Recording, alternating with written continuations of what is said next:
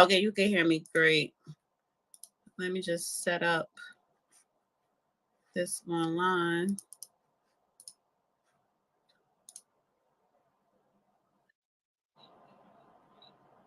Okay, good. All right.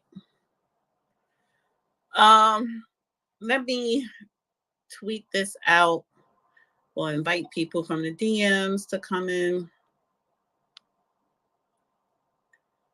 What is this? Let me just tag everybody. Oh, I already tagged you. Here. Here. All right. Send that. And then let me send it to the link to the judge. Why my volume on my phone seems low? I have no idea. All right. Log on now. Log on now. All right. All right. Hi, everybody. So let me know if you guys can hear me loud and clear because I don't have my ear things plugged in. Waiting for the judge. So here's the thing. It's about to be summertime. Sometimes I think that I'm burnt out a little bit with this media thing. And we didn't really have much to talk about. Like, I don't know. It wasn't okay. Thanks. You guys can hear me. I couldn't think of a particular topic. I didn't want to do a black topic focusing on black people. I just don't want to talk about reparations. I don't.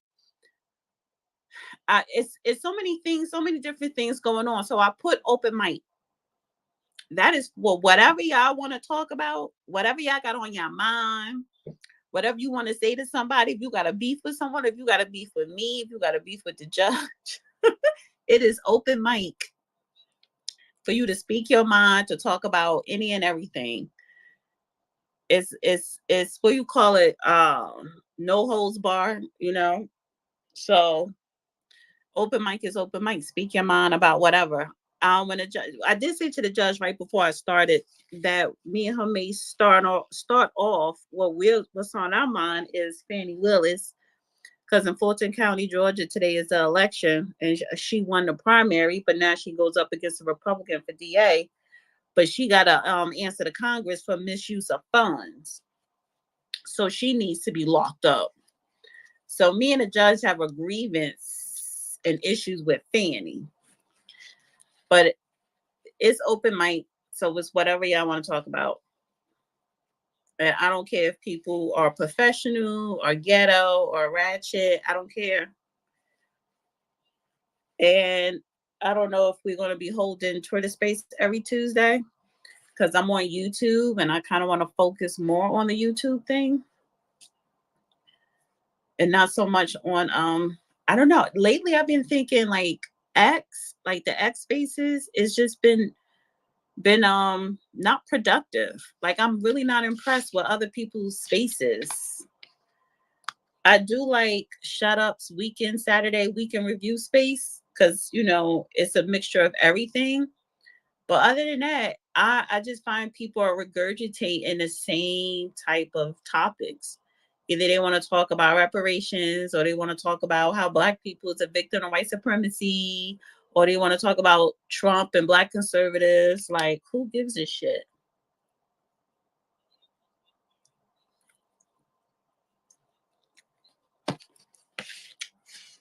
Talk about making money.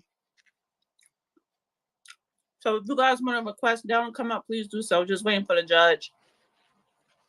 We all know it takes him a minute. Hello to everybody on YouTube, because I am streaming this live on YouTube. I text him the Twitter space, but he on X right now tweeting stuff. But they want to complain that it's hard for him to come on. Why is he reposting when clearly I'm like, come on the Twitter space? I hate when he does that. Let me text him. Hello. Oh, did I text him the space? I sure didn't. Oops. Sorry. I'm like, log on now, and I didn't even text him the space. My bad. Ah.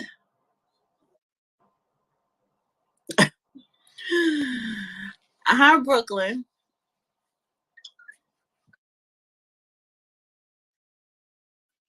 How are you? I'm good. I'm chilling. What you said is facts. So many of these spaces are on the same tired topics. I don't know how many times niggas can talk about reparations and Trump, but it seems like all the biggest spaces are, we need some better topics. There's so much to talk about, so much going on in the community, all the ratchetry out there, all the degeneracy, things that we need to actually fix. Right. Now, if I really wanted to press buttons, I could have said, um, how can we stop Mammy or the Mammies? Because did y'all see that black Mammy on that airplane on Frontier causing havoc? They're calling her Rosa Parks because she didn't want to get off the plane, and everybody had to get off the plane because her ass didn't want to follow the rules and directions when you sit in the emergency aisle. And she said she didn't want to help anybody. And then she was like, no, I was only playing. I said I would, blah, blah, blah. And they told her ass to get off. She's like, I got to go to my grandson graduation. They're like, well, miss, you said that you was only going to save yourself and not others. So you got to get off. She refused. And everybody had to get off that plane. They were pissed. They put Mammy ass in handcuffs I for didn't even being. see that. I'm looking at it right now. I think I should put it in a jumbotron. I don't feel like doing none of that right now. Put nothing in no If you see it, put it in the jumbotron, please. Um, yeah. So if I would have been like, can we stop Mammy or some shit like that, or can Mammy be stopped? Maybe that would trigger people. But I'm just like, people be doing too much nonsense. I don't know if this guy Colin Rugg is like a white supremacist, isn't he? Well, what is a white supremacist? I, well, just in other words, he's just a piece of shit, blatant racist. How? Because he posted something about somebody black being ratchet. No, no, Because no. you, I'm asking because I'm debating well, which okay, one so to let me tell share. you this. Because I follow him, and for a second, I kind of thought the same thing, but no, he posts stuff about everybody. So not just white, not just black, Asians, the illegals. He posts stuff across the board. So he All right, is I just didn't want to share somebody that's like a blatant. right. So no, because I follow him. So he's like the United Nations with posting the bullshit. Matt Walsh, I think that's his name. Matt. I have a question mark with his ass. Cause he'll put something out there and say something slick, like throw the rock and hide his hand. But Yeah, I've seen how he gets down. right, Colin, no. So it's like even if Colin felt some kind of way, he covers it up by posting everything. He don't just focus on black people and their bullshit. He be posting other people bullshit up there. Why you got your thumbs down, Ricky? Where's the damn judge? Because I sent him the damn link. I'm like, log on. I ain't sent him the link. Let me see something. Hello, where are you? Hello, where are you? And it's summertime, so we probably gonna do a little hiatus of spaces, honey. Cause I'm not beat. Cause YouTube is popping right now. I can't front. Hi, Jilly. YouTube is popping. Because what else is going on? What is going on that's really interesting that is not being regurgitated over and over again? Trump is in court. That's nothing new. Like, okay, Congress with the ratchet congresswomen, Marjorie and Jasmine and AOC. That was good. That was last week, Thursday night. Cameron, I loved him on CNN.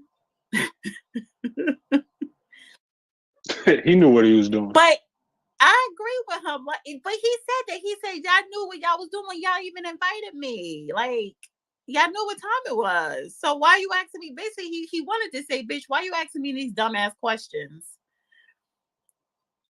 Nah, exactly. They wanted a moment. They wanted a little viral moment. They got it. I think the host, she was just a deer in the headlights though. Right, because she's like, how do you feel about Puffy now? Some dumb shit. Like, he's like, what? Hi, Judge. Hello there. How are you? Good. So we spoke earlier and we didn't really have a topic. So you was just like, listen, open up the mic for people to just talk about whatever they want to talk about. Speak their mind if they have, a issue with whatever or with someone or whatever. So this is what would we call it? A collage X space today. And then right before we started, we agreed that me and you will bring up Fanny. I'm ready to see her be removed from her position before the upcoming election in November. And I want to see her in front of Congress with the cameras in front of her face, answering what she do with those federal funds. $1 million, I believe, or $500,000. So did you want to speak to that? And then I'm just going to open up the floor for people. So what You've do you got want to an start with? open mic. Go for it. What do you mean? 70 or 68? 70. 72 actually. That don't matter. I just want to make sure it's cold. Oh yeah. So what do you want to say to the update with Fanny?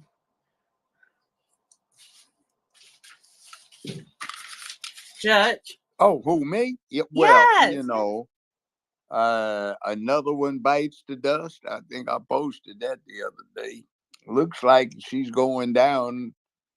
Hope she doesn't get too much jail time. Okay, so do you think her charges warranted for her to have jail time? Some of them, if she's convicted of them or enters pleas of guilty to them, she could properly get jail time, a substantial amount. Right, because they're asking her, well, Congress right now is saying, listen, you're going to have to send us a list of where did the money go? Of all, you have to send us a list on what you spent the money on. Yeah, I mean, there's $2 million for sexual assault testing, and there's $500,000 supposed to be used for gang youth uh, circumstances, and it seems she spent it on travel.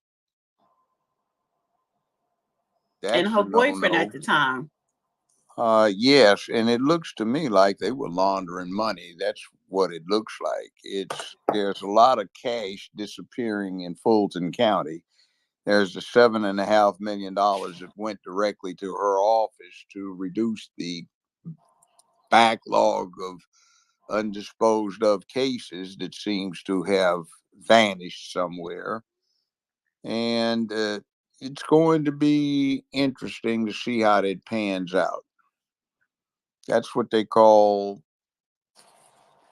well, that's why you might consider taking the Fifth Amendment sometimes, not so much confessing to a crime, but implicating yourself. And that's exactly what she did. Mm-hmm.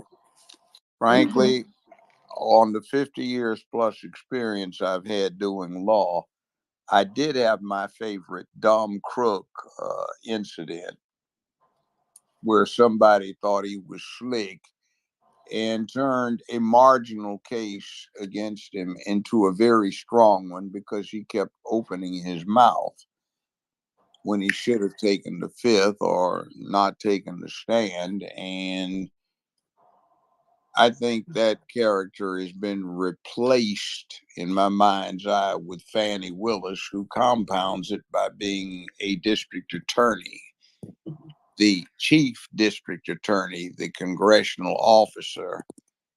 who I think that's one of the worst examples of rank stupidity and failing to comprehend the benefits of taking the Fifth Amendment, or at least not voluntarily getting up there and testifying when it was an issue as to whether that would have even been brought up. But some people don't get it. They think she's a big hero, but to me, it looks like a damn fool, especially when you've got a law license. Right. Well, I want to get to the hands. I want to get to the people. I did write the order down when people came up. Because it is open mic. So we want to hear more from the people tonight. And just real quick, I want to go to YouTube. Caustic Charlemagne says she won her primary and is celebrating tonight. The mayor of Atlanta is at her victory party right now. Don't be shocked if she's still here in November.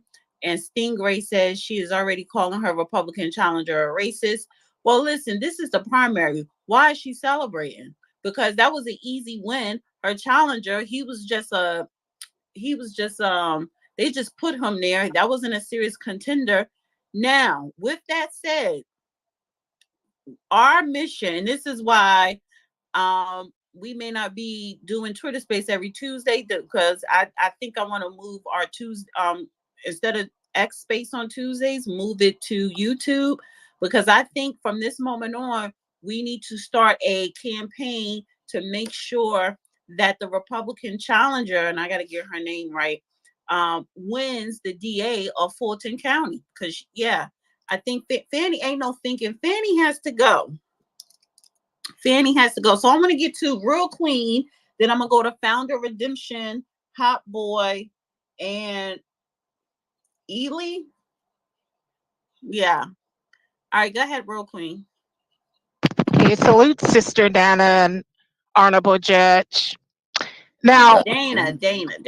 Dana, I was calling out Fanny long before anyone in Black America. I called her out like a dog on X basis. Okay, I knew she was corrupt from the get go, and all of this came to the light with Nathan Wade and the corruption, the mishandling of federal funds and stuff. I'm not surprised, but to speak on Crockett when MTG made a statement about her eyelashes, come on, Black America, do better.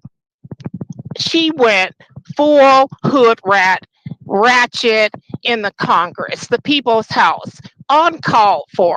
At least MTGE has some decorum with her statements, but Crockett just took the gloves off, cussing, come on, Black America, do better. Letitia James, no different. I believe it was her who campaigned on taking down Trump. I don't know how Black Americans are okay with all of this misrepresentation of us, this failure going on. It's just ridiculous at this point. I think that the demo party has certainly demoed Black people, Black leadership on that side of the aisle. And it's just really a disgrace. It's not getting any better. These people are running themselves, believing they're going to run Donald Trump. You know what I mean? And that Cameron guy, shame on him. The question we ought to be asking is, who raised this Negro to go on national TV giving an interview, eating, slurping, drinking, talking about busting cheeks live on air? What a freaking disgrace. Black America sickens me, from the leadership to the niggas in the streets sacking their pants, the hood rats. Come on, we got to do better as a people and divorce ourselves from this demo party. That's my 2 cents. Well, sounds like somebody doesn't have a strong opinion on this. But anyway, go for it. Because I can't stay long anyway, because I just got off work. I got to cook dinner and stuff. But yeah, that guy on CNN sickened me. I don't know what you think about it, Judge, but I thought he was horrible, disgraceful. Well, you know what I say CNN stands for, don't you? Klan Nazi news. No, What do you say? Crying Negro Network. Yep, of course. That's a good one. Yep. They're just lackeys. But They're just I didn't lackeys realize for I the was muted. Democrat Party. They Hey, come one on there to second. cry. Let me Yeah, say go this. ahead. Let me say this 1 second. I like Cameron, and I love what he did. He is smart, he is talented, and he knew what he was doing, and he did it on purpose because he knew that he knows CNN is full of shit. He knew they was going to ask some stupid questions. So he kind of just threw it up in their face. He was like, listen, I'm gonna do you a favor and help you go viral tonight. So if you don't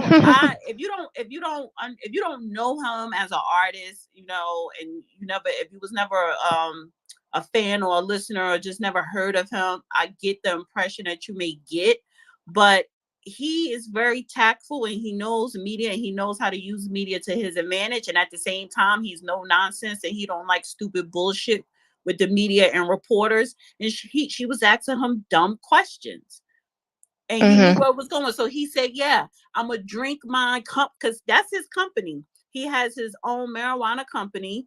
Um, so he's gonna promote his product, you know, and he just didn't Hmm. give a fuck.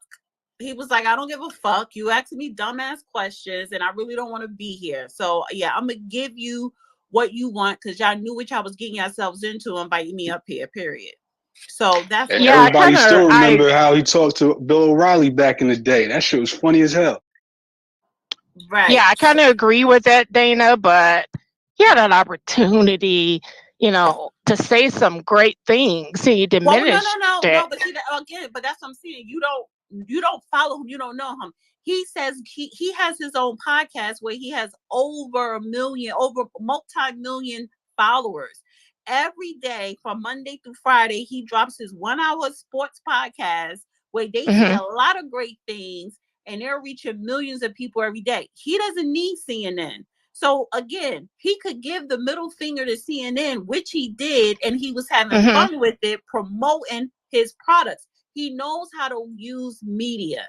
He knows how Now to that use the media. part, I agree with. That was a great thing he did to diss CNN like that. Right. Yeah, I So agree with that. it was he like he made look to you as a street nigga. And he would say, yeah, I am, but I'm a smart business street nigga. He knows how to be street and he knows how to be corporate, and he is benefiting financially on both ends. He's been in this game for over 20 years. He knew what he was doing, and that's why I loved every minute of it. But he has a sports podcast. It is what it is, Monday through Friday. And I think they do like over 10 million views weekly. Over 10 million. So What he's you talk popping about? right now. What you Huh? talk about? It's a sports podcast, but Oh, a natural, they irrelevant. also throw in a little bit of, if anything's going on politically. Actually, OJ Simpson was one of their commentators that would come on during the football season, up until when he passed. So yeah, and for them to talk about sports, they come from hip hop, so they want to do something different and talk about sports. But it's an opportunity for them to, they do mention other things. They do other things in their community outside of that. So it's like nobody can come up in here and diss Cameron. You just can't do it. You just can't do it. Clearly, Hey, clearly, nobody can say nothing about Cameron without you just caping up for him. And they better not. And they better not say nothing that might offend him or your position either. Yeah, thank you. All right, so I want to go to founder. Hey guys, thank you so much for having me to the stage. Hey Dana, hey Judge. Hi. Hi So, there. hey guys. Yeah, so I have a question for the judge. So today we did our primary voting in Georgia. I live in Henry County. And I decided to vote nonpartisan because I am an independent. Well, it only showed the judges, didn't show Democrat, didn't show independent, didn't show any questions, I guess, that they were polling for the Democrats or the Republicans.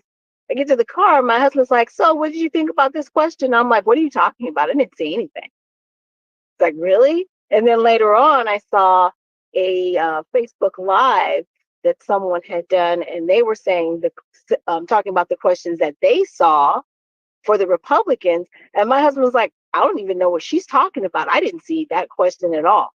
So I guess my question to the judges, what can we really do to straighten this up at the state level? Because, as a paralegal, I just want to sue Well, everybody. wait a minute. Hold on. I'm tired of my rights being circumvented. Let me It's ask just you a crazy. question. What do you think got So done wrong to you? what got done wrong was because I'm nonpartisan, I should see everything. Why? I should see Democrat, I should see Republican, I should See, see all the it's questions, not even binding. if they're 15 questions. See, what's happening is that's not unusual. That happens all across the country. What you're looking at, Well, in California, it well, doesn't. In California, California, it so doesn't. In California, you see California is about to everything. fall off in the Pacific or I know, something. But but look, at least you see no, but everything. You know here's what the I'm saying? point. You can't vote on it because it has no impact on the state or the citizens. It's only in terms of in-house guidance for the political party. So if you declare you're a Democrat and there's an issue that the Democratic Right. Party wants to, resolve, should we push this or not as a party plank? Yeah, so you don't need the Right. Republicans coming in and voting on that issue. Likewise, if the GOP has a point that they want guidance on for their party plank, they don't need Democrats coming in on it. And if you're as an independent, you are only going to vote on those things that have nothing to do with partisan politics. Now, when it gets to the primary, not the primary, but the main election, then you General. get to Okay. vote on all of the candidates. This is a primary. It's like if you're an independent, you can't declare I'm an independent and vote in the Republican primary and the Democratic primary. You have to make a Right. choice. Of course. And that's why I did nonpartisan, because I'm not Democrat or Yeah. Republican. So So, you don't get to vote in a partisan question. See, you're not, this is not determinative of who holds these office. This is just who's going to be the right, it's to Democrat. determine who gets to run in the general. Yeah. Right. But still, I mean, if you're a nonpartisan, you can still get somebody over the line, whether they're Republican or Democrat. And I'm just saying it should be open if you're Well, nonpartisan. the general process is if you are concerned about, and you can use it as a tactic, maybe you just say, maybe I'll get a jerk in here for the Democrats and I'll vote for the jerk so that my candidate I'm supporting, who is the Republican, will have an easier time of it in the main election. Okay. See, Okay. it's Gotcha. tactics. You are not Gotcha. bound to any party, and you can declare what you want. This isn't Europe. This is the United States. You can change up. Yeah, even the office holders sometimes jump ship and go to the other party after they get True. elected for one. So you That can make that that that happened. choice. Okay. Well, thank you for answering that for me. I appreciate you guys. Okay, thank you. That was a question that needed to be asked. Thank you. All right. So I want to go to Hot Boy, then Brooklyn. Hot Boy. Yes, can you hear me? Yes. Okay, thanks for giving me an opportunity to participate. Um, I will be honest. I think the thing that has a very negative impact on the Black community, and I will also be honest and say something very morbid. I actually don't see the Black race being amongst the rest of humanity for very long. succinctly stated, I think the black race will be extinct pretty soon, and that is because of a very obvious yet overlooked and under talked about phenomenon, which is the ability for black people to be so absolutely unaware of the world around them. And I say that to say this, not to be critical, but to give you a warning, because, warning comes before destruction. I say that to say in 2016, is that 2016? In 2020, it was very obvious who the candidate that had black people's best interests, or whose policies would take black people furthest out of generational poverty. Yet black people still voted for the opposite. They actually listened to a campaign called From the Stripper Pole to the Voting Polls, and they used that to vote for Joe Biden, a man that says he doesn't want his children mixed in a racial mongrel or a racial jungle or something to that effect. A man that says if Haiti sank to the bottom of the ocean, he wouldn't bat an eye.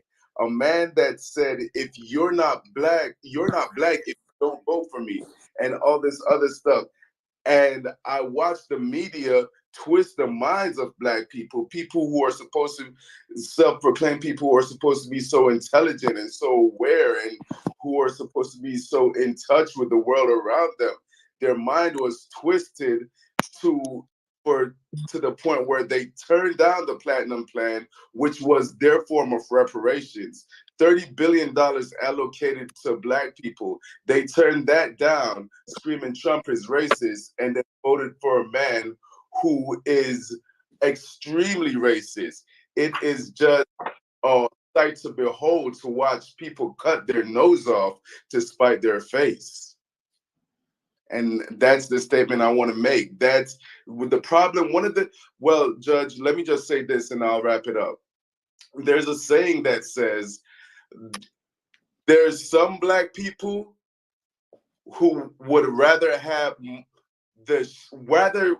see the ship sink if they can't be the captain. They'd rather have the ship sink just because they can't be the captain. And this is what I see in black leadership. You got Tariq Nasheed, you got Parks and Crump, or something Crump, I forgot what his name is. And they're just saying the most obnoxiously stupid, idiotic things. And black people are eating it up and alleging that these people are leaders. Yeah, they're leaders, all right. They're going to lead you into the fucking abyss.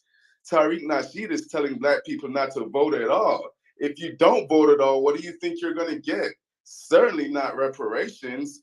This is just bananas how confused and stupid the black community is sometimes. That's my time. Thank you for the opportunity. I appreciate it. Good remarks. That is a point.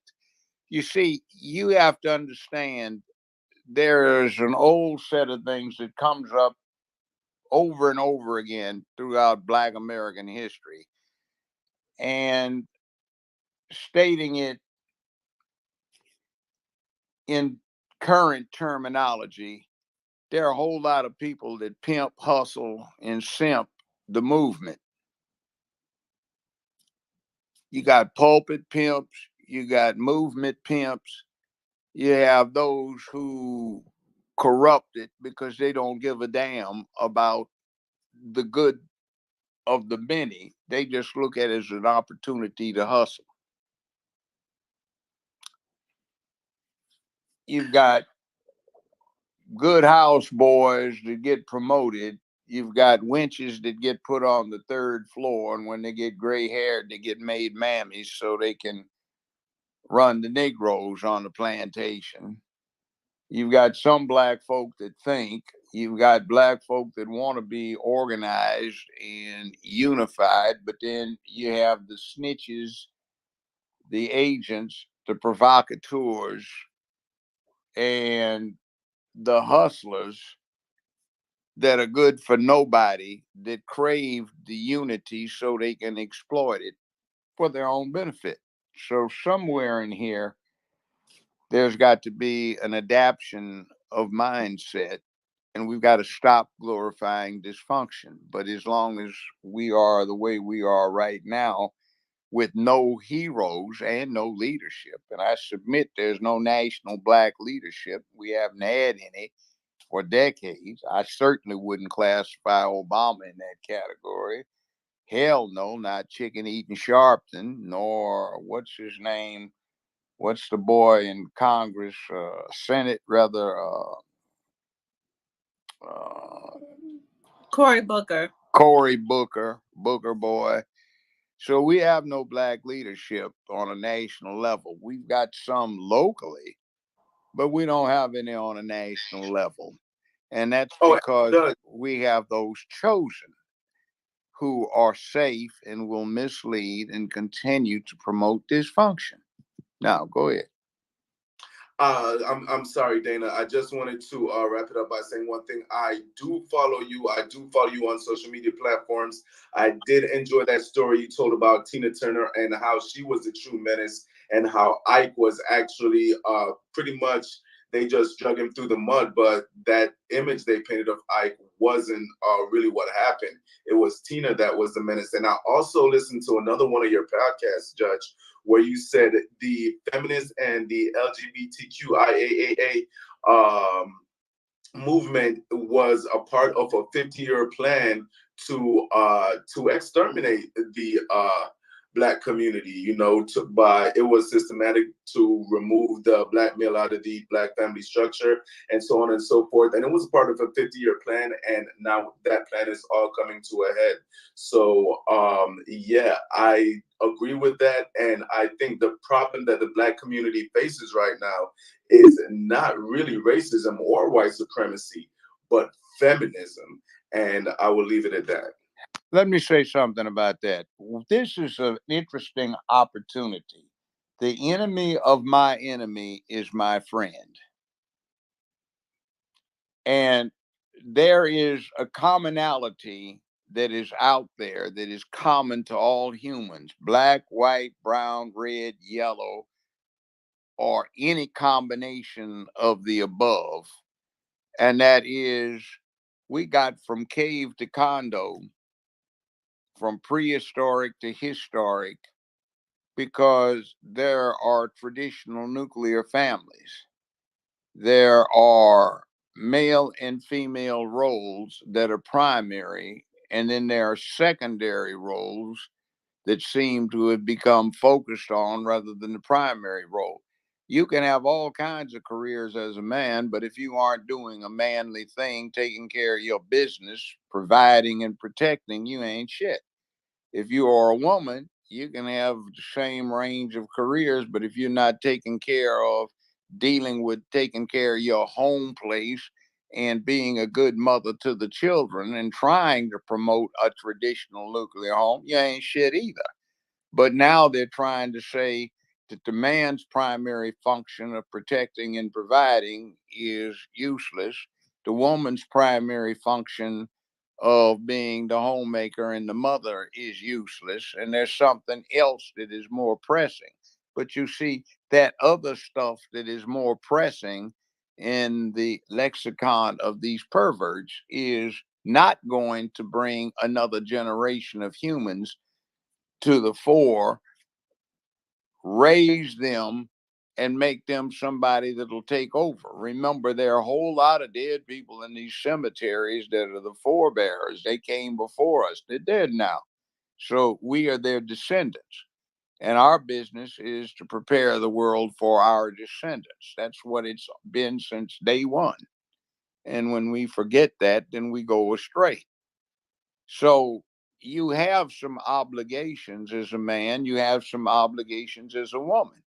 And we've got a lot of nihilistic, self hating garbage going around saying you don't owe anybody anything. Well, that does very bad things for duty, honor, obligation, responsibility, accountability, bravery, courage, making where you live a better, safer, more secure place filled with economic prosperity, sense of purpose and cause, and dealing with promoting public peace, dignity, and order. That goes out the window when you are a selfish coward who cannot deal with responsibility and you want somebody to tell you it's okay to take your punk ass out and run.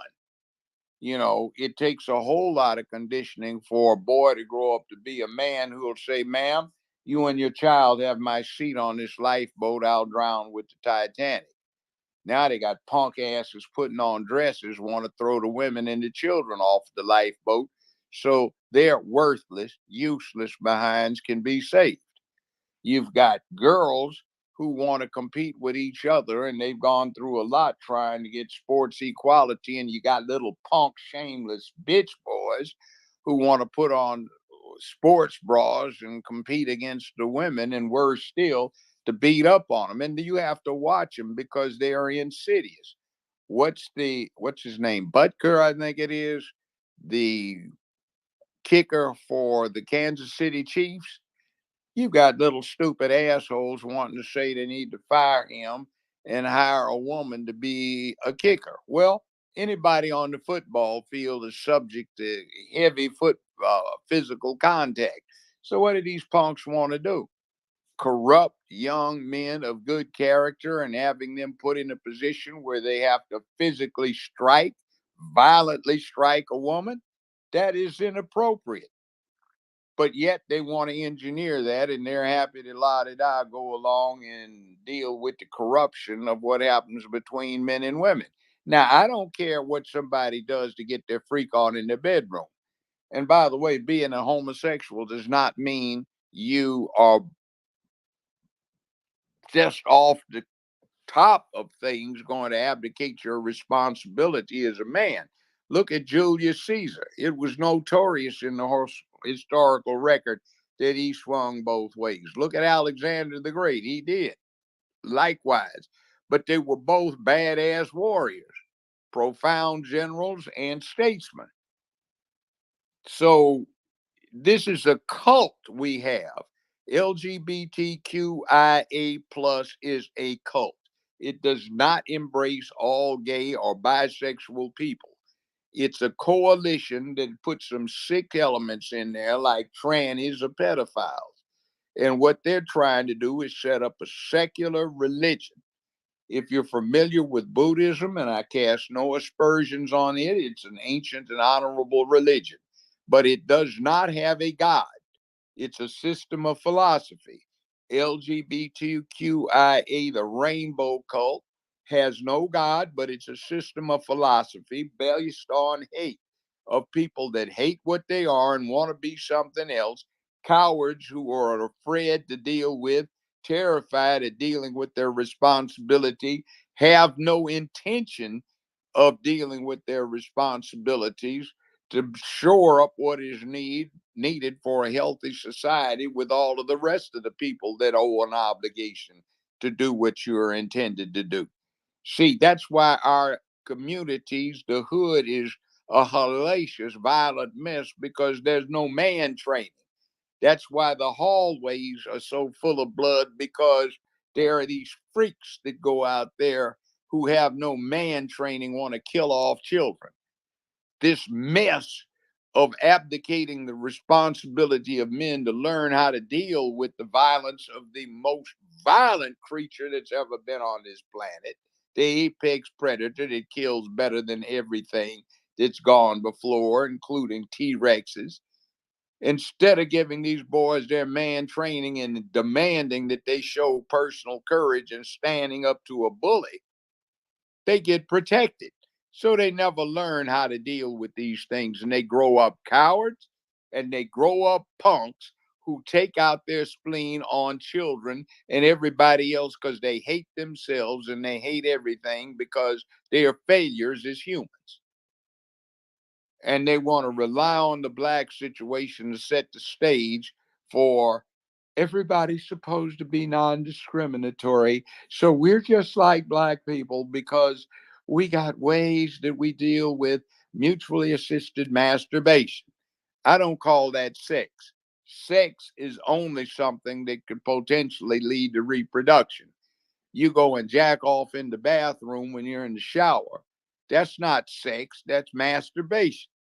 You go do your thing homosexuality wise. That's not doing anything for reproduction. That's just somebody helping you jack off or get off. And it's this use of language that's corrupted, trying to ease and slime the way into normalcy. Now, I'm not talking about just ordinary homosexuals. They do what they want to do. What the hell? We don't even have to know who they are unless they tell us. But these freaks that get out there and want to destroy the whole fabric of society because they're selfish cowards, that has got to stop. And they're trying to cram this new religion down our throat. We can't put a nativity scene in City Hall. We can't put the cross. We can't put the crescent and the star in the courthouse. We can't take the six-pointed Jewish star and put it under an American flag on a government flagpole. We can't do that for Buddhism. We can't do that for Hinduism. We can't do it for anything, but they put a goddamn rainbow up there under the American flag, and a son of a bitch in the White House has got rainbow floodlights up on the front of the White House, and you can't have any religious symbols on the Easter eggs. It's the most ridiculous thing going. And now they're forcing you to accept it. This bunch of perverts that took control of the American government is out there. And they're doing what they're doing. And we sit back and allow this to happen. It's not a race issue anymore. It's you're getting turned against each other because you've got some religious zealots who want you to drink the damn Kool-Aid and poison yourself and ruin humanity's future. But you see, there are other people in the world that have a healthy attitude. They live in the People's Republic of China. They have problems, but they don't tolerate it. Russia, they have problems, but they don't tolerate it. You got this problem down in South America a little bit, but they don't tolerate it. They damn sure don't tolerate it in the Caribbean, and they don't do it in Africa. And by the way, you should listen to what Putin says about why they're in Ukraine. One, it's to prevent the resurgence of Nazism, which is rampant in the Ukraine. Two, it's because Ukrainians asked them to be there, and they want to get back to being part of either the Russian Empire or what the old Soviet Union used to be, as the biggest state in the Russian enterprise. And guess what else? The third thing is they're protecting the world from the United States and Western Europe imposing by force this new rainbow religion. So got that out the way. Oh, I did offend somebody that doesn't like it, but I don't have a problem with gay folk. Get your freak on in the bedroom. Just leave everybody else to their own privacy. Now, I passed the mic. I want to go to Brooklyn, then Derek, then I'll swing back to you, Girl Queen. And anybody else want to come out, request to come up? It is open mic. Go ahead, Brooklyn.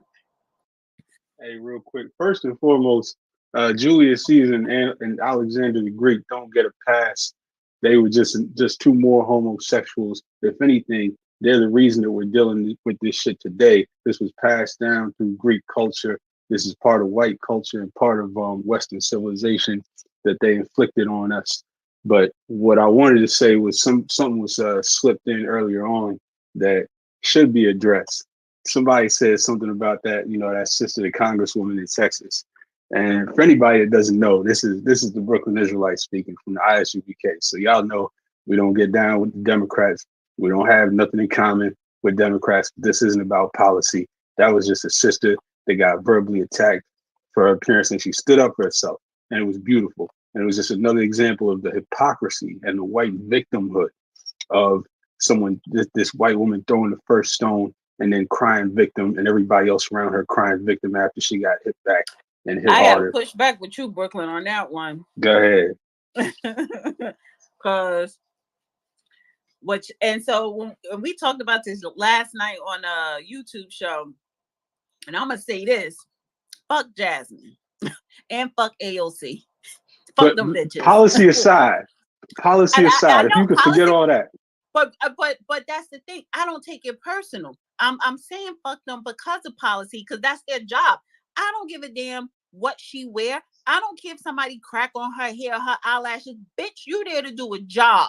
You're there to issue policies that's going to benefit your constituents in your district and this nation as a whole. So what? Marjorie Greene, who, by the way, throw shade at everybody. See, Marjorie's down with the shit. She's down with the stupid shit. So just because she told her to flip her broom eyelashes up to get them out the way doesn't make it something racist. Now you got this black bitch running around here with t-shirts that she's selling, right? With the name that she called Marjorie, and those profits are going to the Democratic Party that don't do shit for black people. For anything, they do it more for the illegals. So fuck Jasmine and AOC, because they're there for the policies. I'm not going to sit up here and defend someone about their goddamn eyelashes. This bitch worth millions of dollars, and I'm supposed to be on your side because a white woman said something about your eyelashes. But what are you doing for policy? Because that moment didn't have nothing to do with their views. Moment. So what? The reason they jumped on her didn't have nothing to do with her views. They didn't jump on her. That's what I'm saying. He didn't jump on her. They didn't I agree. When I say they jumped on her, I'm talking about the commentary afterwards. That commentary was appropriate. The heifer from Texas was trying to jump in there and sell some wolf tickets. The way it started off was this. If you saw the whole thing, Greene was given 5 minutes to speak. She was into it about 30 seconds. She had 4.5 minutes left. She brought this up. One of the Democratic members of the committee that she's a member of that were assembled had hired this judge's daughter or sponsored this judge's daughter to manage $93 million worth of money to turn Trump out. That woman's daddy is the judge in that bullshit case going on in New York right now. So what Greene said was, right now, we need some answers.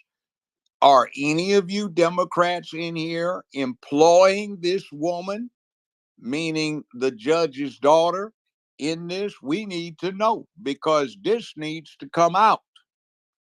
And that's when this heifer jumped up in there and tried to get ugly. You just trying to defend Mega, and he's a criminal, and he needs to go to jail. And she said, excuse me. And I have the floor. Jasmine, no, you don't have the floor. Wait. Jasmine interjected with a question like, well, what is blah, blah, blah? And then that's when Marjorie was like, well, if you remove your eyelashes, you can see what I'm talking about. Well, yeah, but that came later after they had gotten a heated exchange. So at that point, Greene said, well, look, why don't you take those eyelashes off so you can see what's going on up in here? Oh, no, you didn't make a comment about physical appearance.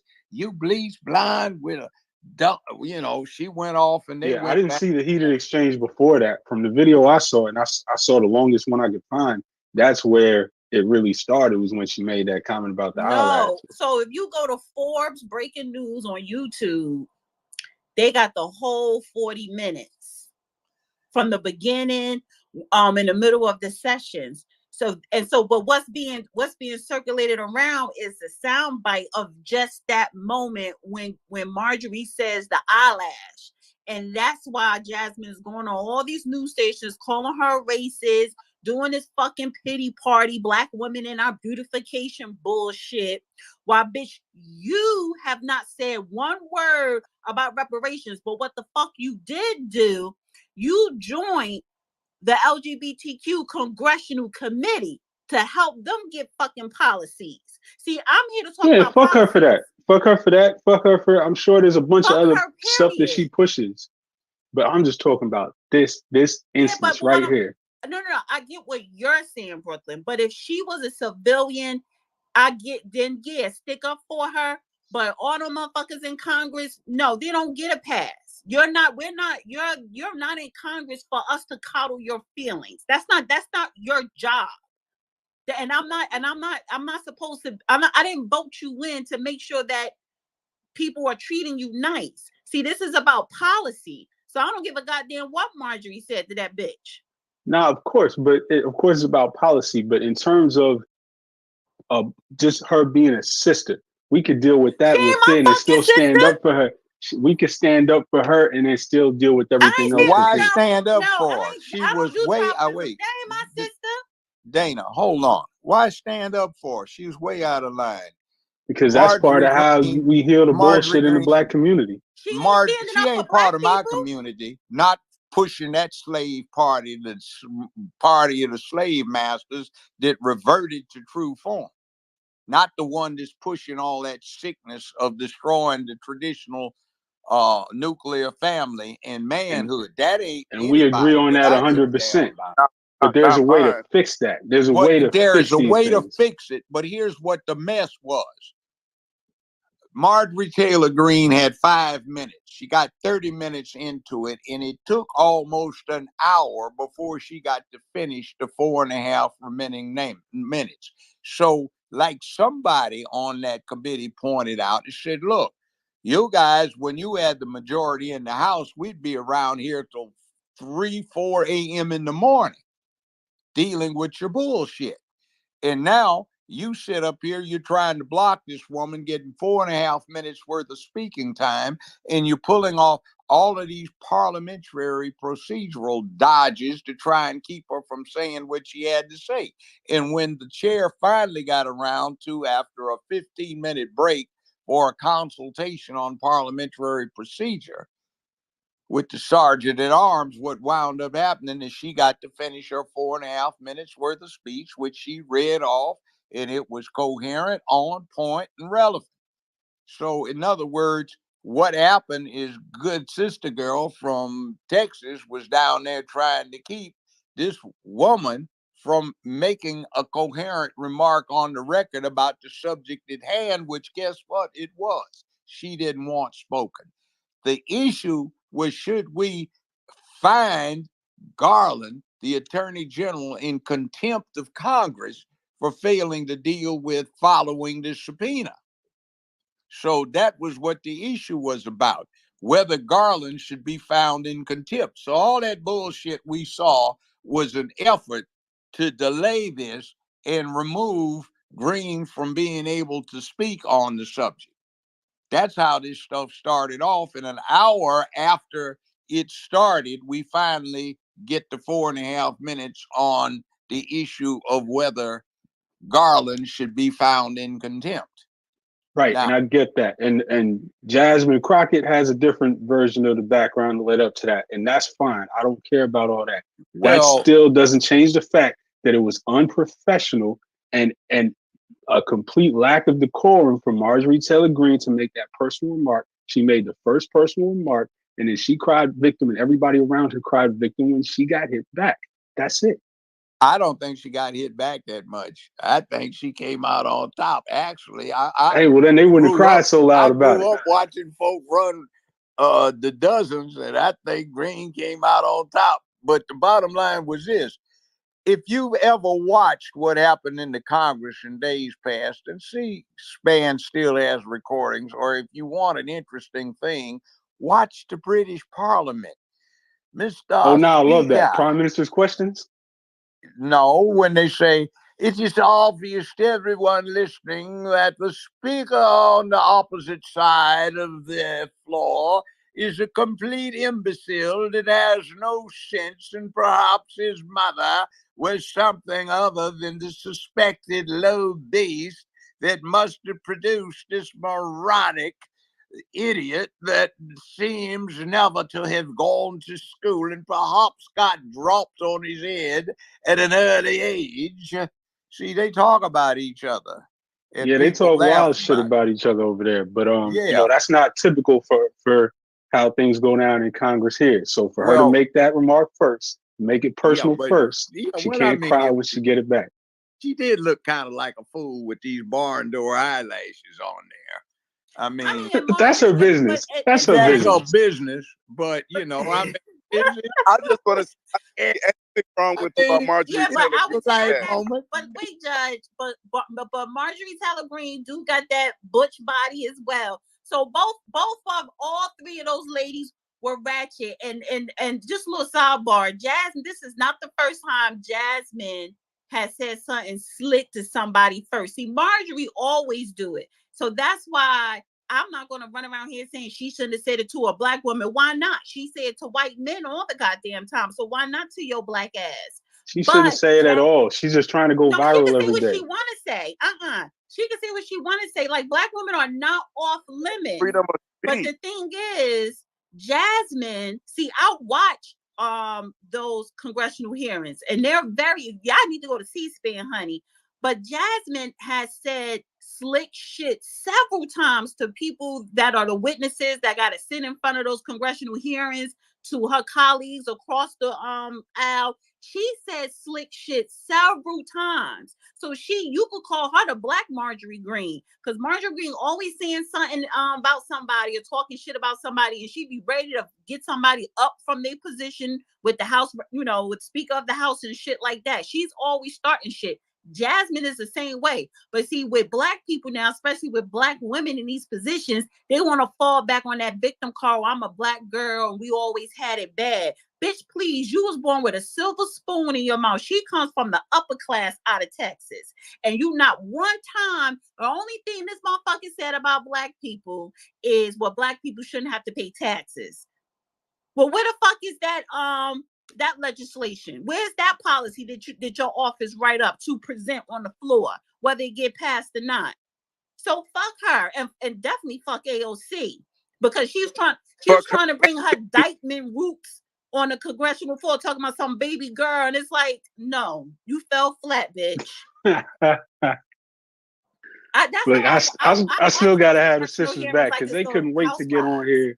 They couldn't wait to get on here and call her ghetto and every other, and we know what they was trying to say. So she is fucking, well, I don't know. I don't know. Honestly, all of them ghetto. All of them trifling ghetto. So look at that trailer rat Marjorie Taylor Greene. Don't nobody say half the shit they should say about her. Fani Willis. What about Fani? Fanny the Mammy? That's what we call. We call Fanny the Mammy. Mammy Fanny. Mammy Fanny. They're all of ill repute. They're all of questionable character. Man, y'all hot up in here tonight, man. I don't know what to say. Hey, Fanny was taking care of her man. That's black love. On taxpayer dollars. Well, you know when somebody posted on X, said Wade got paid, Fanny got laid, and taxpayers got played. Exactly. I want to go to Derek, and then Real Queen, then Immortal. I mean, it's open mic, but I kind of still want to make sure everybody get their chance to speak. So go ahead, Derek. Hey, Dana, Judge, Brooklyn, my brother. Listen, man, I don't know how to come into space after hearing all that, man. Y'all had a topic going. That's hot there. But she reminded me of Jasmine Crockett, reminds me of that Beetle I seen with those eyelashes on it when a butch body, whoever said that, man, it was the funniest thing I heard. But both of them acting like little children, but it was funny as hell. But I don't like the part either that can't nobody say nothing just because your skin color is black. Fuck your skin color. I don't give a damn what color you white, black. I don't give a shit. If you're out of pocket, I'm gonna call your ass out. And I've been like that all my life since I was a kid. So skin color means shit to me. Just because somebody black don't mean they get a fucking pass. You want to be a smart ass, you got to be able to take whatever come back. And I tell them all the time, don't come like the cabbage, all head and no ass. But Judge Brown, you really put it down on that gay, homosexual and all that. I never heard that shit before. I was still like, holy shit. But it was wonderful. But we had a rally in the Bronx up on Saturday. It was turned out to be a swell thing, and it got a lot of attention nationwide. It was real good. But we had a guy there that was a Latino that was taunting us, and he had the nerve to approach me, walk up to me, and he didn't know I was a gangster of New York City itself, just because I got this southern accent. I punked his ass out. It's on there. Y'all can see it. It's all on Twitter and everywhere else. You can see that. And I punked his ass. I got mad because I called him a white man. Because the way he was acting, I called him a white man. I don't go around calling people white men or crackers or whatever unless you're going to act like one. So he said, you was a racist. I said, yeah, I'm a motherfucking black race. And as you know, most of y'all didn't know I'm a Proud Boy. And, we deemed us a white supremacist group. And we got more blacks, Dominican, Puerto Rican in our group than anybody else. So I hold up to that because the only thing Proud Boy do is... I'm sorry to interrupt, but I can't hear anything. Oh, Lord. You can't hear him? I can hear him. No, I can't hear anything. I can hear him. I can hear you. You might have to drop him down and come back, or drop me down and come back. Yeah, drop down. Can you hear me? Because Brooklyn could hear him. I hear Judge. Okay, I hear the judge. I hear. I don't hear Derek. I'm Oh Okay. sorry. wow. Anybody else don't hear So, Derek? Nah, I hear him. You might just have to drop out and come right Yeah, back, drop bro. down and come back up. all right, we'll do. Yeah, Thank hey you. Ruben down there, but like I said, the judge had a hot topic going on. I want to take part in that because I feel just like the judge, and it's destroying our nation, it's destroying our culture, and it's weakening our black men out here. We don't stand up for our women, our children. The woman got to stand up and fight for us, especially in New York City, man. I see it all the time. The women and children got to protect themselves. Grown ass men sitting around just looking, filming, laughing, or whatever. And I'm not built that type of way because I'm gonna get in this shit if I see it going on. But people are afraid to get arrested. They're afraid they don't go to jail. They help the other person. We got to get that mentality out of us and carry on. But Brooklyn, I know you don't like white people, whatever. But brother, we got to drop the hatred for mankind altogether. Let's come together and see we save this country because it's overflowing with illegal aliens. And President Trump got the best agenda on mass deportation to get their ass up out of here, guy, because they're replacing foundation of Black Americans. Not only that, they're gonna replace the white community also. And one guy told me, "Yeah, we here and we're gonna have many babies if we can, so we can overtake America." And this came out of his mouth up there in New York City. New York City. So that is their plan. They want to take over. They want division in the United States between whites and blacks. It's enough of that nonsense. Let's just call out the good and bad on both sides and move on. And I land my plane there. Nah, brother, they put the division between us. The white man's been hating our people for 400 years But with we his don't have to go actions. for it, With brother. his Just because they actions. put it there, we don't have to go for it. Let's not do that. Just because they put it there, they put the drugs out there. I never sold drugs in my life. I never took drugs. They put that out there. You don't have to take part in that. I'm just gonna hate them right back. They have showed us all this time what they will do to us any chance they get. So I'm not gonna open that door. Yeah, but you let them do it till you take part in it. I've been listening to the music, all the trashy music and everything, and we take part in it for $1. So ain't nobody beating us with a No, whip no, almost ain't in no here. Yeah, we. There is you're We no right. we You're taking right. take part in part it. of No, it. no, you're absolutely We right. don't We take part take in part it. in it. What I'm telling you, we Brother, don't. you No, can't we tell don't. me that shit. I'm in the street. You sell the I'm drugs. telling You do you. all types of I'm in the things. streets. And then you I'm in say the the white streets. man brought it here, so it's Hold, okay for me to sell it. You falling for the trap, brother. Hey, Stop let falling me for the jump in the trap. hold up, conversation. real Let me quick. jump in the Hold up. conversation. Hold on. All You're right. right. Next person. You're right. We take part in it because we have been destroyed. We've had their ways and their mindset inflicted on us. And the only way to end that is to separate spiritually, is to come away from that, is to separate from the white man, not to try to be his friend. Man, they evil blacks, evil whites, evil Jews. And like I said, just separate the evil from the good, and you'll be okay. There's no such thing as all black people good, all white people good. There's no such shit as that. It's evil Now, in of course, all race. I'm It's gonna evil in I'm all gonna groups and heal. cultures and I'm races gonna of work people, on brother. healing my people. We're gonna heal the evil black people. We're gonna fix the evil But you black can't heal people, nothing with and we're gonna hatred. If stay the you go hell around away and hate from. mankind, God created all mankind. If you're gonna hate mankind, you're never gonna heal No, anything. You're gonna be You it's don't fighting know the because of love, your difference brother. right. between It's you don't know love, the brother. difference I between love my man and people. mankind. I That love made my God people made so man. much Man makes that mankind. Wait, I can love all my right. people so Hey much guys, that I hold hate our on. enemies. Hold Can one at a everybody time. stay on that mic? Because that was Derek and Brooklyn.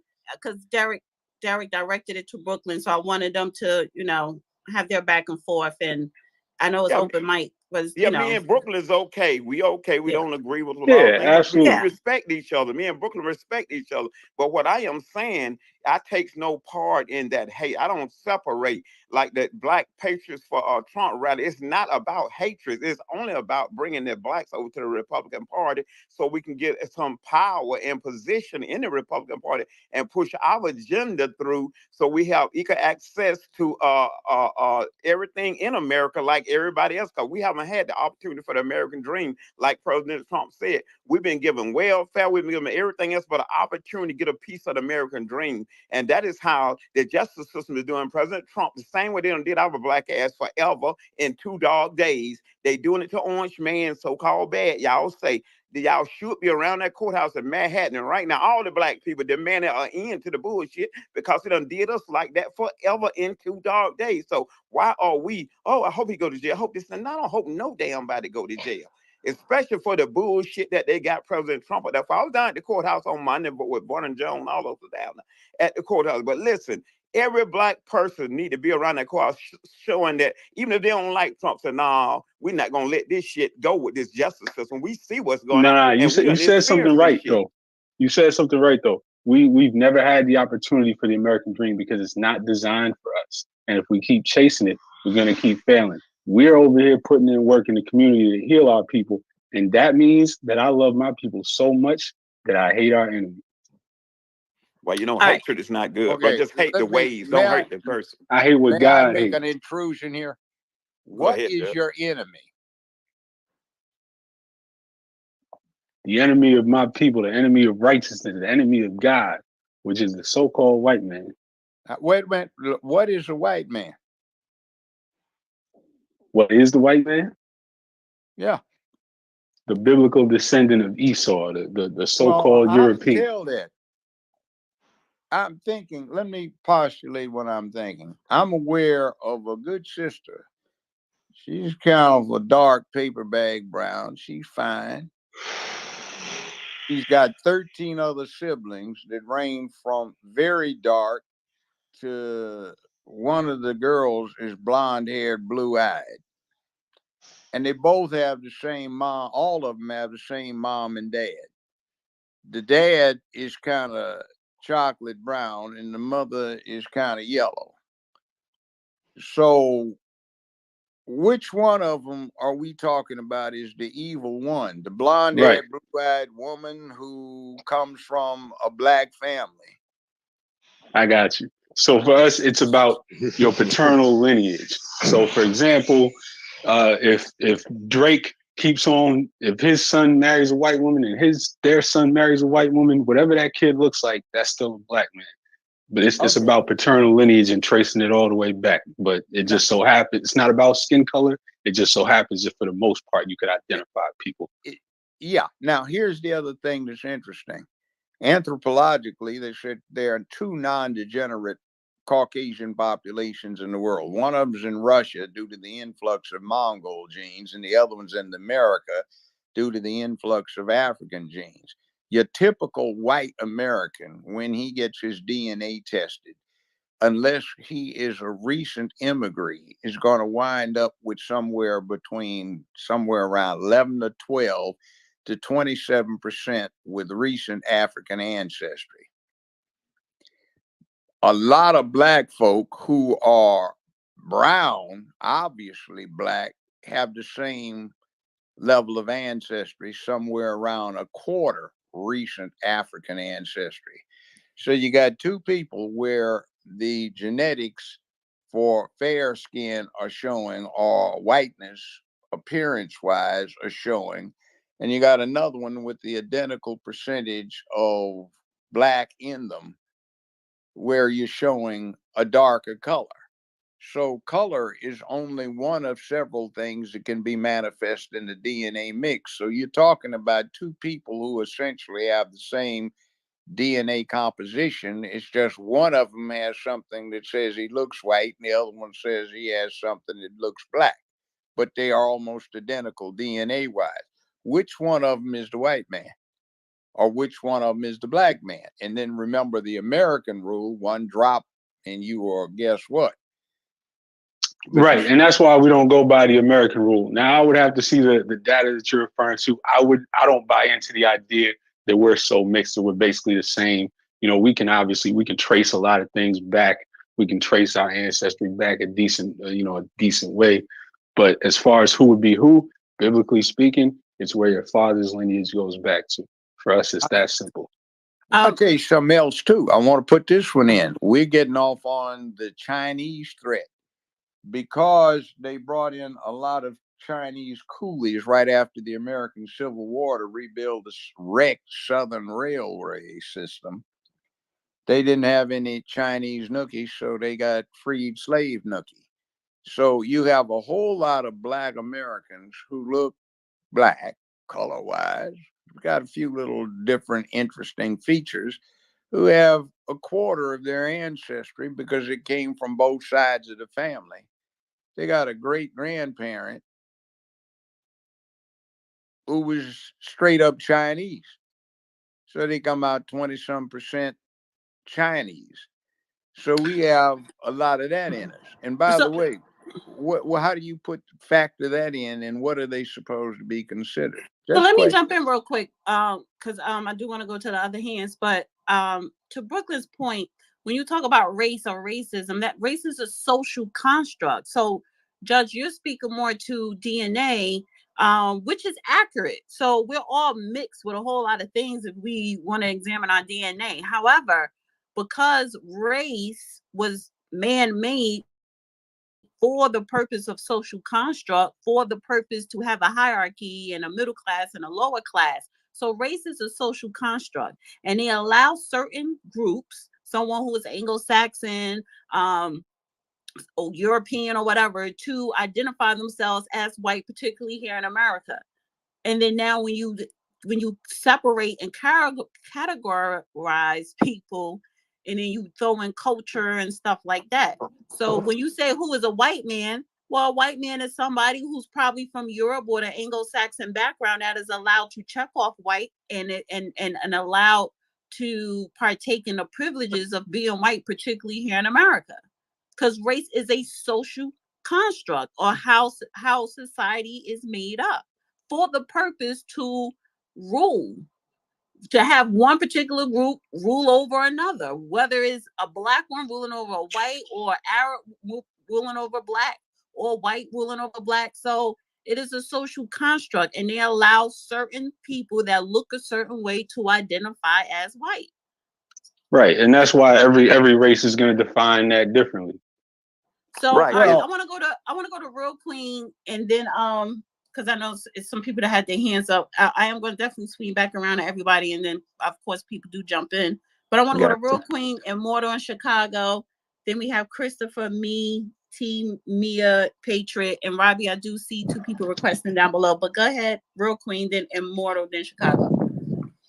So what I was just hearing, all this nonsense about the white man this and white man that, and there's no wonder Black America is destroyed. You know, I'm just gonna say this. Come November, if you're Black listening to this X space, what do you have to lose?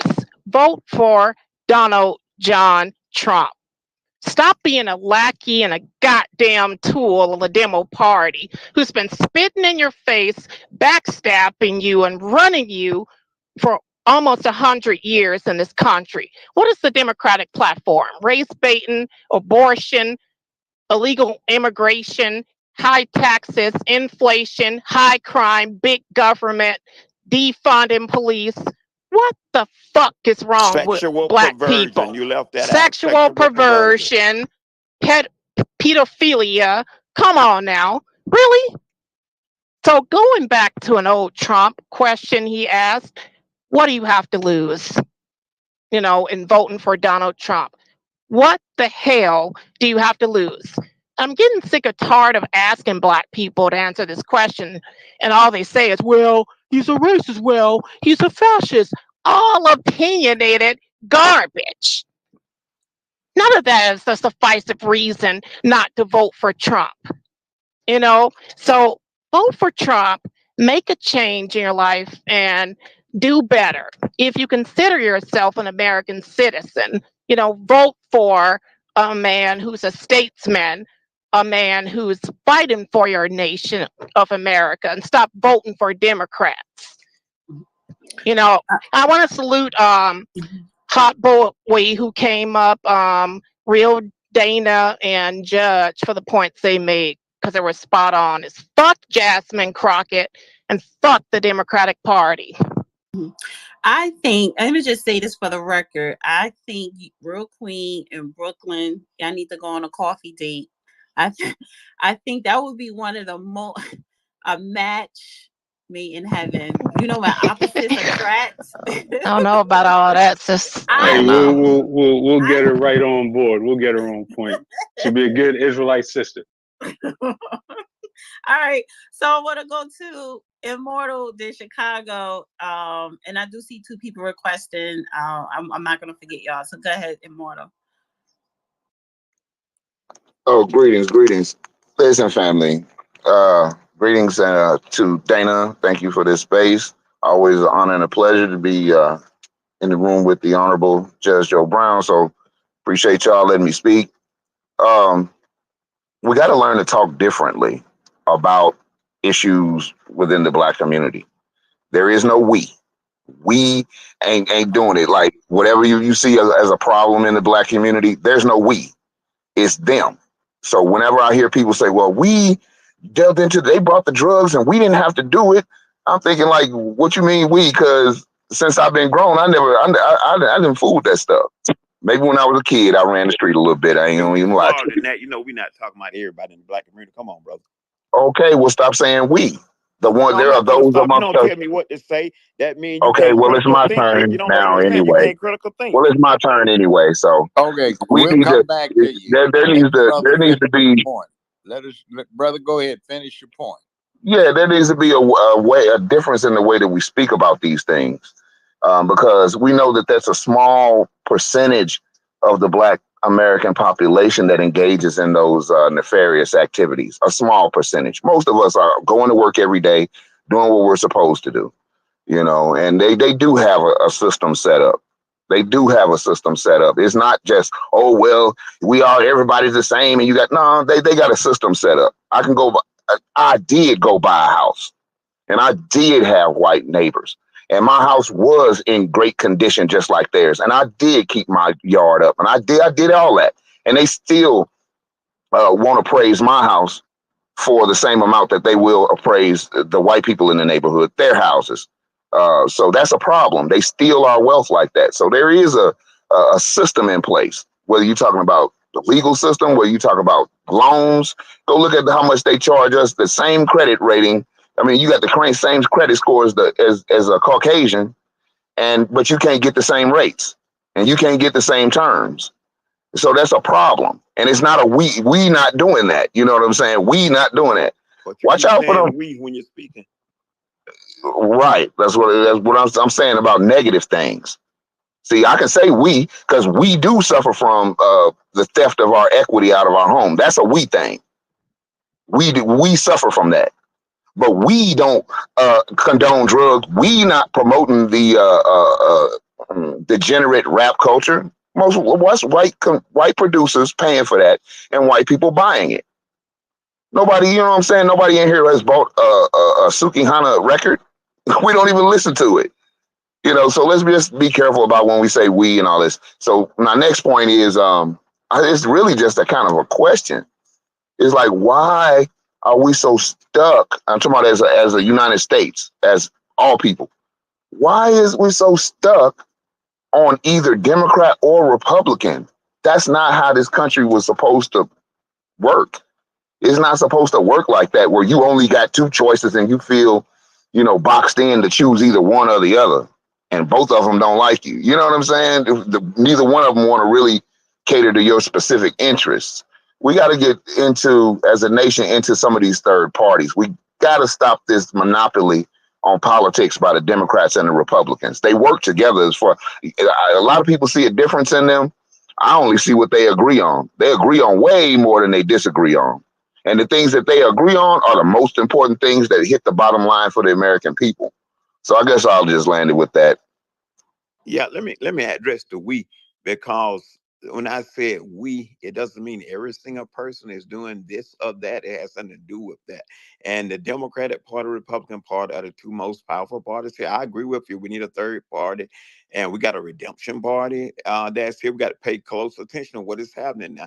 And also, we have a President Trump is are the two that is running. I never use the lesser two evils because there's no such thing as a lesser two evil. Evil is evil regardless. President Trump is a stand-up guy for America. And we have two choices at this particular time. So let's get him elected in November. There are a lot of seats up for a grab now. We talking, I'm gonna say we, but we are not running for office. We on spaces talking. I myself is running for governor of New York State. We need people to run for Congress, run for Senate, and then we can have a piece of the American dream with a president that is sitting in office that said he will sign off on a reparation package. He'll be sitting at the desk. All we need is, because the power of the purse is in the Congress there. So We need to stop doing so much talking, we again, and we need to run for office. And thank you, brother. I respect your opinion and a lot of what you were saying. All right, I want to go to Chicago. Hi, P. Ray.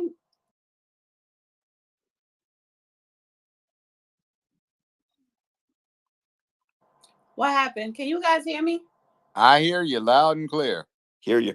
Okay, Chicago. I'm My here. bad. I'm here. Yep, I'm here. I'm here. Thank you so much for giving me the opportunity to be on the stage. Hey, Miss Dana. Hey, Judge Joe Brown. What's up, Uncle Derek? Shout out to April. Shout out to Black Majority State. And I think those are all the people I know in here. Shout out to everybody else. Charge it to my head, not my heart. I want to talk really briefly about the white Republican boogeyman. A lot of times people talk about the white Republican boogeyman and they say that his um, omnipotent presence in the Republican Party is a reason that Negro people should stay with the Democratic Party.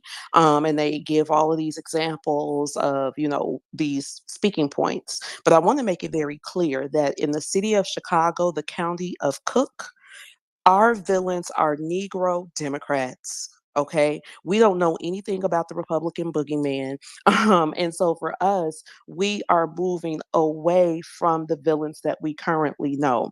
These villains have taken money from Chicago taxpayers in the forms of rehab money. So we're like right now we're having a fentanyl crisis in Chicago, and people are just ODing off the chain. They found 4 people dead in the house this morning. So it's really going down. We know that we're the epicenter of the Mexican drug cartel. We know that they are importing their new workforce because El Chapo went to federal prison because of a mishap that he got into with some Negro drug dealers. So they said they're not dealing with the Negroes anymore. They're just going to import their own people to do their own work because those people don't have a family that they're trying to go back home to, like the guys who flipped on the cartel. So we know all of this is going on. And so when we're having these conversations about Orange Man Bad or Jim Crow Joe, I want y'all to please, if you can, think about Black people in Chicago. The open border directly affects us because they are not only trafficking people up here, but they're trafficking $1 billion worth of drugs and they're trafficking the guns as well. That's number one. Number two, we have a crime issue. Now the illegals are having knife fights downtown. Y'all probably saw that around Twitter. They're raping people, they're kidnapping people, they're trying to kick in people's doors. It's really bad. So just think about us. Don't think about the illegals. We don't care what they're running from, what they're running to. I've actually completed an immigration case. I know for a 100% fact that all American immigration starts at a consulate or embassy. It does not start once you crawl through after you pay the cartel $7,000 to $14,000 to help you crawl through a hole in the gate. No, we cannot fund that anymore. I also want to let you all know that as soon as President Trump takes his hand off that Bible, as soon as you see it, I want y'all to call this number 877 DHS2 ICE 877 243 2423. I'm sorry, 247 2423. That number is the ICE number. We need them to come and we need them to get all these people up out of here. Right now, my city has the largest measles outbreak in North America. And so, what's happening is they put the illegals, children, in the Chicago public schools, but then those children are not vaccinated. So now those children are now spreading measles through the Chicago public schools. We have meningitis spreading through the Chicago public schools. We have TB spreading through the Chicago public schools. And it bothers me a lot because children don't typically get meningitis shots until they're like seventh, eighth grade. That's like an older shot for an older person. So all of our little people are now exposed because our mayor is committed to leaving this magnet on the Sears Tower called Sanctuary City Policies. A lot of people get mad at Greg Abbott. They get mad at DeSantis. They're like, oh, these Republican governors are conspiring to send illegals up here to hurt Black mayors, and that's not true, y'all. We know that the governor of Arizona is sending illegals to Chicago. That's a Democrat. We know that Mayor Eric Adams is sending illegals to Chicago. That's a Democrat. We know that the mayor of Denver is sending illegals to Chicago. That's a Democrat. So I want y'all to really departisanize, if that's a word, but departisanize this conversation, because at the end of the day, all of this is happening because of failure at the city council. Because according to General Michael Flynn, who came on my show and said this to all of Chicago, our local government has been compromised with cartel money. And so even though they know that we're hurting, they know that our money is being spent, they know all of these things, they keep on gaslighting us. They won't give us the opportunity to vote away sanctuary city policies. They won't give us an opportunity to talk about how we want our money allocated, because they already had a plan. The Chicago Teachers Union went down to Venezuela like 5 years ago, and I believe they dropped off the maps because Brandon Johnson went on that trip. As soon as Brandon got in office, here they come. So we know that this is all a big setup. They're trying to give each illegal child in the Chicago public schools right now $2,000 each to help them adjust with their trauma. And I got a child in the Chicago public schools. We need that $2,000. They're giving them housing stipends that pay more than the typical Section 8 voucher. So now our people are not getting their leases renewed, and now they're putting the illegals out the shelter to put the illegals in the home, and now our people are going to the shelters.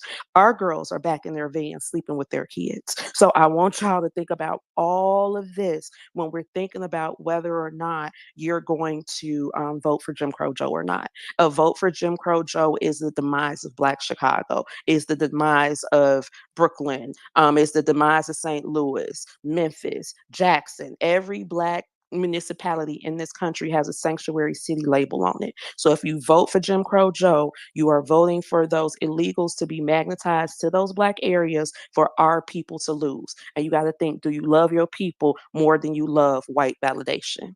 Thank y'all. Thank you. I always appreciate you. Well put. Even though Well she's been put. dodging us, Judge, you supposed to come on the show and No, I wasn't ready, but I bought everything you oh, told me. Like, I'm prime are time you, ready all the way now.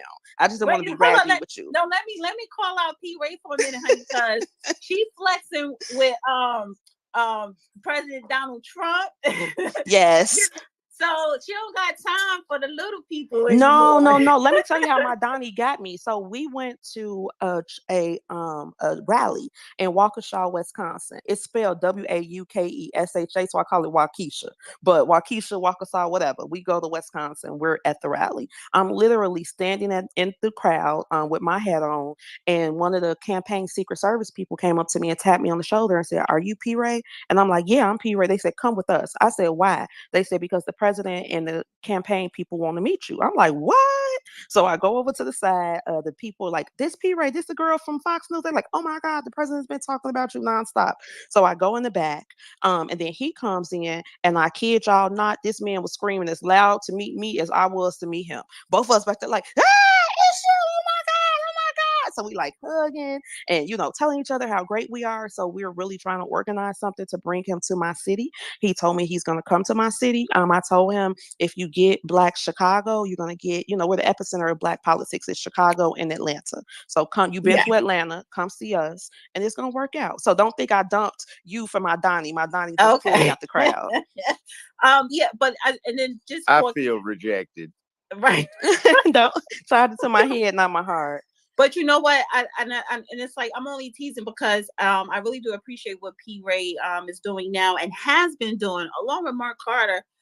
They are really letting people know, what we don't see, whether it's on social media or the news, on how this illegal migrant crisis is affecting American citizens, particularly Black people. We don't see how, like she just said, Black Americans, they can't even afford they don't get Section 8. It's going to the illegals. Now they are sleeping, women are back sleeping in their cars. See, we don't see none of that. And people like P. Ray, they're bringing this crisis and what is happening to the forefront. So I really appreciate all the work that you're doing. Thank Let you. me add a mix in here. Memphis has a Black mayor, a black elected sheriff, a black female chief of police. 60% of the criminal court judges are black and female. 75% of the police department is black. You've got a situation where the sheriff is black. 75% of the sheriff's department is black. 75% of the jury pool is black, and fool Negroes running around talking about white supremacy. And the fool Negro mayor and the fool Negro sheriff and the fool Negro chief of police are talking about making Memphis a sanctuary city on top of this mess, like it isn't bad enough problem. We are now the murder capital of the United States. We have had at least one homicide per day every day of this year. Actually, we are ahead of that. We've got more than one homicide per day. And the damn fool little meek wimp that they've got for the mayor goes driving around with 2 squad cars worth of bodyguards. That's 9 men to his protection detail everywhere he goes. And his solution is to have midnight basketball, and that's be the solution to the crime problem. And meanwhile, we have to be more receptive to the gay community. So he just appointed a lesbian woman to $100,000+ a year salary position to head the gay commission for Memphis, because that is the key to crime control, to get the people to deal with that community more openly. And this is just getting completely out of hand around here. What in the hell are we up to where we're trying to run this game where we understand one of the most fundamental rules in American politics? Every other single ethnic group occasionally switches allegiance when it comes to political parties. We are always belonging to the slave plantation owners party, no Mhm. matter what. Well, So Judge, when here, let me put this mhm. last point in here. This is the rule. If you always vote for a political party, no matter what they don't do for you, and always vote against the other political party, no matter what they may try to do for you, neither political party has an incentive to do a damn thing for you, because that does not alter the outcome. So we're foolish if we keep doing that. And Donald Trump, at least, has imposed some empirical things on the country that are good for black folk, good for the whole damn country, to turn around this poison about the new religion. And we don't get it. We're like loyal dogs wagging our tails, rolling over on our backs to get our bellies stroked and to get some little tender victuals and to be saved. I mean, it gets to the point where they look at everything, and I say they because I'm not part of this garbage. It's like, oh my God, go find one. Somewhere out there, there is a Negro who does not know love. And you need to identify him and bring him in and make him part of the group where we send $19 a month to the Save a Negro Fund so they can learn love. What the hell?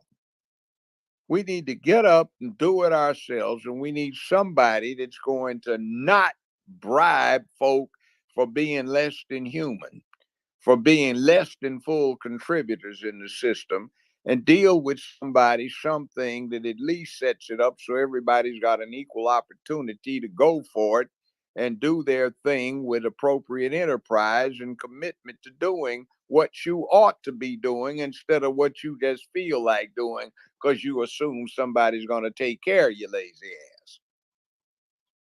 Excuse me. Yes, sir. So I'm sorry, can I just respond to that really quickly? Yeah, that. So with the Democrats, when we talk about ourselves and being loyal to this party, we got to grant ourselves some grace.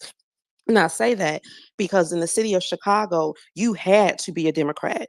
My grandparents came up here in 1950, and my grandmother always told the story about how my granddaddy got his driver's license. She said Willie D didn't know how to drive. He ain't know nothing about no car, nothing. But what he did have was $20. So what you had to do is you had to find your precinct. Sorry about that. You have to find your precinct captain and then pay that precinct captain $20. When you meet the precinct captain, that's when you join your local Democratic organization, and then that's how you can get a driver's license. If you had any type of union, city job, anything like that, you had to put Democratic signs in your yard, or they were going to fire you up off your job. I remember my daddy was a history major in college, so all we talked about was history, politics. That's how I am, why I am. However, we were talking about politics, and I said to him, Daddy, we should be Republicans. Why are we Democrats? The Republicans, that's the party of the Confederacy. Like, what are we doing up here? He told me, and I quote, shut your ass up, Ray. Don't you say that no more. Do you know if somebody hear you saying that in the city, they might not even pick up our garbage? Do you understand me? Don't ever say that, because if they hear you saying that in Chicago, you will lose city services. So that's why when our grandparents came up here from the South as Republicans, they had to switch to the Democratic Party in order to get things done in the system of patronage in the Chicago machine. So please grant us grace as we make this move. I'm telling everybody that we're free now, that the system of patronage does not exist anymore. All the people who were upholding that are either in dead or in a federal jail, and we don't have to accept this anymore. So just please be more gracious towards us. It's not that we're stupid, it's just that we were literally terrorized into this situation by the Confederates. Literally. I never knew that, but thank you for sharing that. That's a bit of history, factual history. And I think people don't understand when you have, even in the city of Chicago, but multiply that by other cities, they have those same policies, to force people to vote a certain way. It's like gerrymandering. I think gerrymandering has many faces, and this illegal immigrant crisis is one of them, because they want to count those bodies to expand those districts so that the Democrats can have more control. I want to go to. Thank you for the connection. My old man used to live in Chicago in 1950. He and my mother were apart because he was going back and forth between Chicago and DC, where he was going to Howard. So he was there in 1950. I've heard these stories. All right, so the list that I have now is Christopher, me, Tamia, Patriot, Black Diamond, Dan Ball, and who's this, Ruben. So Christopher, are you still there? Christopher? Maybe he walked away. All right, I want to go to, is me still up here? M-E? No. T. Let me go to T Mia. Hey, how you doing, Dana? Good, how are you? I'm all right. I'm all right. I don't know why it's popping up like that on Twitter, but it's really RDR2 Smart or whatnot. I don't know if you allow me to, promote, but that's really my real name or whatnot. Okay. Yeah, I don't see the I don't see that name. I just see the T and the M-E-A. Yeah. And I don't know why it's popping up, but it's really RDR2 Smart, but we'll go ahead and roll with it, I guess. All right. So what's up with Joe Brown? How you doing, sir? Hello? He said hi, Judge. He muted himself. He probably don't realize he's muted. Yeah, I realize I'm muting. I just looked at your page. It's saying Mia. Yeah. At the top, and then it goes Art2 Smart. Okay. Yeah. Yes, sir. So that's probably why it's showing this. This is beyond our control. That's what Twitter shows. So apologize for the inconvenience. Yeah. Oh, no need. But I'm gonna need your help with you. I'm gonna need you to help me to get this story out, because I might be a little off on, the intricacies of the story I'm talking about. So I'm gonna need you to DJ and help me with this. But I want to start off with the racist topic. I hear so many black people saying, "Oh, fake eyelashes," or "Oh, he got tire lips, he got inner tube lips or whatnot." That's racist. And where was that? Where was that down south? Where that Birmingham, Alabama, where them four girls, or not four girls, but them girls was they were integrating the black kids into the schools, and they had to have uh federal agents walk the black girls into school. Where was that at, Judge Joe Brown? That was in I'm talking Little about Rock, Little Rock. that was in Little Rock, Arkansas, and that was Governor Faubus who stood in the doorways of Little Rock High School and said, "As long as I'm governor of the state of Arkansas, there will never be a Negro going to Little Rock High School." Now, I'm going to Yeah, make this relevant to what's happening. That same bastard was up on the podium 1972 in Dover, Delaware, introducing that racist bastard that's sitting in the White House right now. "I want to introduce one of our great hopes for a better America who can keep the Negro in check. This young man is a great hope for the Dixiecrats. Joe Biden." yeah. The same son of a bitch that you're talking about blocked everybody, where President Eisenhower had to send the 101st Airborne down to deal with. That same son of a bitch introduced Joe Biden as the next great hope for the country. Oh well, you don't be too hard on them or whatnot, because these liberal blacks, they love them some Joe Biden. You ain't black if you don't vote for him. But anyways, now I go to say this to bring that story up because I tried to look up the definition to try to break down to a family member, and it seems like Google don't switch the whole terminology or whatnot up, and I just had to go back and explain the story of that situation with them girls who was trying to get integrated into school. That's what racism is. Racism is somebody that is trying to hold you back because of your color. That's what racism is. Racism ain't somebody talking about how you look, or you ugly because you got all this extra chocolate black skin, or you ugly because that ain't racism. Racism is the person that's trying to hold you back from trying to better yourself because of your skin color. That is racism. So I just get tired of hearing these liberal blacks and non-educated blacks or whatnot. You might even call me non-educated because I only got a high school diploma or whatnot, but at least I know my dictionary words or whatnot. You know what I mean? I got common sense. Yeah, I might not be the book smartest, but I got common sense. I know when I'm being peed on instead of rained on. Long story short, and I don't even know if did you know that Joe Biden said in one of his quotes some years ago that he didn't want another excuse my language, nigger mayor running his place or something. And black people, they don't. You tell them that you gonna get them reparations or whatnot, or you gonna put a black woman in charge. Oh, they gonna vote for you. They don't care about you calling them the N word, or just what you said with Joe Biden eulogized the KKK members' funeral, or the same person who was trying to keep them girls from integrating into that school came and taught. And I didn't even know that, but I know most of the stuff that I know now. But I already had my long story short. Okay, second thing is, you know, uh, first thing first, I'm not no pro-black. I ain't with the BLM. I never was. I smelt them out. This you can't be taught it. You just know it. You know what I mean?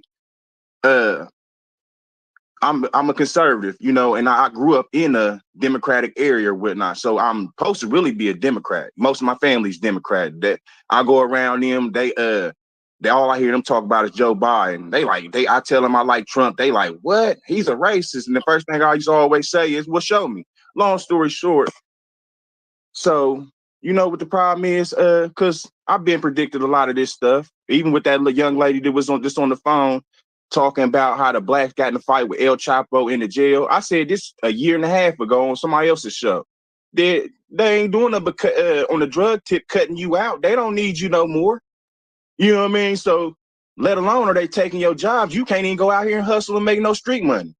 And I've been said that, but you You play stupid games, you get stupid surprises, and truth be told, I'm really for America. I'm ready. I'm really for white America in Black America. I'm for America. I'm for what my ancestors built up back when they was in slavery all the way up until now. You know what I mean? And I'm not trying to lose that. But the sad part is, at this point, y'all want to let the boys transition and transition into girls. Go ahead, do it. You want to let the boys play with the girls or whatnot in sports until somebody's daughter get hurt or whatnot. Go ahead, because what's going to end up happening is somebody's daddy like me going to end up taking it to the whole. I'm gonna take it from 0 to 100 real quick, as Drake would say, real effing quick. So you run across the right one, they gonna take it there. So I'm cool with that. Y'all liberals want to do that? Go ahead. Y'all want to let the immigrants come on in here? Go ahead. Y'all like, why? I thought you for America. Well, I am. But the sad part is, Black people, liberal Black people and liberal white people, they don't think fat meat is greasy. They think they S word don't stink. So you know what? Let them go ahead and go and come on over here, because they gonna have to take from I'm talking about the immigrants. Everybody want to come over to America, and take from the American people. I ain't gonna say take from my Black people. I'm saying the American people, take from them, because this is what y'all wanted. You know what I mean? And y'all gonna have to suffer, and y'all have to return back to that Bible or whatnot. You just gonna have to suffer, because if not, it's like, okay, Judge Joe Brown, I'm gonna give you an analogy or whatnot. It's like somebody that keeps going out here killing, drinking, and driving, and they don't get in no trouble. Well, they don't never learn. They just keep thinking that they can keep doing it, keep committing crime, and the crimes keep getting worse because they ain't never been held accountable. And I feel like this is the same thing, analogy wise, just with Blacks. You know what I mean? No, y'all gonna have to suffer. And it's said in the Bible, and it's a whole bunch of predictions about in the Bible or whatnot that predicted about they calling Jesus, but as IUIC do, was it's on here, we know was Yahweh or whatnot. It was already predicted way before Yahweh was born, these predictions. So that's why the Bible's real. You don't know, nobody else can predict something before it was written yesterday what was gonna happen today. Yeah, and that's why the Bible always sell out. But this already predicted. So y'all can fight it or not, but these ain't nothing but going on into Revelations as the Bible predicted. And the Black people just gonna have to suffer. Y'all gonna have to stop playing them little politics or whatnot, them Black politics. And another thing is, I ain't the most educated person in the world, but I understand this, that if it's only one person in a high school with Jordans on and the rest of the kids can't afford them, that makes them Jordans high value. You see what I'm saying? But if everybody in the school got Jordans on, don't nobody want to wear Jordans, because first of all, they keep seeing them and they brings the value down. So we're on the reparation, and I'm going to be using that for the reparations tip. America don't even got money to be given to these illegals. We already in a recession. The dollar really ain't worth nothing. You know what I mean? They already don't get. If y'all thought y'all was gonna probably get some reparation, it should have been dang near before y'all started voting to let illegal immigrants to come in over here. The ones that voted for Democrats and the people that told you what they was planning on doing about bringing people over here. You so caught up on the abortion rights stuff that you cut off your face to spite your nose, or you cut off your nose to spite your face or whatnot. And yeah, just. As far as I'm sorry, I'm trying not to be all long-winded and get all my everything all crossed up or whatnot. But yeah, just Black people, they gotta suffer or whatnot, man. All this stuff being written, it's gotta happen or Why do you keep whatnot. saying Black people have to suffer? Because Black people, I really didn't. This is probably the first time I said Black people. I said American people. Let's say the American people. I don't even want to put, because it's white liberals that played into the game too. So you So got me on. American people got to suffer because they're not following the Bible? No. No, that definitely ain't what I'm saying. No, what I'm saying is they gotta follow, they gotta suffer so they will know not to repeat this process. But it's past that right now, because I'm saying that in the Bible it already predicted this. It ain't gonna be in the Bible. It doesn't say, oh, and this and this and this and that, and then they change back. No, it says when all these things in a specific order gotta happen, then everything will be better. And we ain't went through them, so we in the part where it's just gonna keep getting worse. We ain't even seen nothing. This is only the tip of it ain't even the tip of the iceberg. So we at the start of in the Revelation, or even with the Bible predicted. You know what I mean? But no, I'm just saying, no, black people have to suffer and white Americans have to suffer. So So you think that we're in the beginning of Revelations?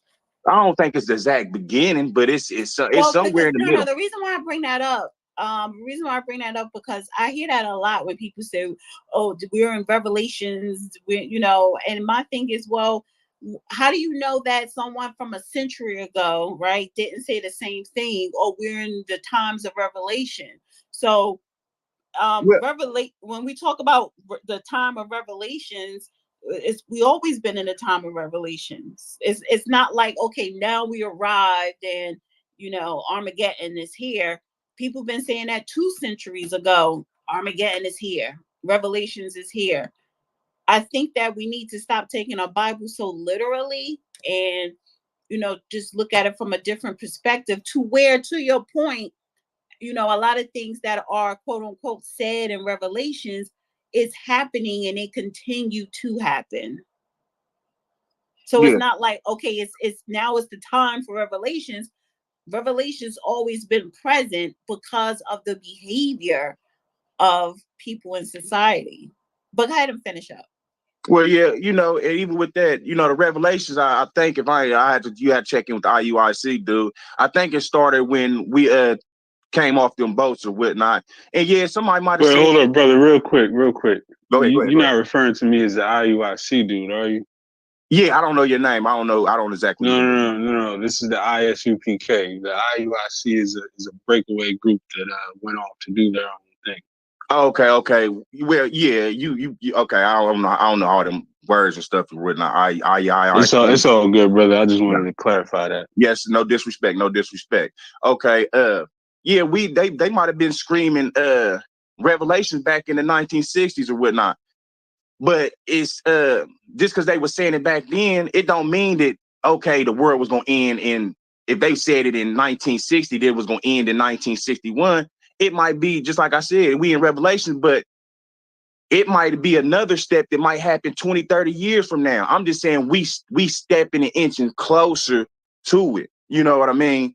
And that's where I'm saying. I mean, it might. Well, I think we're stepping closer to the extinction of mankind because of what people are doing, particularly the elites, or what they're trying to do. So I get what you're saying. I just don't take the Bible literally, but just a real quick thought on that Revelations. What you said is valid, that there's an aspect of it that we've been in for a long time, but there's a culmination that it's coming to, that is clearly coming to. And we don't know if that's going to be next week, 5 years from now, 50 years from now. But this world can't go on forever like this. And so there's definitely. Right. And that's what I'm saying. Well, one second, because somebody in the YouTube comment says, read Revelations 18, the fall of Babylon. It will scare you. And that's why I don't sit up here and take the Bible literally. Why would it scare me? Well, Babylon, we had several Babylons. We have several Babylons throughout this world right now, and we always had it throughout the centuries. When Rome was a Babylon, Rome fell. Revelation says Babylon the Great. It doesn't so matter. there's one that was above all the others. Wait, listen to what I'm saying. Rome, during Roman times, you will be considered Babylon. All the things that were going on. Rome fell. Did humanity die out? No. What I'm saying is, throughout the course of time, whether you go back 500 years, 1,000 years, or 20 years, it doesn't matter. There's always been Babylon. There's always going to be a Babylon, and there's going to be consequences of that. I don't believe. You know what the difference is? It's no such thing that in 20 years the book of Revelations is going to come true. What I'm saying is been coming true. Because Dana, you know what the difference is between Rome and now? everything that is written in Revelations has been happening. So if it's been happening, you can't say it's coming. It's here. No, I don't And think that's what I'm trying to convey is here, it's always been here because it's always been happening. the steps have. There's levels to this, and when Rome No, fell, they didn't have nuclear weapons. It doesn't Straight matter up. if we was in the 1700s. No, it was not a nuclear weapon, but there were weapons of destruction during that time. It wasn't no nuclear weapons. Does technology advance? Yes, it does. But again, Revelations has always been here. Okay, we getting what you're saying, but just like he said, a key point: nuclear weapons. So that lets you know when that certain word lets you know that what time we are in. Okay, which so is closer. when Go ahead. America dropped the bomb on Japan, right? The nuclear bomb, did all of humanity get wiped out? No, just a lot of Japanese. Because a lot The of bombs these they have today, so that was far Armageddon beyond right that. there. Yeah. That was Armageddon for Japan. Only thing I'm saying is we talk about the world. Only thing I'm saying is stop anticipating Armageddon and Revelations and understand that we are living in Revelations right now. We know that, and wherever that place you was, that wasn't the world. That was just a small portion of the world. The world ending is everything. Right. It's just that I feel as though sometimes you take this Bible too literally when you're not understanding that you're living it. That's why we should take it literally, because we live in it, because we're seeing these things unfold in front of our eyes. The Bible was written by man. The Bible is somewhat folklore, and Bible means book. It's the holy book.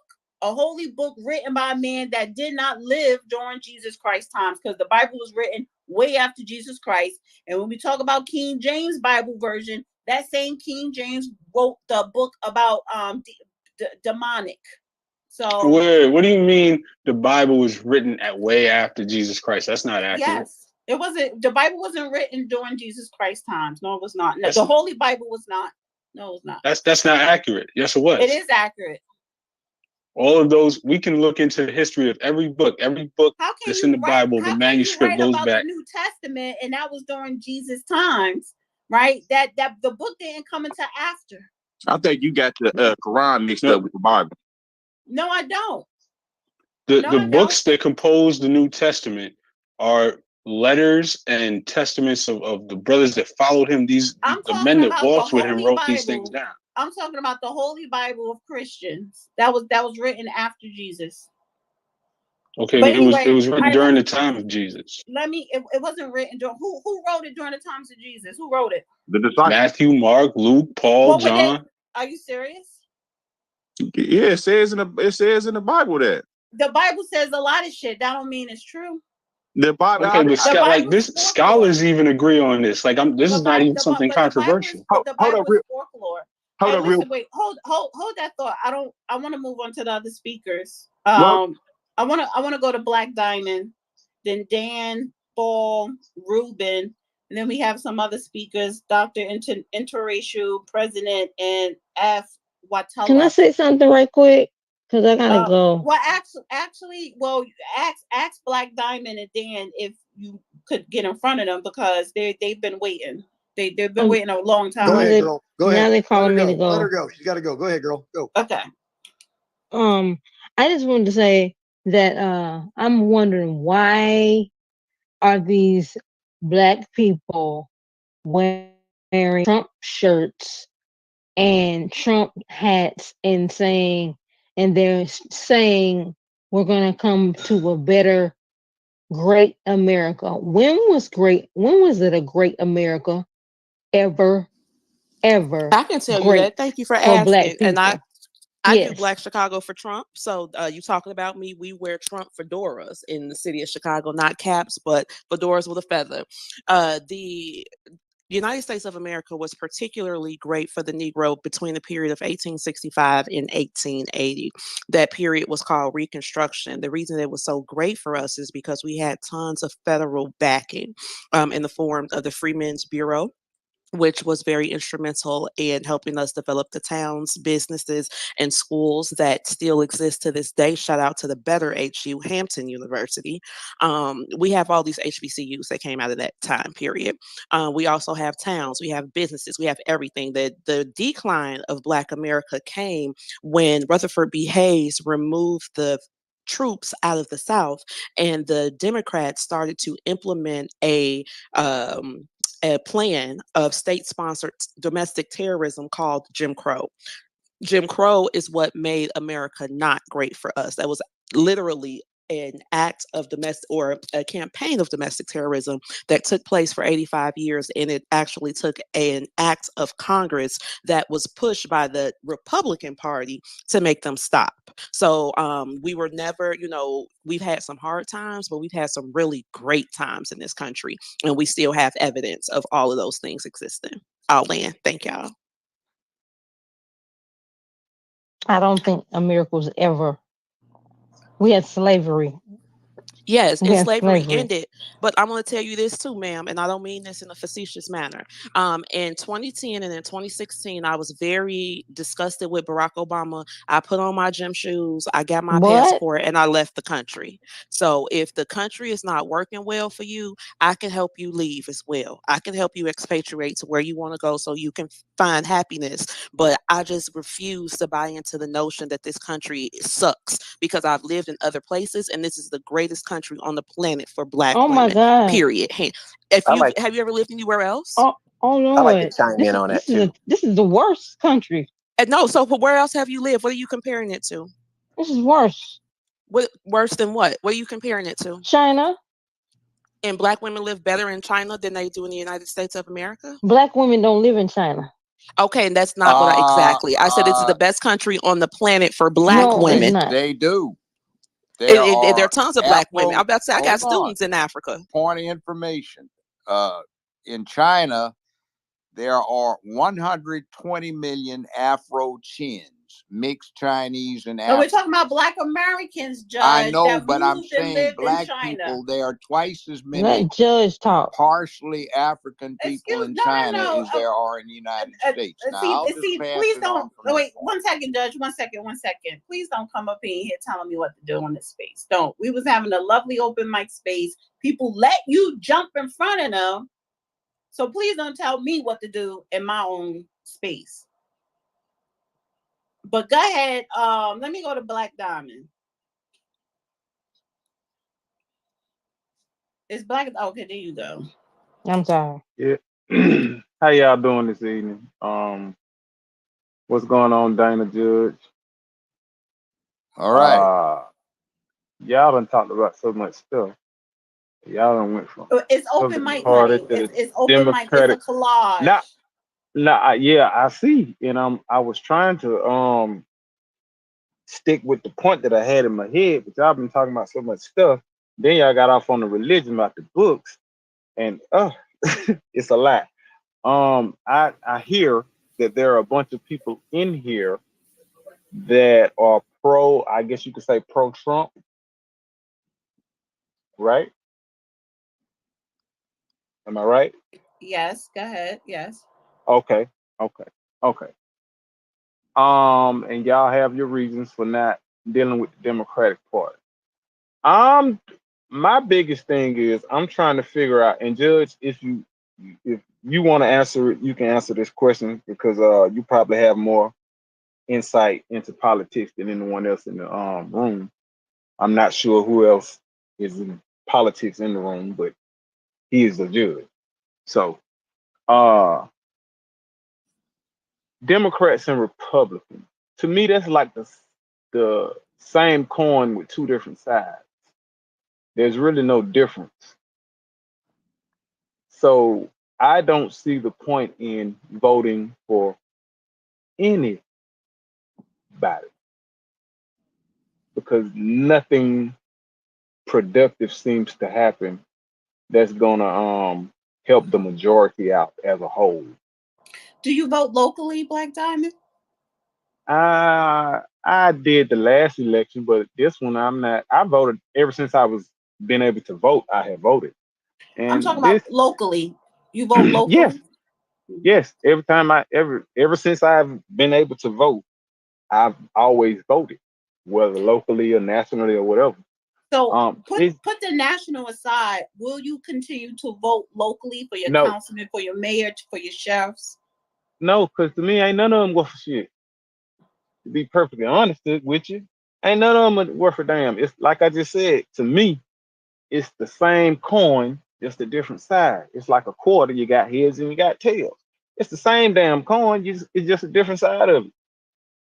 So, and they're not doing anything to help the majority because we're having these type of conversations right now on this platform, in this space, and with all the knowledge and all of the input and all of the opinions and the facts that are going through that are being said overall, in my opinion, ain't none of them worth my energy or my time. That's just me. All right. Well, I would suggest that you rethink about your local politics. The judge dropped out. There you go. He's coming back. Probably was connection problems. I'm about to send you the co-host request. Invite to co-host. I just sent you a co-host request, Judge. Listen, if people don't want to vote for presidencies, I get it, but you can't not vote locally because you're talking about school boards, you're talking about your city council, the mayors, the sheriff department. If you can vote for sheriffs and judges, and these are people you supposed to be out there. You supposed to be asking them questions. What are they going to do? You should be presenting to them an agenda for your community and what you need. You need to be organizing. And if you, especially on the local level, if you feel as though somebody would do a better job, then you need to put that person in a position to run and canvas for them to be voted in. It's a whole lot cheaper than trying to put somebody in Congress as opposed to trying to put somebody in City Hall. So and it's more easier to do that. So I would never advise anybody, number one, not to vote, but I would definitely say you're a fool not to vote locally. Locally should be paid attention to first and foremost. May I say Well, this? Let go me ahead, ask you Judge. this question. What do you Hmm. suggest as an alternative? Me personally, I Yes. suggested if it could, if everybody would do it, it's just like if you want to shut down the country. If everybody really wants to shut down the country, just don't go to work. You know, Well, but how and do you determine the whole country, and how do you get people in the various parts of the country to go along with that? that's the problem. I don't know. I don't know how to do that. But what I'm saying is, if if you want to change something, completely change it, you got to completely step away from it. And regardless if it's Democrat, regardless if it's Republican, regardless if it's independent, in my opinion, it really doesn't make a difference because none of them, they're gonna tell you what you want to hear just to get in office. But none of them have proven to do anything that's beneficial to the majority of the people as a whole. None of them. I don't give a damn how far back you go. Ain't none of them done it. So I don't care. From my POV, I could be wrong. The only way you can change it is I ain't voting for you. I ain't voting for you. I ain't voting for you. And if everybody did that, then they're gonna have to sit back and wait a minute. We're gonna have to change something. Why do that when you can just say stick them up? This is what you're gonna do, or do you want to hold that wall up for a while? Hold the wall up for a while because they're not gonna take you serious if you just No. When you that's slang for you hold the wall up for a while. That means before the firing squad takes you out. See, you don't vote votes are just the short change method to avoid the necessary armed conflict that goes along with determining what happens. So it's sort of like we got 90 guys on our side, you got 75 on yours. So we're likely to prevail. So rather than putting all the blood on the ground, let's just have a vote on it. So you're bullying See, me. that's what it's all about. So you're bullying me. Basically, that's what you're Yeah, well, saying. that's the reality of the world. Bullying is cool. You need to learn to deal with it. People Okay. been bullying since day one. So And you I learn how to bust a bully in his mouth. So he said, "Oh, that hurt. I'm and not that's going to what I'm risk that again." and that's the point I'm making. If nobody votes for none of them, what can they do? They're replacing a black Well, niner I with the just told illegals. you what Sorry, to do. Judge. That's the natural proclivity. That's what this administration is trying to do right now.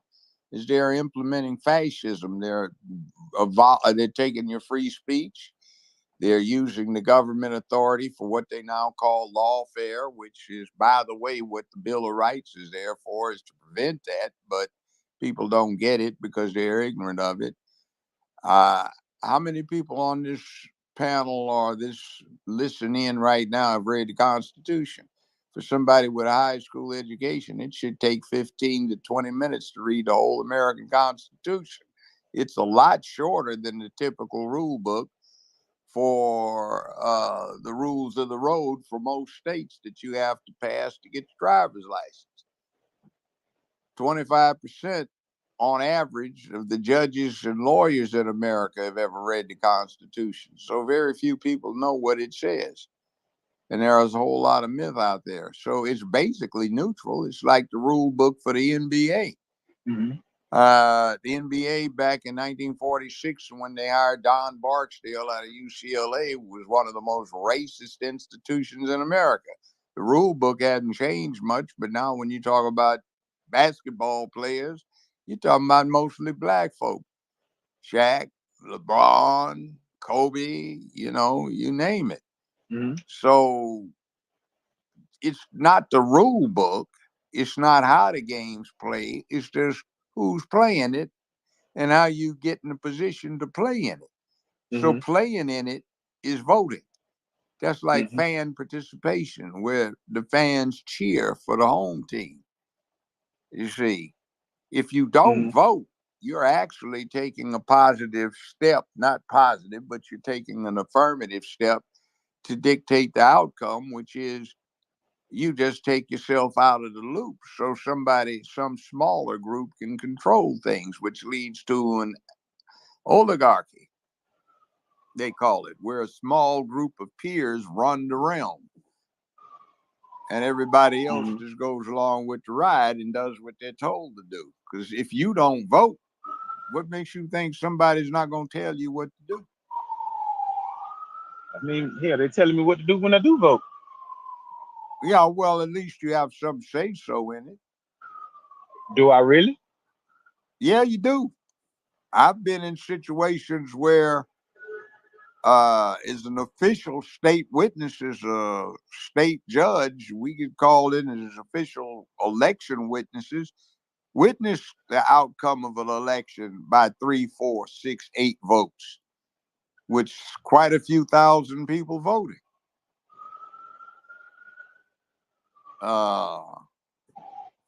It's all in a matter of perception. See, third party, you have a third party in the making. It's called MEGA. It can split off any moment from the Republican Party. It's got a candidate who's likely to be the next president.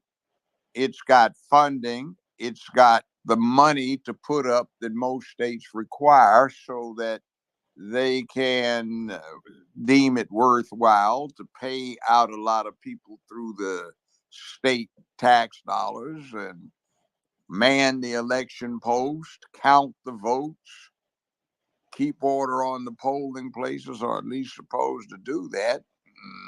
Use the resources of the state or the local government to take or run an election, partisan elections, state primaries, party primaries. See, you have to pay people to do this. So how much money does somebody have up make it worthwhile for the state to pay out a few $100 million to run an election.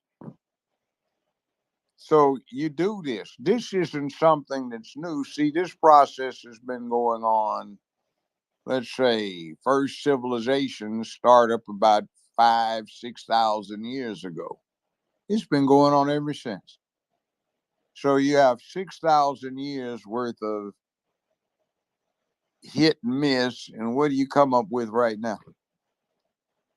So you don't have to vote, but I've been places where people stand in line for hours and they got 95-96% turnout. That's in other countries, but we take a lot of stuff for granted. I've seen people get butt stroked trying to vote. When somebody took a M1 carbine and beat them across the head, told them what they were going to do when they get in the polling place. I've seen that. One sister was on a while ago. She said she could never, I don't think she's been any place, but she's talking about how effed up America is. You should see some of these other places. We get to talking about police brutality. Hell, I was in East Germany one time in the 60s. I was looking to see how long this line was going to be because I'm at a train station. And they had this dotted line. And in German, it said, do not cross. And I stepped on the line. I held my hands up because I heard all these Kalashnikov actions being clocked, and I could hear the 7.62 by 39 rounds getting chambered. And I said in German, I was a dumb American. I apologize. So somebody came over, sprachen Sie Deutsch? Nein, sprach so Anglese. And we had a little conversation, and he said, do not do it again. They were going to shoot. Didn't give a damn. I got on an airplane a few years ago in Zurich, Switzerland. It had a sign up there apologizing to Swiss citizens about coming to America and having to put up with a totalitarian, repressive government that was going to spy on everything they did. And I text my ex-wife about it. And then I got a gray screen and says, pursuant to U.S. Homeland Security /Patriot Act, you having said something derogatory about the country and such, your cell phone access will be denied for the next 2 hours. What the hell? You see, it could be like that depending upon who's in office. All right. I want to go to Dan Ball. He's been waiting patiently. Then Ruben, then Dr. Integration. Appreciate it, y'all. Hey, thanks, Dana. Judge, thanks for coming on and co-hosting tonight. And I get what Black Diamond's saying, totally get it. Both parties, especially at the federal level, it's a uniparty. I don't think any American, black, white, yellow, red, brown, doesn't matter, has felt that either party has been working for them for decades. I turned 50 this year. I ran for Congress back in 2018. I've been a TV journalist and now a talk show host for the last 32 years. I served in the Air Force as a combat journalist. So all I've been doing is television, news, and politics. And I got fed up because in 2016, when that guy some of us like and some of us are neutral and some of us hate on this space, Donald Trump came down the escalator. He woke me up because I was a fool. I was becoming very liberal because I was in the media and entertainment and I was believing their bullshit. And what I consider the degradation, the descent of America, because we've been going to it and for it for a while. Globalist leaders, our presidents, and you can go back to HW, have been selling us out with the global agenda. And now you got Biden, who's allowing 12 million illegals to come in. And Black Diamond said, well, I just won't vote. What are they going to do? Then they'll have to listen to us. No, they won't, brother. Guess what? They've imported 12 million new voters. The Biden regime is going to make them, if you elect him again, legal voters. And who do you think they're going to vote for? Look at all the clips you see online that CNN, MSNBC, and the big three all blur out or never air or never talk about or omit. Go look at the interviews. All these people are saying, thanks, Joe. We're coming here from Ecuador, from Pakistan, from China. Thanks, Joe. We'll vote for Joe. No Trump. Trump's evil. So don't vote, Black Diamond, because guess what? You're already going to be replaced. And they're going to vote Democrat. And if you think the Democrats have been good for the black community or for this country, especially the last 3 years, then you sound like a really smart guy. I know you don't believe that because we've all seen it. We've all witnessed it as Americans. And it's the progressive liberal agenda, which has now hijacked the Democrat Party. I'm 50. I got raised by an 80-some-year-old sweet Mennonite grandmother, and I remember Democrats we could have a conversation with in the 80s and the 90s. You can't even have a conversation with these radical progressives. They are ruining the country. And so when you're talking about who do you vote for on the federal level and down ballot, because you can't trust Republicans or Democrats, I agree with you, Black Diamond, totally. So you got to look at the individual candidate. And like Judge said, I like the America First MAGA folks because they're standing up for the rule of law and the Constitution and equality for all. And they stand by those first few lines. If we all remember in the preamble, you're only guaranteed the pursuit of happiness. You're not guaranteed it, just the pursuit. Nobody says you're going to be happy. You might end up dirt ass, poor, broke, start that way and end that way. I started that way. And I was a poor, broke journalist for a long time and grew up in a poor ass family. My dad was from Cumberland Gap, Virginia, and they still had, dirt floors and outhouses when I was growing up, when I had to go visit the family from Ohio down in the mountains. So I know that side and I know my mom's side. I knew both sides coming up. Some had money and the other side had no money. And I've been up and down in my life and I've been through politics now. I got attacked more by Republicans when I ran for Congress in 2018 as a Republican in the state of California than I got attacked by the damn Democrats. So both parties are against us. I get what he's saying. Totally agree with you. But if you don't vote like the judge said, then how are you going to make change? And if you're looking for who can make change, I'm not trying to do a sales pitch for Trump, but I do know the man personally. I've sat down and interviewed him about 6 or 7 times. I talked with him on the phone. I've texted with him. The first conversation I had with him 4 years ago lasted almost an hour. And this is off camera, no microphones, no people. And I trust the man dealing with what he's dealing with in Washington, D.C., which I've been to multiple times and dealt with that shithole and corruption, which the judge knows all about it too. And let me tell you, that guy and the America First guys down ballot and the ones in your home community on the school boards that are running for school board president or mayor or whatever, that are talking about the issues that affect all of us, regardless of race, that's the ones you want to vote for. The ones that are saying, we don't want this transgender, you got to say the pronoun, get rid of the nuclear family, both sides should be working, have the school raise the kids, hey, the government controls kids like Joe Biden has said, that kind of bullshit, destroying the family. They haven't destroyed just the black family with their progressive bullshit. They've destroyed all families, white families too. We got to stop the division if we want to save the country. And if you think staying out of the race because you hate both old guys up there is going to get any change done because they're going to listen to you, I hate to say it, but that's a dumb mindset because you're already being replaced. They're here. All they got to do is get reelected, then make all the DACA kids and the 10, 12 million Joe let in immediate voters for the next couple election cycles. And you're talking about add the 12 to the 24 to 30 we already had. You're talking about 40 to 50 million new voters. And they're going to vote the way that the regime tells them to vote. Hey, quick question. Yep, go ahead, brother. When you say that if you don't vote in this election, that black people are going to be replaced, what exactly do you mean by that? We're all being replaced. I said black, white, yellow, brown. You said specifically black people. The voters. The voters are going to be, well, because you were saying you're not going to vote because you don't think either party cares about the black community. That wasn't me, but I agree with that.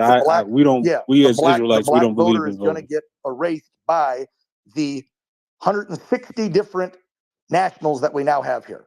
160, think about that. 160 countries invaded our southern border, and we all are paying billions of dollars to the NGOs to ship them around this country, all 49 states. I think only Hawaii is the only one that didn't take them. They're up in Alaska causing problems. There's crimes up there. You realize that there's been over 100 attempts to access our military bases by Chinese nationals and Jordanian nationals in the last 3 years since Joe took over. We have terrorists among us. We have rapists and murderers. Yep, Trump said it, and he was right. You have officials from Venezuela, Ecuador, Colombia, and other countries admitting they opened their freaking jails. They opened their psych wards, and they got rid of the nutbags and the criminals. And they all came up here. Why do you think crime's rising in all the major cities? There's plenty of white rapists and criminals walking free here in America. But I'm specifically asking about why you gotta that. make it white? Why you gotta make it white? I said Chinese, Pakistan, Ecuador, Colombia, They're coming from 160 countries. Don't make it a I white black know, and thing. there's enough here as it is. We can't have a discussion because you're trained to bring up race by the Democrat Party. Stop bringing up race. I'm not trained by anybody. I'm not a Well, you just Democrat did at it. all. Don't do that then. Do you know that a Venezuelan raped a 4-year-old girl at Rainbow Beach in Chicago this past summer? Now, the reason that we know that it was an illegal who did it is because Chicago is very segregated, and there would not typically be a Chicago Hispanic at Rainbow Beach because that's a black beach. This little girl went into the bathroom, a predator was waiting on her, and he rapes her. So we need to stop the semantics of we already got these people here or those people there, because the people who are here, who are already here, have some type of decorum to themselves. These people who are here now are That's a completely out bold of claim to control. Andre, make I need because you to they've been stay on your raping people mic. for they've been raping Not a children for not a generations here. 4-year-old, not a 4-year-old at Rainbow Beach. Nope. They Nope. Nope. absolutely Nope. do. Nope. No, not show it. Pull it to the Jumbotron because you lying. Will do. So let me say this about as far as the illegals, because when someone made the comment replacing Black America, that is true because the sanctuary cities are in Black communities. Thank you, Dana. So, That's exactly why they're doing that. That's why they're sanctuary cities. That's why they send them when there. we're talking about Thank when you. we're talking about the crime has increased because of the illegal migrants, Yes, particularly in I these didn't say the sanctuary black community cities. because of the illegals. Thank you. That's what I said. What I'm Clarity. trying to understand is specifically the replacement. What are we being replaced? What is the Black position Diamond we're said he being won't replaced Being in? vote. replaced Listen, it's real by, simple. sir, Black you're Diamond being said he won't replaced. vote. I said, good, don't vote. If the black community doesn't vote, the Democrats don't need your vote. He said, well, they'll listen to us if we all They stop already voting. don't need No, our vote. right. Okay. My point is, if you don't vote and you think you don't have any control or power over it, it doesn't matter right now unless you all come together with people that want to save the country and actually vote for people that will make change, because they've got millions of illegals they're going to make citizens and they'll be able to vote.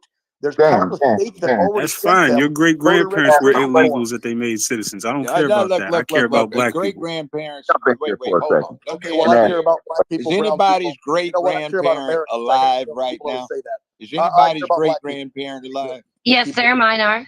keep dividing. Okay, good. Good for you. I'm 77 years old in another month. I don't have any great grandparents alive. All right. I'm not worried about that. I'm worried about right now. And I'm looking at all of the several million illegals that have come in here that are getting the jobs, getting the benefits, getting the money, getting fast tracked to being part of this and controlling this damn thing with the direction of folk that are going to tell them what to do. I'm looking at, we have a problem in the Middle East, and we've got some people that are some very, very, very bad enemies, and they can't shoot down B-1B bombers at altitude, dropping smart weapons.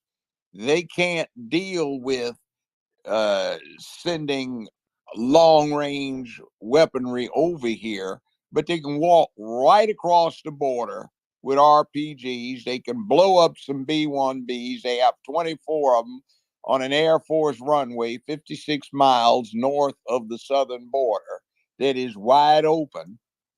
They can plant explosive devices, dirty bombs that are nuclear contaminated, even if they're not thermonuclear explosives. They're being buzzed to the locations they need to really screw up the whole system. We are worried about another 911, but we've been inviting people in who can deal with that. And meanwhile, more importantly, did anybody read what came out when it was released? What was in the FBI authorization when they raided Malago? Lethal Yes, they force. wanted to kill my Lethal Donnie. force. It was lethal Yeah, force. Lethal well, force was approved. no, that wasn't even the worst part. It was an authorization for the FBI to engage in a gunfight Right. with the American Secret Service. Yep. Now, what kind of bullshit is that? Facts. Where you've got a jackass, by the way, and it leads back to the first thing. That's the son of a bitch that they were trying to discuss whether to find in contempt because he's head of the Justice Department. He's head of the department that runs the FBI. And he authorized them to use deadly force to gun down, if necessary, agents of the Secret Service. What kind of goddamn fool have you got authorizing the use of deadly force and commencing a gun battle with another U.S. law enforcement agency? Where the hell did that come in? Are we talking about the night of the long knives for the Nazis? And Judge, see, you got to take this shit in the context. We sit back here and we're talking rhetorically about bullshit when there's some real deal garbage going on. Never in this country's history, outside of a goddamn civil war, 1861 to 65, have you ever had a situation where the U.S. government is authorizing one governmental police function to engage in hot armed combat with another? What the hell is that? That leads to the question I wanted to ask Dan. That goes right into it. Now, got two questions real quick. I only got two questions. Do you think the Democrats cheated to win the last election? Hell yes. Okay. Yes. All right.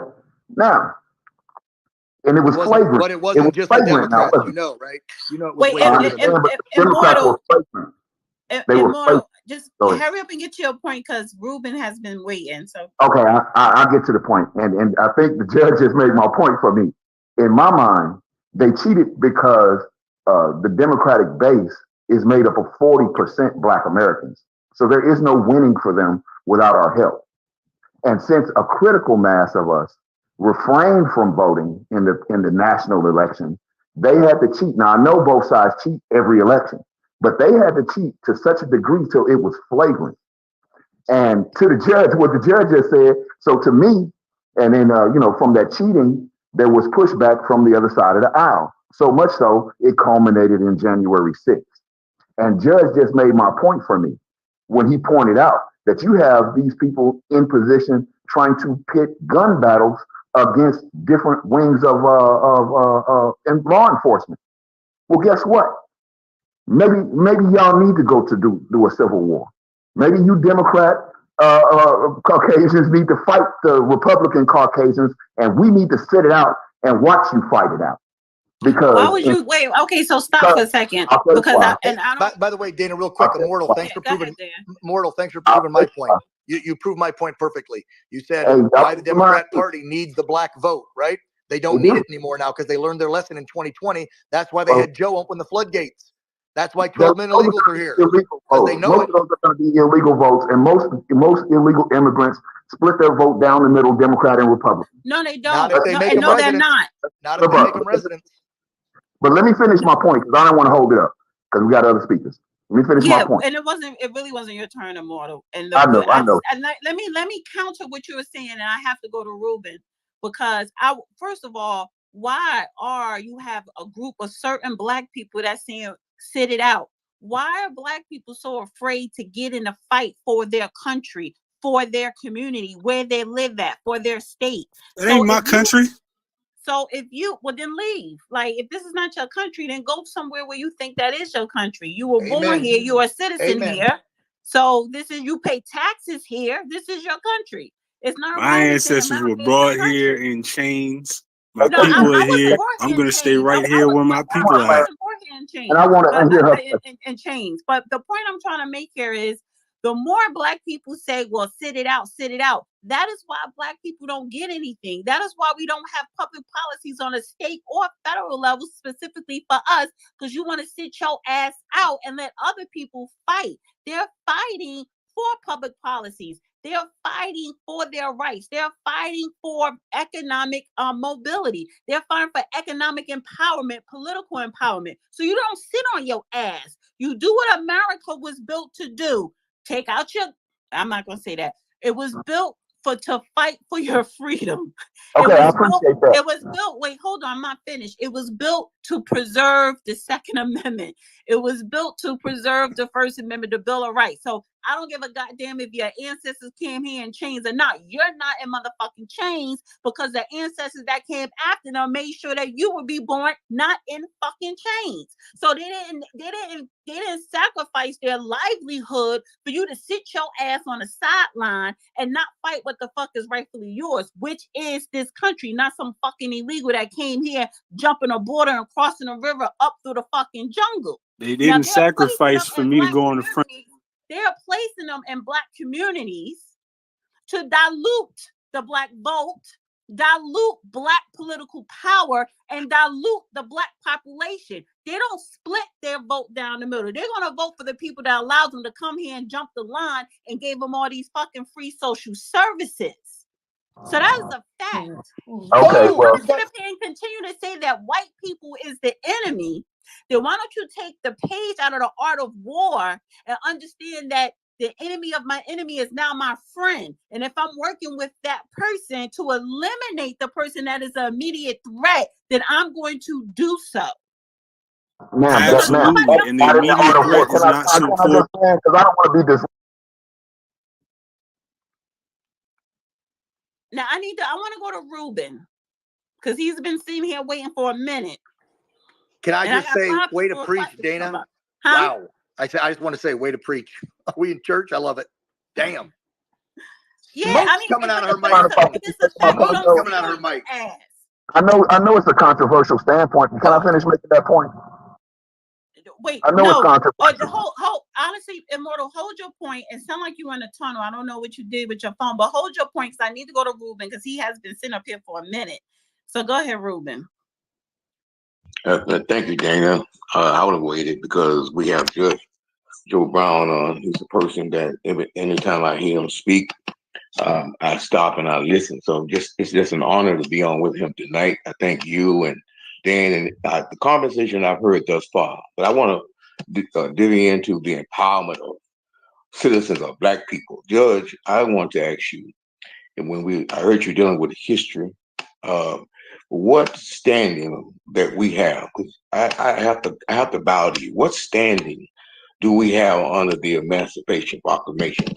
And could you also talk about the 1619? I'd like to hear your view on 1619 about the role that Portugal and England played with the enslavement. I know that in court, I think when I hear you talking, and I used to watch you all the time, you have to have standing.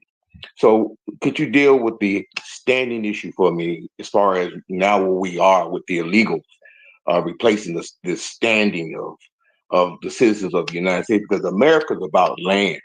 And when it comes to land and property rights, you have to protect that. And when I see individuals in Congress, they took an oath of office. And if you can help me out with that, they took an oath of office. And when they violate that oath, that oath, it calls for immediate removal under 18 USC 1918, a lot of other different statutes that I come across. So if you can divvy into that for me, because I'm a candidate, I'm running for Congress. So, and I did read the Constitution. I know that there's 7 articles and about 27 to 28 amendments. So you were right, it's very small. But could you help me with how do we empower ourselves by taking these laws and using these laws for our best interest, our best benefit? Because you are someone of high regard. I mean, when I hear you talk about the law and the inner workings of the law, I'm just like, I want to be like Judge Brown. And so you're part of my inspiration. Why I keep going at this, and I've been doing this now for since I was 28 years old. I got in the fight. I'm 62, and I have not come off the battlefield. So I do see this as war, and I think Daniel was saying taking the pages out of the article. I see this as a war, but we have to connect ourselves with the struggle of America because we are citizens, and Congress has the sole power of naturalization, not a president. It's the role, the Constitution. So how do we take these laws and empower ourselves once and for all, so we don't feel like victims? We don't feel that we don't have no power, because they are replacing our standing, not just in the courts, but they're replacing our standing in these communities. And I'm impacted, I'm affected, and I think we need to be in this fight. So could you help me with the history? Because the Democratic and Republican Party was one party back in 1719. So it was like brothers and sisters. but it has involved, and I thank God for Frederick Douglass and what he was able to do. But could you go into that part of history, George? I like to hear. Okay, the Democratic Party was founded in the second decade of the 19th century for the purpose of protecting the institution of slavery and advancing it into what was termed the Louisiana Purchase, which acquired a great long swath of land going from the Mississippi all the way to the Pacific Ocean. Lewis and Clark explored some of it, and the Republican Party was chartered in 1851 for the specific purpose of abolishing slavery. Abolition, it was called. So you might keep that in mind. There is an ancient historical reality, and that is every single people on this planet has endured slavery and enslavement at some point in its existence. We can take the Prussians that led to the Wehrmacht, to the Kaiser, who was a Prussian, to the Prussian tradition of the German army that the Nazis exploited. And yet, during the time period of the Crusades into the Middle East, they also had Crusades into Germany, where they were obligated as good Christians to kill Prussians and make slaves out of them. So the mighty German army, which was based on the Prussian army, was from a people that were favored slaves for Europe. Slavery in America didn't start with black folk. That was somewhat later, and the first shipload got brought to Jamestown, Virginia in 1619. One of the pirates that had gotten a letter of marque from the Queen of England at the time hijacked a Spanish ship of slaves and sold them at discount price as Negroes in Virginia. At that point, they had slaves. One interesting slave who died in 1669, he was, in some senses, what shall we say, what became an indentured servant. And his name was Samuel Hinckley. He was the ancestor for 7 U.S. presidents, 1 vice president, a number of billionaires, and quite a few other notable persons. One of his descendants was President George Herbert Walker Bush. George Herbert Walker Bush had a first cousin who was the maternal grandfather of Barack Obama. So Barack Obama and George Herbert Walker Bush and the son of George Herbert Walker Bush, George Walker Bush, were cousins. Their other cousin was vice president of the United States. That was Dick Cheney. Now, you can go look that up. That's even, you can Google it. Sam Hinckley, late of Cape Cod. Okay. So you have a number of people, at least 3 of the past presidents of the United States within a lifetime of most of the people listening who were cousins to each other because they were family members. Now, we talked about race, and I asked rather facetiously, in one sense, what does it mean? But you've got obviously the person who is black, of color, Negro, or whatever you may call him, who's president of the United States.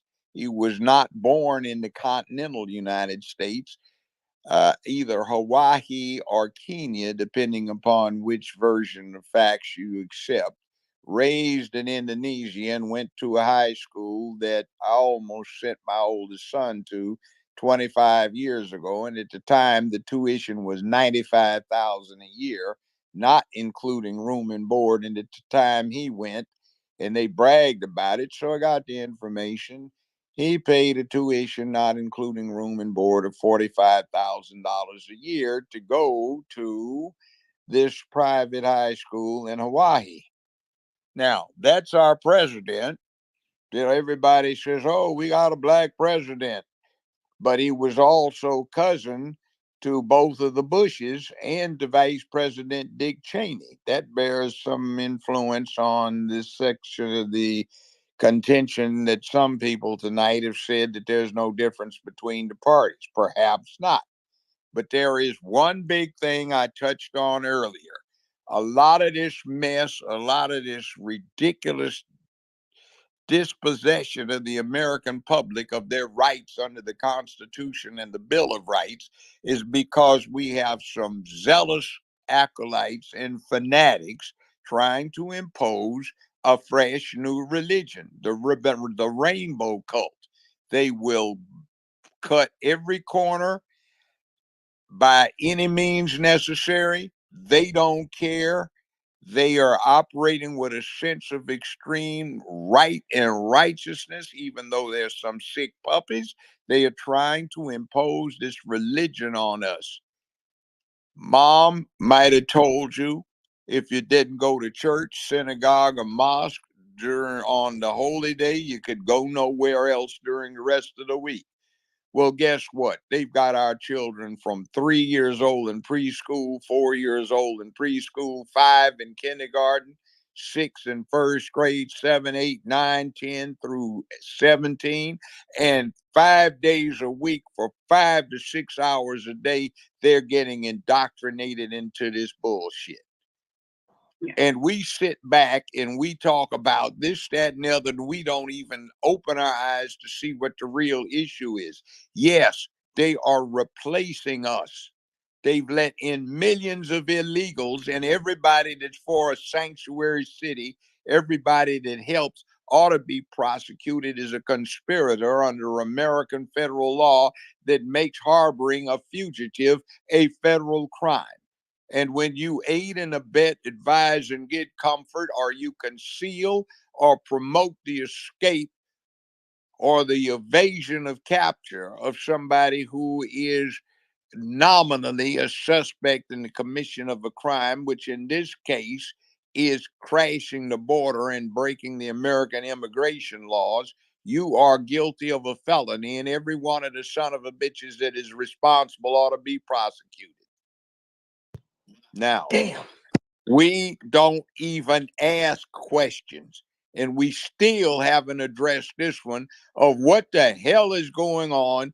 And I bring it back to this point when the FBI is authorized specifically in their orders pertaining to the Malago raid to use deadly force against the Secret Service if they attempt to defend the ex-president, which they took an oath to do. Pretty sick, Judge. It's pretty sick. Thanks for bringing that up. So grateful. So grateful. So I want to go to Dr. Interratio, and then we will have Angela, Professor, the Negro, and Andre. So go ahead, Dr. Interracial. Okay, thank you for having me, and great to hear you speak again, Judge Joe Brown. Yeah, and like what Judge Joe Brown was saying earlier, okay, I would just want to reflect. I have a great great grandfather, two of them that served in the Union Army to help bring freedom to blacks and everybody in the United States. And I was just taken back. They served, and I served in the military. But like what Judge Joe Brown just mentioned, you got to find out what's going on today. I live in Gunnersville, Alabama. I'm a big Trump supporter from day one. I like his policies. President Trump had done so much, and people don't hear that. They hear all the other stuff that, you know, your liberal news be putting out. You know, that Trump had it, that HBCUs could go and get money one time. They don't have to keep coming back every year asking for money. He gave them $45 billion. And what happened when Biden got in office? He rescinded that to, I think, like $2 billion. But you don't hear that. Then let's talk about the First Step Act. Let's talk about opportunity zones. He did so much, but you don't hear about that. What it is, the Democrats have trained black liberals and white liberals the race card. You gotta partake what's going on in your city, your county. Let me give you an example. The NAACP was investigating racism in a high school in Gunnersville. I decided to attend that meeting. Each child was getting up saying things I couldn't believe what they were saying. After 2 investigations, they lied about it. And the reason they wanted to push that lie to get DEI in our schools, I was the only one that stood up and fought against them bringing lies to our teachers.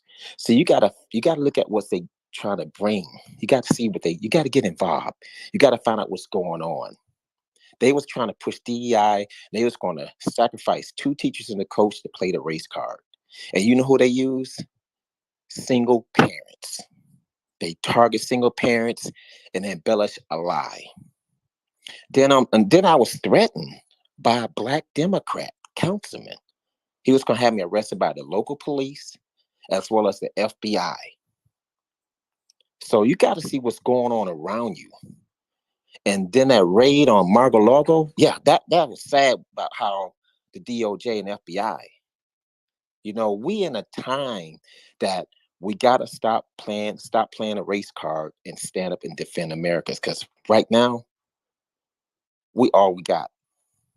And this one guy who said something earlier, he's going to sit back and watch 2 white groups fight each other. Dude, it's all about us. That Civil War was fought from 1861 to 1865, involved everybody. You had white abolitionists. You had white abolitionists dying, freeing blacks. You have so many people participated. The Quakers, you don't hear that. But the Democrats got black people so screwed up, they hate each other. And they don't understand the mega movement. It's not a cult. It's about American survival. And that's what we got to come back to. Because right now, crime is through the walls. Abbeville, Alabama is not too far from me.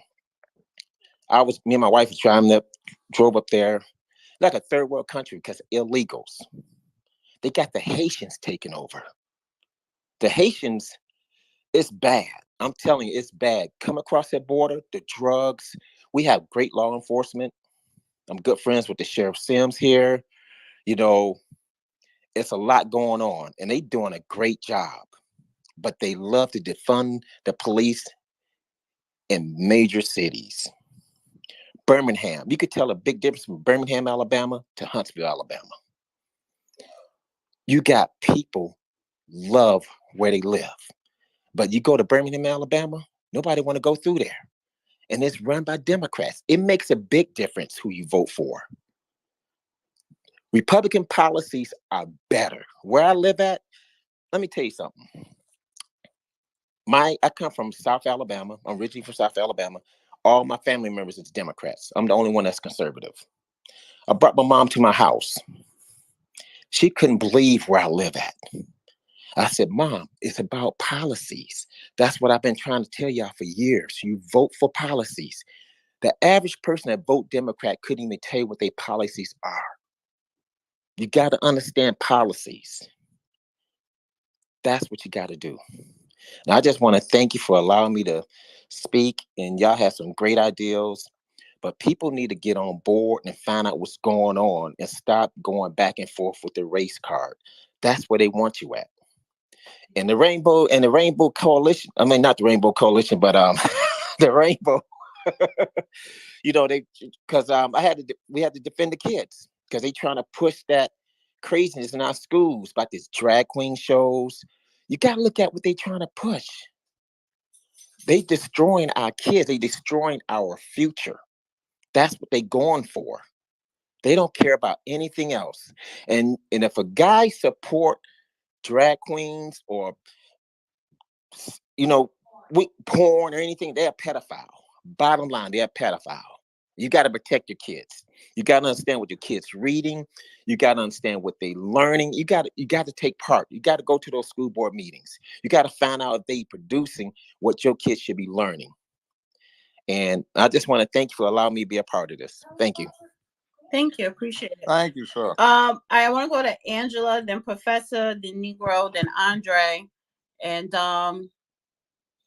Great and one, then Doc. and I know some people are requesting to come up, so I figure it out once the speakers get a chance to speak. Go ahead, Angela. Thank you guys so much for having me. Dan, I think I spoke to you a couple months ago. I actually lost your DM, so I'm glad I saw you in here because I had lost your email. But I had a question for Judge. I don't want to like completely derail the convo, so I'll go really fast. But I was kidnapped as a baby and illegally adopted into a military CIA family. I'm fighting for justice. My mom was murdered on my birthday in 2018, and my Green Beret father, who was handed a baby October 27th, 1987, the day he became a Green Beret here at Fort Bragg, North Carolina, was murdered on Father's Day 2007. I'm specifically trying to expose 3rd Special Forces Group here at Fort Bragg, North Carolina for human and drug trafficking. I have evidence. I also am trying to expose Wright-Patterson Air Force Base for testing and torturing children. I was kidnapped and illegally adopted. My dad lost custody of me because in 1991 he tried to go AWOL and take me out of the country. I was moved up to Wright-Pat, and that's where my abuse started. Long story short, I'm dealing with a lot. I didn't know my grandma worked for the CIA until a couple years ago. My grandmother is Anne Elizabeth Jutman. She was a psychic remote viewer for the CIA, DIA, multiple agencies. My grandfather is Sanders Eugene Maggard. He was a part of Operation Jedi Warrior, also known as the 1st Earth Battalion here at Fort Bragg in the 80s. They made a movie about it called The Men That Stare at Goats. My father's 3rd generation special forces. His name is Master Sergeant Stephen Maggard. I'm one person.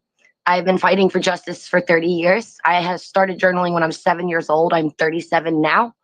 Both of my parents are unalive. The only person that's still alive is my adopted mother, who lost her rights away to me at age 11 because she stabbed me in the chest, locked me in a dog cage, and burnt my butt on the stove. I had to walk all this off without anything, with a lot of ridicule. My sealed adoption file is missing from vital records. It's not in the state. I know exactly where it is and who has it. I started running away age 5, so there's multiple police reports. My question to you, Judge, is do you have any advice on how I can bulldoze my way into making changes? I am very frustrated with the lack of accountability and the hoops that I've had to jump through just to be heard. And thank you for letting me speak. Thank you for speaking. I'm sorry you had to endure what you did, but you've learned a lot. Now, I am not practicing law. I've been retired for a long time, so I'm not giving you legal advice, but I might make some observations.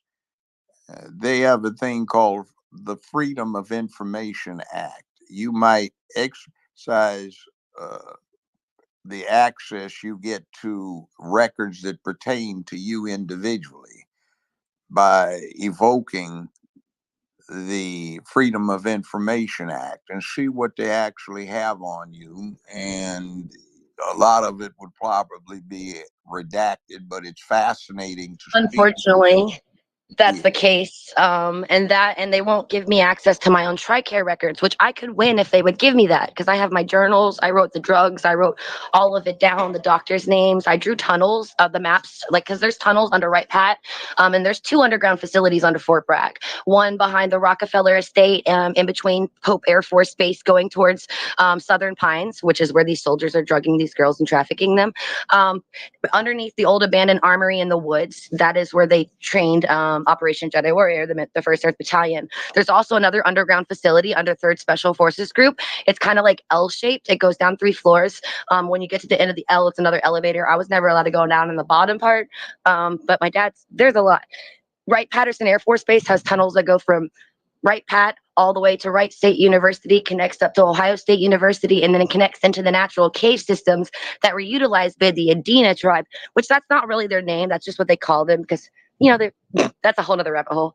But they're trafficking these children through these tunnel systems. And I've posted the maps if anyone's has the emotional capacity to help with this. Well, it depends on where you live, but I would suggest that you acquire Fort Bragg, whatever. North Carolina, sir. I make them look me in the face every day. Okay, no, that's not where I'm going with this.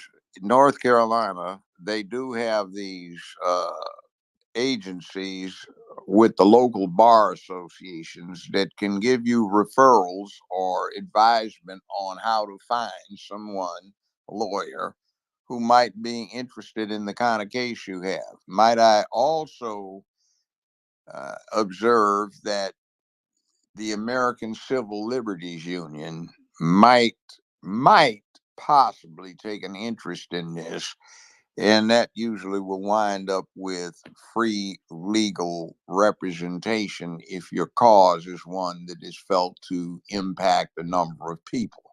Considering the drift toward totalitarianism that we're seeing so rampant today, that is an opportunity to challenge that drift to the far right and the loss of American freedom that we are seeing, and the ACLU might be enticed to help you out. That's one suggestion, or two suggestions actually, that I might offer. So that said, I wish you every fortune on that. It's not something that I wouldn't be interested in, but I'm in my late mid 70s, so to speak.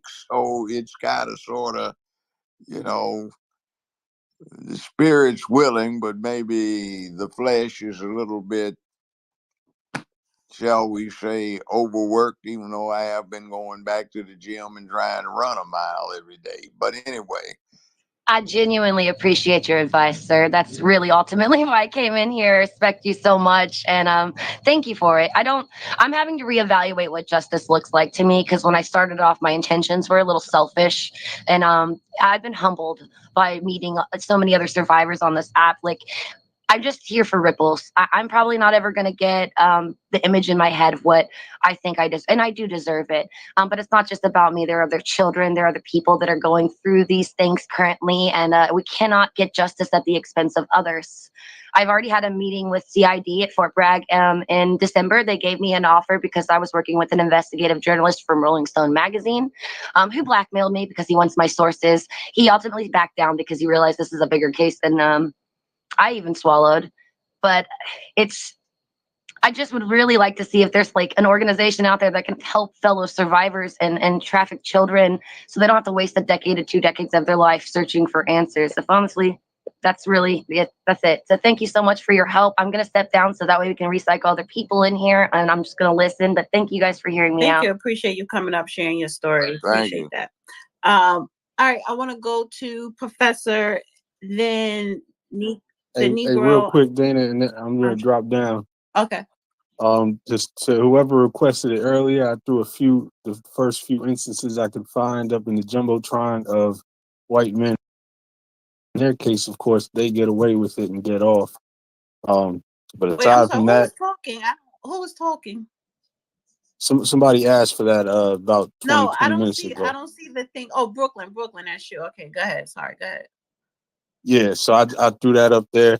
Other than that, I got an early morning tomorrow, so I'm about to dip, man. Love y'all. Shalom. Peace to the space. Appreciate you coming up. Always a pleasure having you here. All right, so I want to go to Professor. All right, thank you, sir. Yeah, Professor the Negro, Andre, Queen, and two more people requesting, and I guess we could close it out after that's past midnight. Go ahead, Professor. Thank you, Dana. It's good to always see you up in the spaces, and you and Judge Joe Brown. Good to see everybody up in the space tonight. Um, this question is for anybody, because as we look at these migrants continuing to come across our border, what is the constitutional?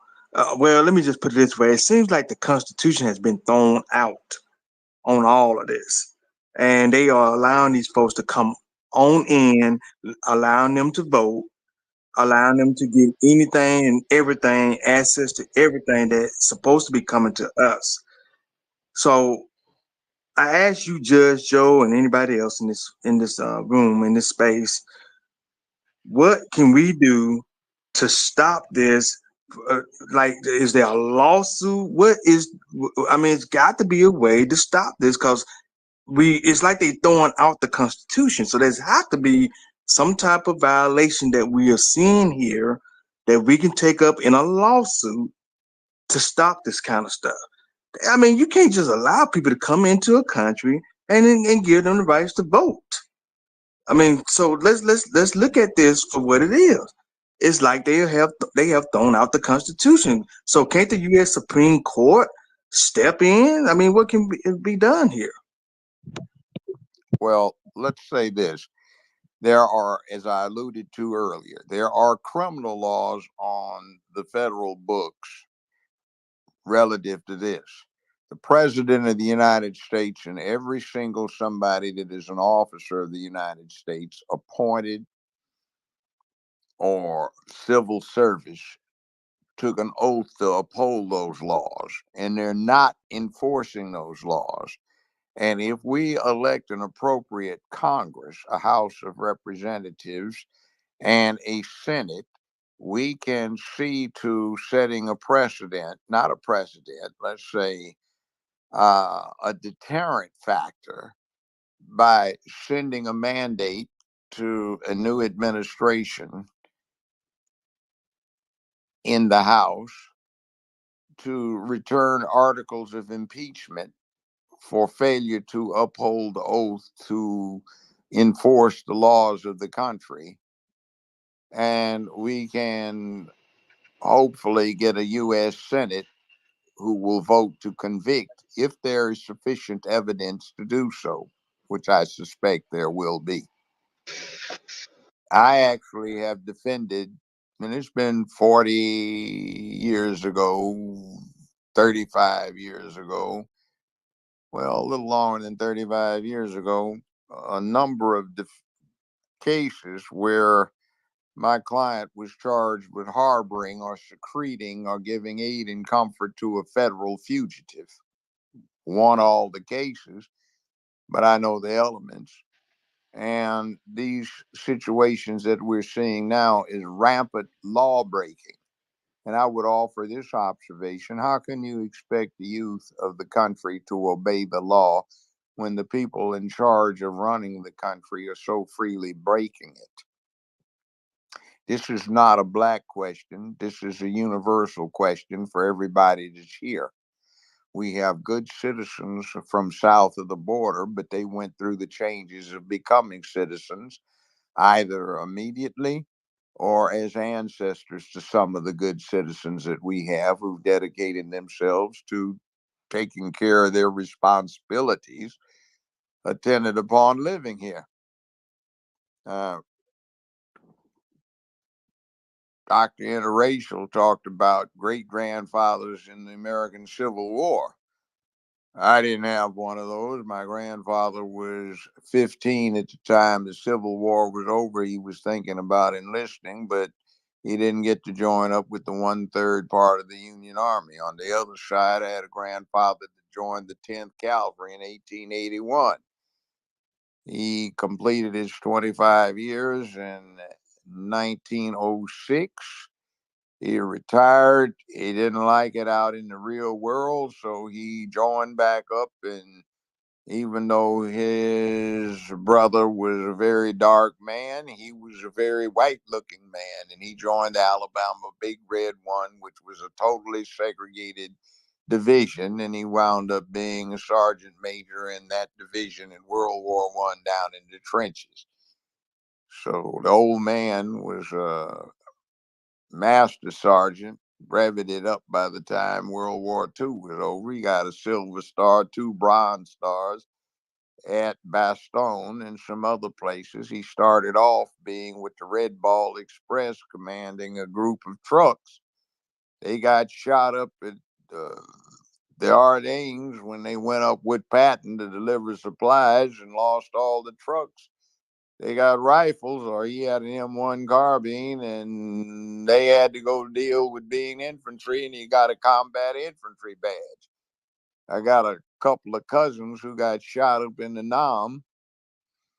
I understand this stuff. So, yeah, a lot of black people did a lot of things, and the things that always strike me as rather bad is after the end of the Civil War, 1/3 of the Union Army was armed, in uniform, and was part of the Union Army.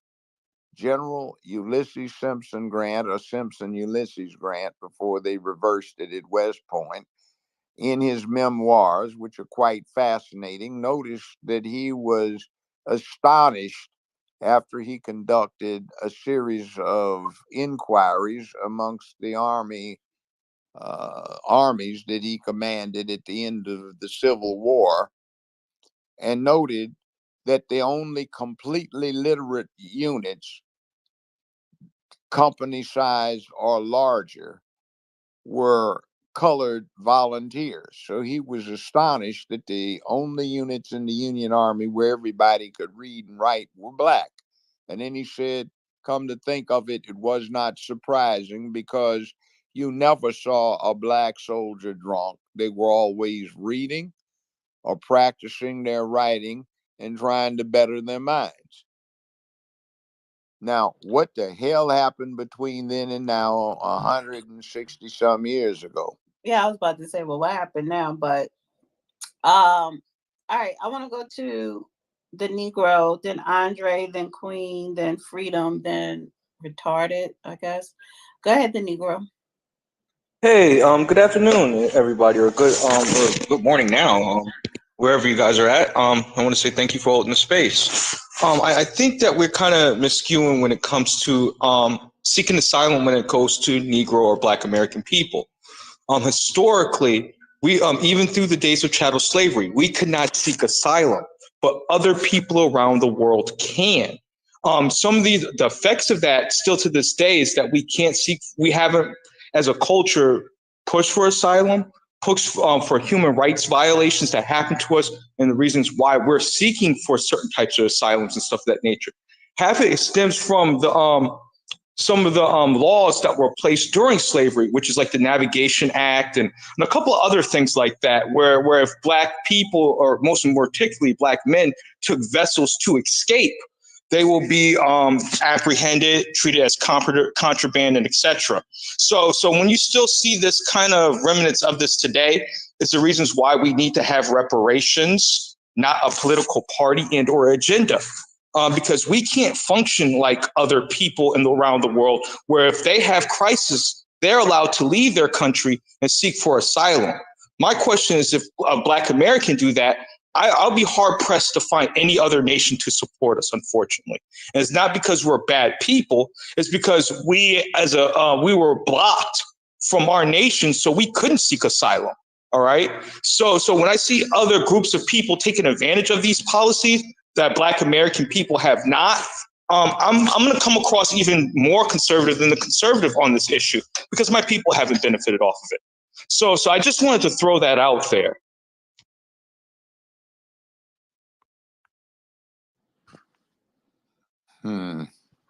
I walked away for a second. Great points. Appreciate you. All right, wait. Who was next? Let me ask this, son, have you tried investigating where you could go? Well, I like my version is of how I interpret some of these type of things. I wouldn't want to get up and leave per se. It's just that we're not afforded the same type of clearance underneath the laws that's afforded to us as a people. So I see people who are not citizens of this country benefiting off the asylum laws, right? But I don't see the equal and same thing for Black American people. So if they choose, if they want to, and that's the point that I'm highlighting, where there's a discrepancy in the law, and it should be challenged. So that's the reason why, and this is the reason why putting historical and racial and ethnic and historical context to these conversations matter, because people end up devaluing the rights of Black American people. Wait, for clarity. Well, let me ask you let me make one observation here. What we get in terms of ability to acquire asylum protection depends upon the host country.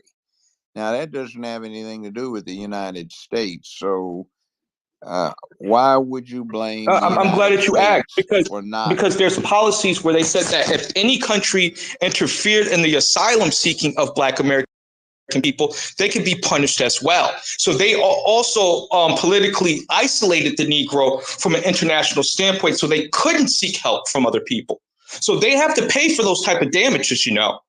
So that's the aspect that I'm coming from a geopolitical thing where they have harmed our people so that we can't even do that as an option. That's where I'm I'm going at. confused. Wait, I'm confused. Are you saying that they blocked for outside countries to help Black Americans here?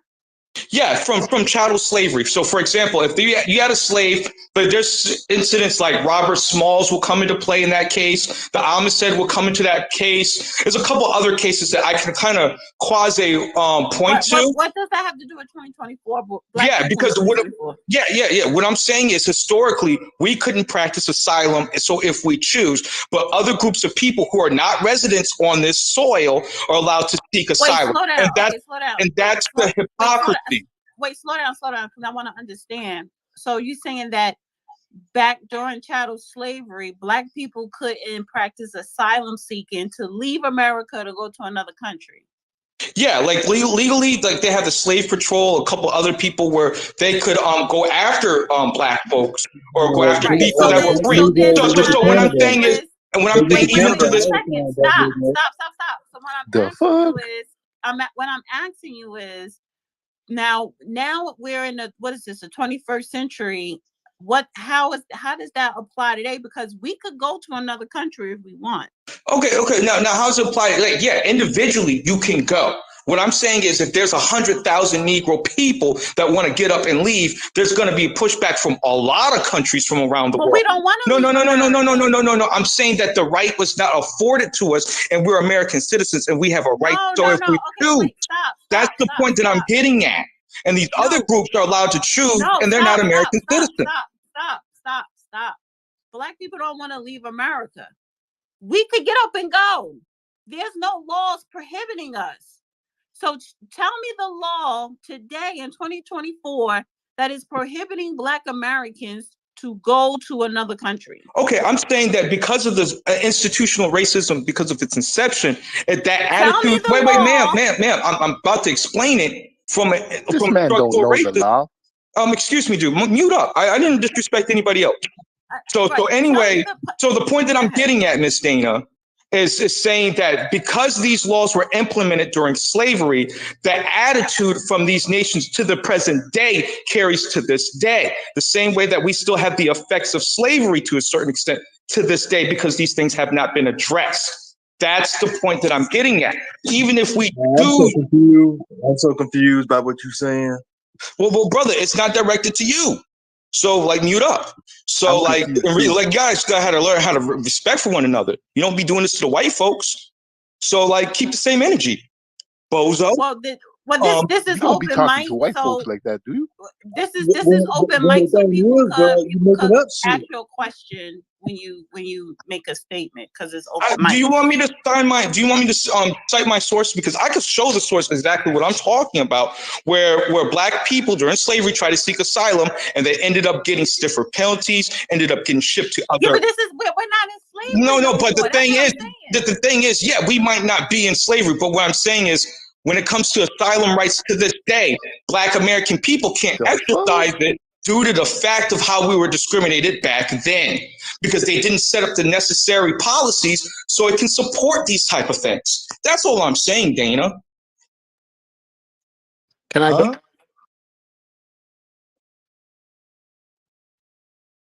Dana, you literally took me off the mic. I'm asking you, can I go now? This is dead silent. This is Retarded Camel, and I just wanted to say that hold on. Judge Dana, Judy is a little I had bitch. my hand up. And does the judge here, are you gonna does he think he can beat Lance Ito in a fight? I'm trying to contribute to the conversation.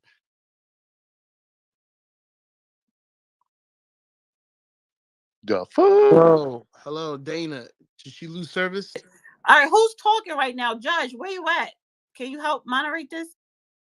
I can help moderate it. Somebody was talking about Judge Judy and Judge Mathis, I heard. Yeah, What do you think was you can that? That's beat the Judge camel Yeah, I Mathis down heard in a that there. fight? too, Derek. And Yeah, you they agree beat That's that the Judge So camel Judy now is a you little don't. bit Now nobody knows how to Hold host on, the hold on, space. hold on, hold So on. funny. Let's say this. Look, as an American citizen, you have a opportunity to renounce your citizenship and become part of some other country. It's nothing new. You've got quite a number of black folk going back over the last 150 years, some quite famous in this country who renounced their citizenship and became citizens of some other country, ranging from uh, send that man back to Tina England. Turner to Tina Turner. You've got Paul Robeson. You've got a lot of people who gave up their Dave citizenship. Chappelle. Jack Johnson was trying to do that when his mother enticed him The back and he boys. wound up going to jail for the Mann Act. You've got W.B. Du Bois, and this is not even current. This is W.B. Du Bois. showing that this has been going on for a long time. So if you want to renounce your citizenship and go somewhere else that'll have you, you're welcome to do it. This has nothing to do with black.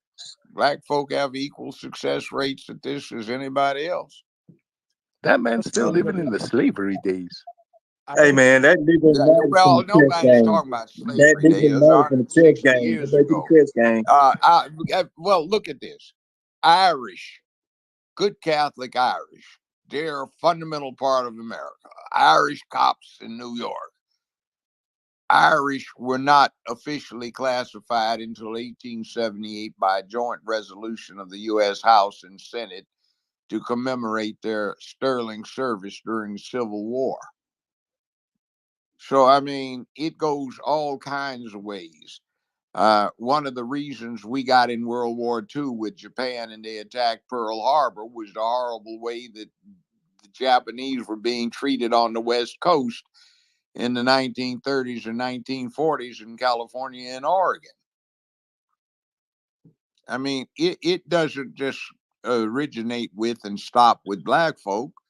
My Native American ancestors, Choctaws, I had 3 direct ancestors who were on that bastard Andrew Jackson's Trail of Tears. 2 of them died.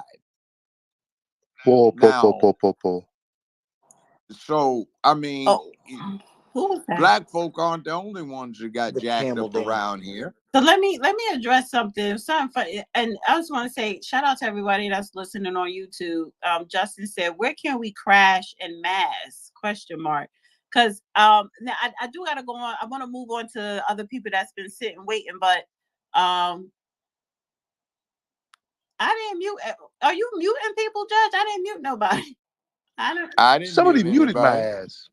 Somebody it says mute everyone. I didn't even press the button, but it just muted everybody. That's what But you did, girl. I You haven't did that. done it. retarded, can you stay on your mic? And your profile pic look crazy. So do yours. I know, but I look better than you. No, you don't. Yes, she does. Judge, you must be getting old. You must think Judge Judy's looking good too. I can't. No, that little 4'6" tall runt does not look good to me. Her set was Hey, Judge, 6 feet on the other side of do you mine, think you so could I kick knew her. Lance Ito's ass? All right, retarded. I'm Why about to would I drop want to you kick his because ass? you're switching. Look, You're wait a minute. shifting Why this would Too I late, want to kick Dana. conversation. The his double ass? standard's already been established. Oh, you go You must back have a to thing for Africa. retarded. Why would I want to kick Judge Ito's I'm ass? just asking in a fight, if you had to, for the love of a woman, would you kick his ass? I wouldn't. No, we wouldn't have a fight for that reason. That's not a good reason for a Oh, fight. how And about I've for the love taken of a martial man? arts. No, excuse me. I've taken Nigga, martial arts for get your ass up 58 out of years. here. I Oh, don't know shut how up, you got lady. And this one of derailed. That's my When you instructors start was my talking late. love format, Look, I had listen. to drop Hold you. on, Don't hold on. don't I'll come up in handle it. here with that. Look. I'll handle it. And I've taken martial arts for 58 years of the Asian persuasion. And martial arts before that, we can start with boxing. That goes back, let's see, 69 years. Let me And just one of my instructors, wait a minute, one of my instructors, you can look him up, was Dr. Clifford Stewart, late of Los Angeles, California, who was Pendecker for Sealot and also started war. 5 of his students were on the Bin Laden raid with SEAL Team 6. And I studied under him on and off for about 50 years. I taught him to shoot. He taught me some other things. And no, I don't fear anybody when it comes to doing that, though a good, fast, big man is very dangerous to deal with. But why would I want to fight Ito? I don't know. I dropped his dumb ass because he talking about someone you fight for the love of a man, and that's when I dropped him. So love of a man? I thought he said love of a woman. And then he said man, so he's being retarded, like his name. Oh, that just put him out of the equation. I didn't hear that. So all right, let me thank you, Professor. I see your message. Okay, let me go to Andre, then Queen, then is Freedom still up here? Yeah, and retarded, you ain't coming back up because you're retarded. So go ahead, Andre. All right, so I just want to address the last speaker because I don't think anybody really addressed the error in the thinking. This is a exercise in critical thinking. Can we, as the people here gathered in this space, exercise that important practice? His question, although the point that he was making, I disagree with. He's saying why it's fair to not allow asylum seeking from other racialized groups because we weren't, as African Americans, afforded the same luxury when we could have used it when it was something that would have addressed the conditions of oppression in that kind of situation when you have chattel slavery, right? Um, to address, the objections you guys are making, which is, oh, we're not in chattel slavery anymore. If we need to leave, we can, so forth and so on. The reason why the logic is not logicking is because two wrongs don't make a right. If we were denied asylum from other countries, based on the United States, treaties, agreements, the normalized relationship that they had with these other countries, it doesn't make sense to then say, so now because we understand how wrong it was, we should prevent other people from benefiting from the thing that we're upset that we didn't benefit from. So again, the argument doesn't make sense, and I think it leads to the bigger issue of, what are we supposed to do in light of all the history that's taken place. I think Judge has done a good point to point out the fact that there are other groups, racialized groups, who were found their place in America in terms of um, uh, the kind of standard of living that they could settle in and raise their families. Black Americans have been at the bottom of the racial, hierarchy. But just to wrap up, because again, there's so much to cover here. What what we haven't done is deal with things in a matter of race. We're talking about Republicans and Democrats, conservatives and progressives, but we're not actually talking about why it is that these immigrants are coming. A lot of the main issues that are discussed in this country, they tend to have a narrative where these things are like natural kind of like events, or where it's kind of like the laws of nature, these things fall from the sky. Immigration doesn't fall from the sky, right? The United States, along with some of the other big Western countries, have reported low replacement rate in terms of their population. Governments, sovereign nations are very concerned with their population of adult working people. The United States has, for a while, found it not to be profitable to invest in the average American working family, their ability to sustain a family, to sustain that way of life. The wages for Americans have been stagnant since the 70s. Inflation, which is a general increase in prices, there's only one group of people who raise prices, that is employers. Um, these are the ones who are able to also decide who is employed and who's not employed, who gets fired, where production is set, whether it's in the United States or if they want to outsource it and deindustrialize and withdraw their investment as individual private investors with the entire American community's pool of resources. This is how the stock market works, right? And so we have to understand things along those lines. Are you a working person, or are you your skin color or your ancestors' conditions, right? If you know that you're living in 2024 as a human being who either works or doesn't work, you have to understand how this country is set up to address the irreconcilability of class antagonisms between working people and employers.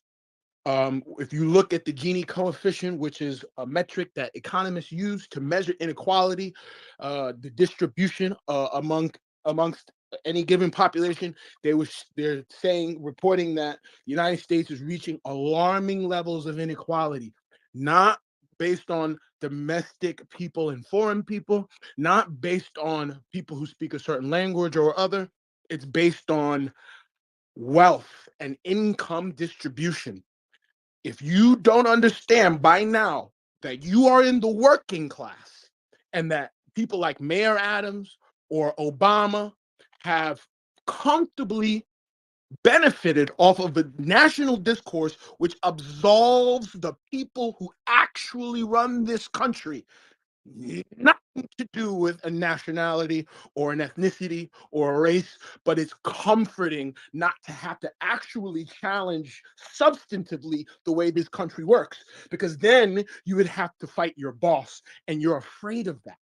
When we realize who's in control of the future of your children and your neighbor's children, your wives, your brothers, your mothers, the people controlling that, those are the landlords. Those are the stockholders. Those are the shareholders. And if you don't have enough courage of your convictions to actually change the society, then you will leave them alone like you've continued to do and try to point the finger at harmless poor people and working people, of which you belong to that group. So I'll land it there. Thank you, Andre. I want to go to Queen, then Freedom, and then I'll just let everyone have a powwow who's already up here to say their last remarks. Go ahead, Queen. Thank you. Peace, love, and light to the room. Respect to Dana, respect Judge. It's been a while since I've been up here. I just wanted to bring a couple points. I did look over the Harvard University 2024 Black Voters Poll Report, and it's pretty astounding. The fact that there are single people voting 48% and married people at 25%, as well as 63% influence of religion is mixed in there, as well as 66% Democrat, 18% Independent, and 9% Republican. a lot of what it basically is pointing out is that there's no real reasoning behind it.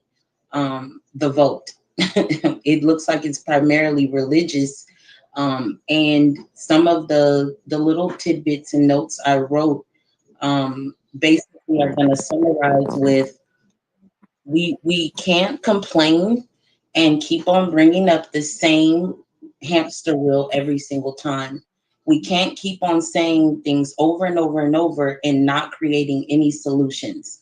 Some of the people I've heard were wonderful, and some of the people I've heard have been extremely repetitive with what they're saying. And what I've noticed is that we really get stagnant when it comes to some of these talking points, and we're not moving forward, we're staying stagnant.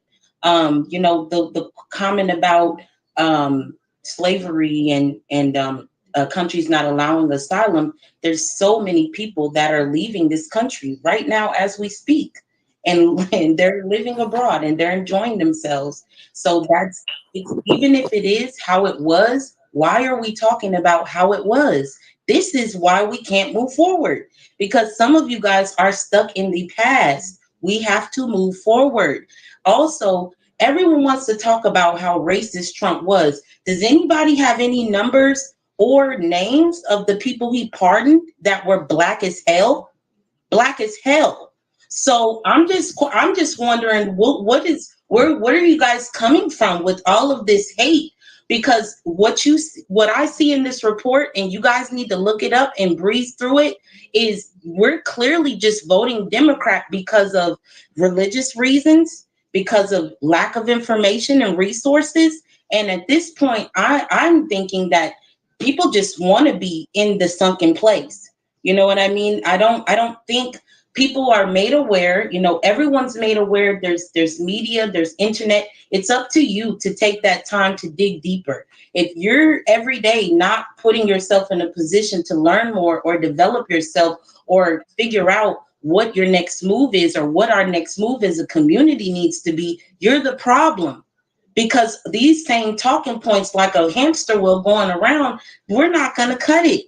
I mean, I had a space earlier, and I'll wrap it up, but I had a space earlier, and honestly, the gentleman in there just kept reiterating the same talking points. There's nothing wrong, and nobody's forgetting about slavery, guys. Listen, stand on your 10 toes, strap up your boots, pull up your jeans, because we're going to need you to stand tall and stand strong. Nobody's saying that didn't happen and that, people in society, it doesn't need to be held accountable, or the propaganda and all of that did not happen. It's real. We're living in that. However, we have to make a plan to move from that. And I think that a plan to move from that has to be either Trump or whoever you feel is a better candidate. However, I will say what I like about Trump is that he didn't back down. I don't know if you guys are blind, but we've had a lot of leaders taken out in our Black community. Are you guys not seeing this? Are you guys not seeing how we've had great leaders and they've been wiped out completely? Like, I'm talking about completely wiped out. And so I don't see no other solutions, as far as presidential candidates that have stepped up to that bar. Okay. And so I'm going to respect the man who actually did step up to that bar. And he's also going against a lot of forces that a lot of men sitting in this room ain't got the balls to stand up to. Let's just be real. Because whoever's talking about let the whites do this and let the whites do that, that's nonsense. That's nonsense. That's the same reason why y'all over there listening to Cardi B and Kodak Black and you not tuning into reality. Okay, so let's just get back to reality and what we really need to do with our boots on the ground, okay, and actually make things happen in our community. Also, I'll point out it's really ignorant to think not to vote. So basically, you want to tie your hands, tie your feet, and sit back and let things happen. That's basically what you're saying. You don't have a vote if you don't vote, but then if you do vote, you're complaining that you still don't have a vote. And it's just like, hold on, wait a minute. I wasn't done. And that's another thing I'll point out. You guys listen, hold on. You guys, listen, men and women, black men and women, we have to learn how to respect each other. Why do we not respect each other's time and what each other has Well, to say? Hold you've on, hold been on, hold listening on, to hold them on, when hold they on. say Wait a minute. that Immortal. too. Who was You've that? been Who was telling off us mic? how Wait a black minute, men. wait Interrupting a minute. Mike. Who Okay. was that? No, Hey, stop hey, interrupting hey, her. hey, Let her tone it finish. down. Goodness gracious. Lady has the floor. I want to make my point and I'll get off, okay? Go Okay. ahead. You have the Yes, floor. thank you so Go ahead. much. And I'll wrap it up. But basically, I just want to push my people and everyone black, skin folk and kinfolk, what they say, that's the truth. Everybody black is not going to be on this bus ride with us. We're going to have to leave some of y'all behind. Okay. And I'm going to say niggas because some of y'all is niggas. Some of y'all going to have to be left behind because it's the mentality that you guys have, not the forward moving. You're not moving forward. You have a very, very stagnant mentality that we cannot move anywhere with. Okay. And I just want some of you to understand that we have to come together as a collective, or some are going to be left behind. And I'll end with the fact that Trump is the candidate that I feel is the best suited for the job. He's shown that, he's proven that, and they've literally tried to take this man out, period, in so many different ways, using C-19, using propaganda, using psyops, and all kind of different things. But we're so stuck on he's racist and he didn't believe in COVID-19 when he's the one who exposed hydroxychloroquine, and he's the one who said he took it first to cure himself, to get himself well from that disease that hit us all. So I just think everybody has to open their mind and stop feeding into this propaganda. You guys have to understand psyops and propaganda, because that's been running our community in a lot of this world for a very, very, very long time. Okay, and I'll close with that. Peace, Ashe, and blessings to Judge and Dana and the rest of the chat. Thank you. I appreciate that, Queen. Well said. Um, I don't know who phone, but Immortal, it sounds like you're talking underwater. So let me go to Freedom and then I'll open up for people to, say what they want to say before we close out. Go ahead, Freedom. Hey, thank you very much, Dana. Queen, I really liked your points.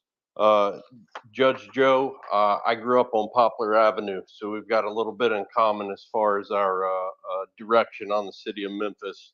I also know Dr. Interracial that was speaking earlier from Gunnersville, actually lived down the street from him. I'm going to preface this with you guys keep coming back to action. Well, that's the point. What is the action point? The action point that I see, the suggestion that I see, and Judge, this may sit with you. This is U.S. code. It's active U.S. code, 18 U.S.C. subsection 241. It belongs to the Civil Rights Division, and it's enforced by the criminal section. Um, that code, to me, doesn't have to be manipulated, doesn't have to be twisted. It has to be proven.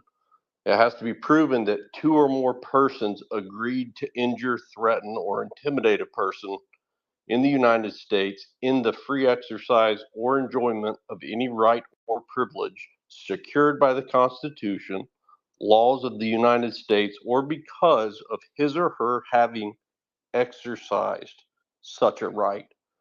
That being, you plan to speak or tweet or post or pray on a sidewalk, and somebody goes to another person and says, "Hey, DA, I want that man charged." For what crime? I don't know. Make one up. So they arrest this person. They put them in jail. It's a violation of their civil rights. The court finds it's a violation of civil rights. They get released. I don't think people around our country have taken note of how many times the courts have overturned cases just like this in this year alone. We're talking dozens per county, per state since COVID. There has been an effort to go after anybody who breaks the rule, almost like a rule of celibacy. You have to only be with this side and this agenda and this group. If not, you're going to be targeted, and they're going to twist and manipulate all the rules they can to entrap you in them. This doesn't have to be twisted. You just have to prove that 2 or more persons engaged in a conspiracy to come after you to violate your rights. And the right is to shut you up, to divide you, to keep you from your money, your family, your vote. On another issue, another action point, I'm probably going to cry, and I'm going to try not to. I'm a grown man. I'm 6 foot, 230. I'm a white Irish guy.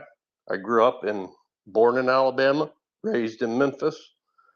I've probably buried more people than the people in this conversation.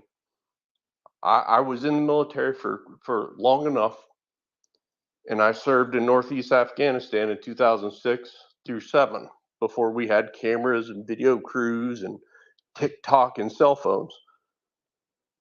I put to rest one of my God honest best friends on my birthday. He's black. I'm white. We had nothing in common when we met in basic training. His son is white, adopted.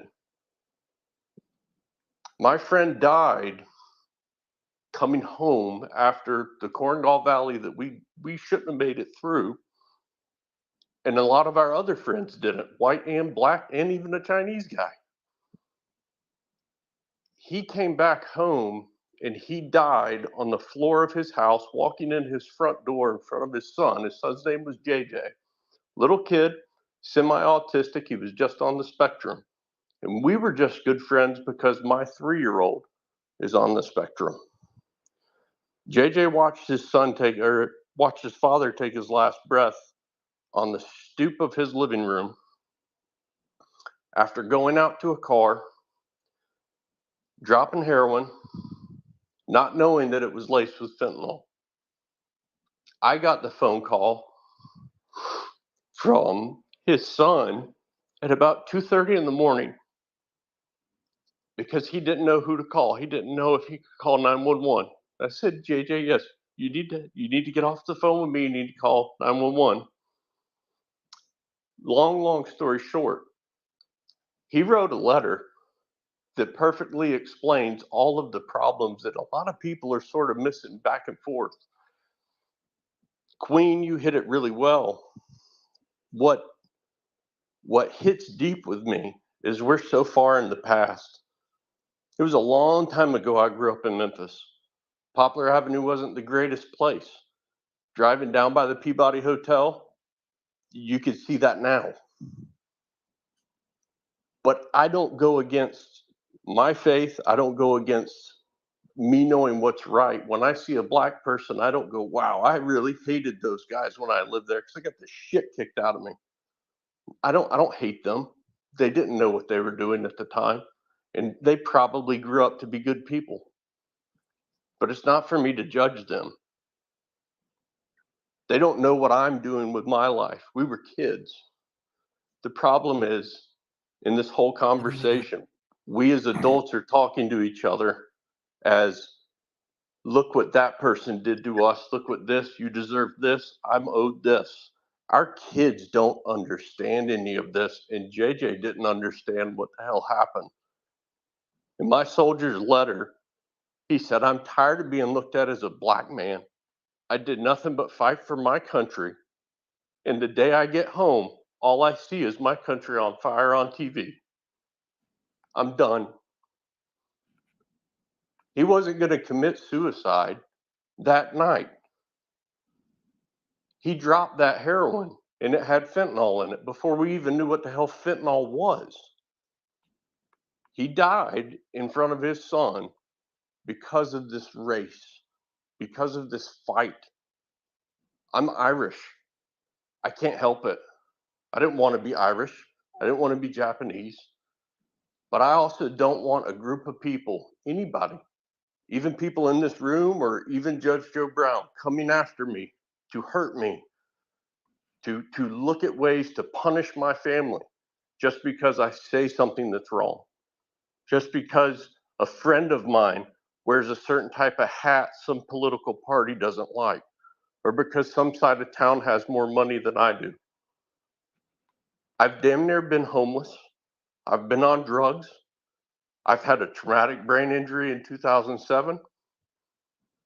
I got labeled disabled, kicked out of work, couldn't be a soldier anymore. But I could pick up my phone and in 2 seconds be on the phone with good friends, good people that are black, white, Philippine. I don't really know any Chinese people other than one. But I don't know any of them that would say, hey, wait a second, you're white, get in line. Likewise, I don't know any person that would call me and say, wait a minute, you're black, you got to get in line. I hate that. I think that's disgusting. And our cities are doing it. And our local politicians are doing it. And our schools are doing it.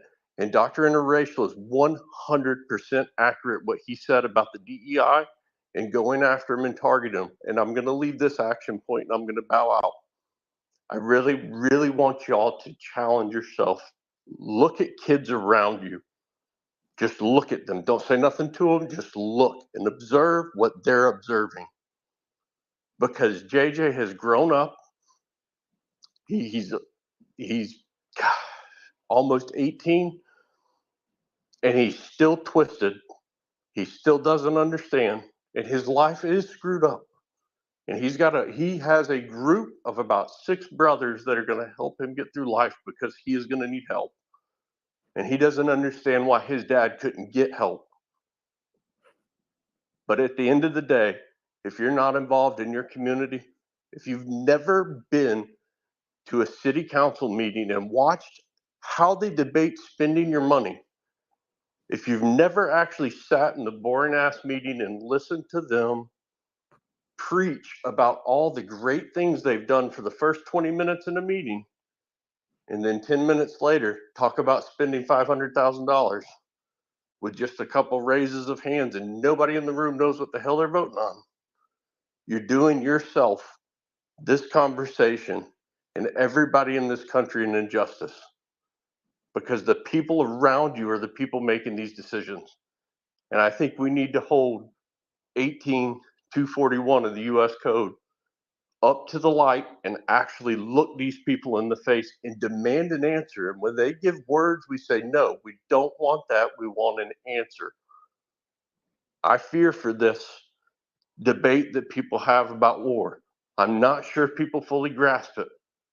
If you research the Korengal Valley in 2006 and 2007, that's not something I want to walk back into. And I don't want it for you, and I don't want it for my kids. And I don't care what color you are, because I don't want to bury you. But God damn it, we've got to get something together, united, before they pull the plug and take away the ability for us to talk. That's what's going to happen. The communication network is the first thing we target when we go into an infrastructure. And you need to keep light of that. Your local and city commissioners, boards, sheriff, and law enforcement and public safety, they need to be watched and they need to be asked questions. I really, really hope and I really do pray that we can drop this color card. I didn't ask to be white. I didn't ask to be black. I really, really do not want to see anybody hurt by color. I think it's the most damaging thing that I've ever seen in my life, because my best friend was taken from me and I'm not going to get him back. And I was the last person to speak to him before he went out to that car, and he told me everything was fine before he wrote that letter. That I'll live with that for the rest of my life. We were best friends. I love you all. I hope that I gave some balance and maybe a little bit of an idea. But Judge, if you've got an idea on 18241, I'd love to hear it. I really do pray for y'all, and I hope y'all have a good night. Thank you. I really appreciate you sharing your story. Did you want to say anything, Judge? These laws are on the books, and these people have taken oaths to uphold these laws, and they're not. There are remedies, but we just have to get people in who don't mind being American and following the American laws and trying to feel that they are above those laws and they can do whatever they want and bamboozle the rest of us into supporting them while they install their false religion this sick rainbow cult and destroy the nature of the country. Now it's time we seriously got focused. All right, so it's 4 hours right now. I kind of want to close out. I could open up the mics. Robbie, I see you. I just don't want to bring anybody new up right now because it's been 4 hours since we've been up here. And I do like having an open mic. I think this is very interesting instead of just having one particular topic to talk about. So I think going forward, Judge, we could just do open mic and have people come up and speak their mind. And let me just say this, everyone that spoke that came up here, except for retarded. I really respect and appreciate what everybody said, whether I agreed or not. And thank you for your time and everybody that's listening on this X Space and on YouTube. I really appreciate everybody. So yeah, I mean, if anyone want to say anything or rebuttal anything, just do Dana, so I just want to now. say thanks for having me, and great Yes. sharing the space with Judge. I will throw in real quick, Judge. Out of all the damn Judge shows, yours was the best. I'm not just kissing your ass because you kept it real, and I loved your show. No offense to Judy or the rest of them, or Wapner, but your shit was the best. Anyway, come on my show sometime on One American News. Dana, thanks for having me on. Thanks for everybody in the space. Have a good night. God bless everybody. Thank you. I tell you what, get with Miss Dana and you can get me on. All right. Thank you, Judge. All right. Thank you. Okay, sir. Anyone want to say anything else before we close out? I did. Yeah, I wanted to comment, but I'll wait for Queen then. Okay. Yeah, just a couple things. I did want to add the fact that I homeschool my child as well, guys. I don't know if you're able to do it in your state, but look into homeschooling your children. As much as a lot of people talk about pro-black this, pro-black that, you guys need to take your child from the system and teach them the things that they need to know and not leave it up to the school system. That's one thing. And then two, I don't want to divide or be divisive. I really do want us to come together. And at some point, some things are going to have to be things we agree to disagree on. Okay. But there is real problems. There are children being stolen. There are children being SA'd, women being SA'd, probably men being taken in SA. There's people going missing every other day. There's real problems, guys, and we have to get to the real problems. And I really hope we can push everything aside and work on those things, because there are serious crimes against humanity happening, whether you're black, white, or any color. And I just feel like this is going to be something we have to push a lot of things to the side on and come together in some way, shape, or form. And I'll end out with that. Thank you again, Dana. Thank you, Judge, and everyone else. Peace and love. Appreciate you. All right, anybody else? Thank you. Yeah, I got a couple of things to say. I heard the race card was thrown around. I don't think that people understand the historical context of the race card. Every time Black American people talk about things from their historical vantage point, things that are affecting them as a people throw this race card narrative to disrespect our plight. My thing is, I don't hear anything about the Jewish card being thrown when they talk about their plights from Israel and us paying restitution for them, even though it didn't happen on the soil. We got Latinos crying about that. We're not talking about but when it comes to Black American people, right, we're going to say that, oh, it's a race card, right? So I have to really stomp down on that, because from a historical perspective, that's not cool. The other thing was, it was the Navigation Act and also the slave codes that put Black American in a position where we couldn't do geopolitical politics if we wanted to. And it's injured to this day. So yeah, they're going to have to pay up for that. All right. So for people to avoid that and just say, well, in the past, or we shouldn't care about that. Screw you. That's some bullshit, and that's disrespect, because you're gonna have to pay what's owed to us, if you like it or not. That's just the reality. And then you had somebody that said that they were Irish, right? The slave patrol. This is the same thing. Like, I posted what was their oath, what they were standing on. They were disarming Black slaves from actually getting some type of redress when they were getting acts, all right? But people don't want to talk about history though, because they all butthurt. See, this is the problem with America, because they don't want to give us what's owed to us, and they just want us to get in line and actually push their agenda, which is the American agenda, not our interests, which is the Black American view, and the stuff that we need. So all this stuff that I mentioned stemmed from the past. If you don't address the past, which was owed to us, then you're gonna have problems in the future, and that's what we're having right now. So it's just the audacity that people try to pull up their military record, stolen valor, when our Black soldiers were getting hung. All right. So yeah, it is what it is. I just know that I'm standing for my people, no matter what the setting might be, and no matter who's running their mouth about this. Because I can tell that your people fled and my people stand 10 toes down and did the right thing for America. See, there is a difference. We need to acknowledge it and reward it. Well, let me ask you a question, son. What happens if they say go to hell and they don't? Then know what? Then there's going to be some consequences for that. Like the thing around to deny my Holocaust and think everything's sweet. See, other people allow that bullshit. What happens if they don't? Wait, hold on. They have. So what are we going to do about it? Okay, then that's why I'm glad. Then we need to be gatekeeping. We need to be suing individuals. We need to be putting in work. We don't need to be signed with the enemy because they're catching the beat down from the people that they brought over here to the United States. That's their issue, respectfully. And I find it disrespectful that they put these people in our neighborhoods. They're not putting it into the white folks, the Asian folks, the Latino folks. They're putting it into Black folks' neighborhood. Let me ask you a question. Who's the mayor of Chicago? You got that black funny dude, Brandon Johnson. Who was the last mayor? You got Uncle Drunk Lightfoot. Yeah, I get what you're going at. No, yeah, that's you mean Beatles? Yeah, Uncle Drunk. Oh yeah, Uncle Drunk Fester. Yeah. We on the same page, Judge.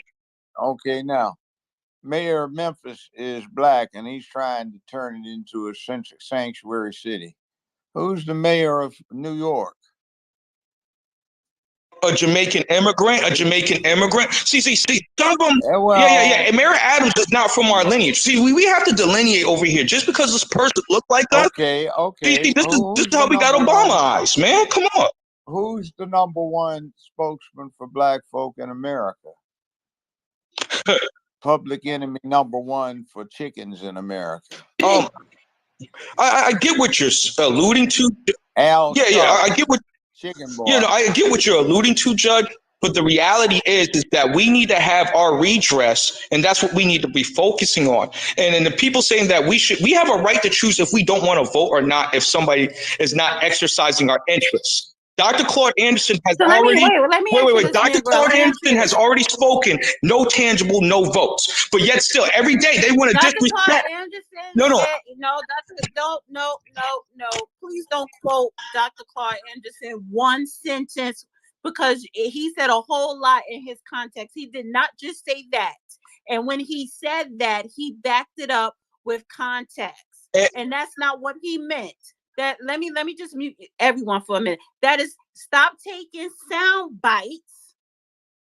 And especially if you have not read all of his books, listen to his lectures. Stop taking sound bites and running with it. Because when Dr. Claude Anderson was saying all this in the 90s and the early 2000s, Black people wasn't listening. Now that you're listening, you still ain't doing nothing. Because he gave you the blueprint on what to do, on how to utilize public policy. See, Dr. Claude Anderson speaks to public policies. That's what he speaks to. And he also said Black people do not operate in the science of politics, because we don't. So anybody that tells you or suggests or encourages for you not to vote, they're full of shit. They are the problem. But I wanted to ask you. I want to respond back because you act like I don't have the books, Dane. Well, wait a minute before you respond back, because I wanted to ask you this, what you were saying. Just give me a minute, because you were saying a lot. And, and one of the things you keep reverting back to slavery. Ma'am, I cited my source. This white man sat here, talked unrestricted, right? Didn't cite not a damn thing, right? But yet still, you want to bash on the Black. Wait. What would he have cited to tell you about what he was thinking in his analysis of a situation, Wait, son. wait. Why do we have to cite all of these references when oftentimes there are none? It's an individual's analysis or deductions from the circumstances he finds himself in or that he has experienced. Why do you need a reference for that? Yeah. The thing is that when I bring up my references in the position about Black American people in the historical context, that was not looked at, that was not liked, that was not supported, that was not even referenced. But the white man who's running about his views and this, that, and stuff that's circumstantial, that couldn't be proven, that we have to take verbatim for his word, that gets honored. And that's the discrepancy. Wait. They just invented cell phones in what to me is a very short time ago. Smartphones a very, very short time ago. What do you think we did before those things? Third, we looked up in the books, the archives. Like I'm part of that generation. Okay, now what book is, but most people don't write books. But Doc, and there are a whole lot of things I know because I was there. I saw them or participated in them. And maybe most of the people that were there are dead or unavailable. But what kind of references are you going to cite about the history you've been in? That's for him to prove and to decide. That's where the burden of proof is on him or on them to prove up. The point is that when people use the term the race card and other things, when it solely becomes to us to devalue what has happened to us, I look at that's a form of disrespect. Well, who devalued? One of the men that was on the stage that said race card, and I sat back. I didn't interrupt. I didn't do anything of that. He said race card in what context? He was saying that Black American people are playing the race card, that we need to get in line and hop on the American agenda. All right. See, my ears were open and I was offended by that, because show me the Jewish person that they're saying to get on the American agenda. Fuck your Jewish plan that you got over there. See, the thing is, I'm talking about respect across the board, and I'm about taking my respect. I'm not out here coddling white folks because they want to because they said a cute story. And this is the discrepancy and the disrespect that I see that gets promoted. This is what I'm saying, the Negro. This is what I'm saying. So I'm Black, and I'm pushing back with you on certain things or whatever. Then cite the sources. Then please cite the source, ma'am. Let me finish. Stop. Let me finish. I'm pushing back on certain things you said or whatever. So I don't have to address, I'm assuming you're talking about freedom when he was talking about his story. I don't have to address his story is his story. He's Irish. I'm not Irish. I'm Black. So he's talking about his experience as an Irish person.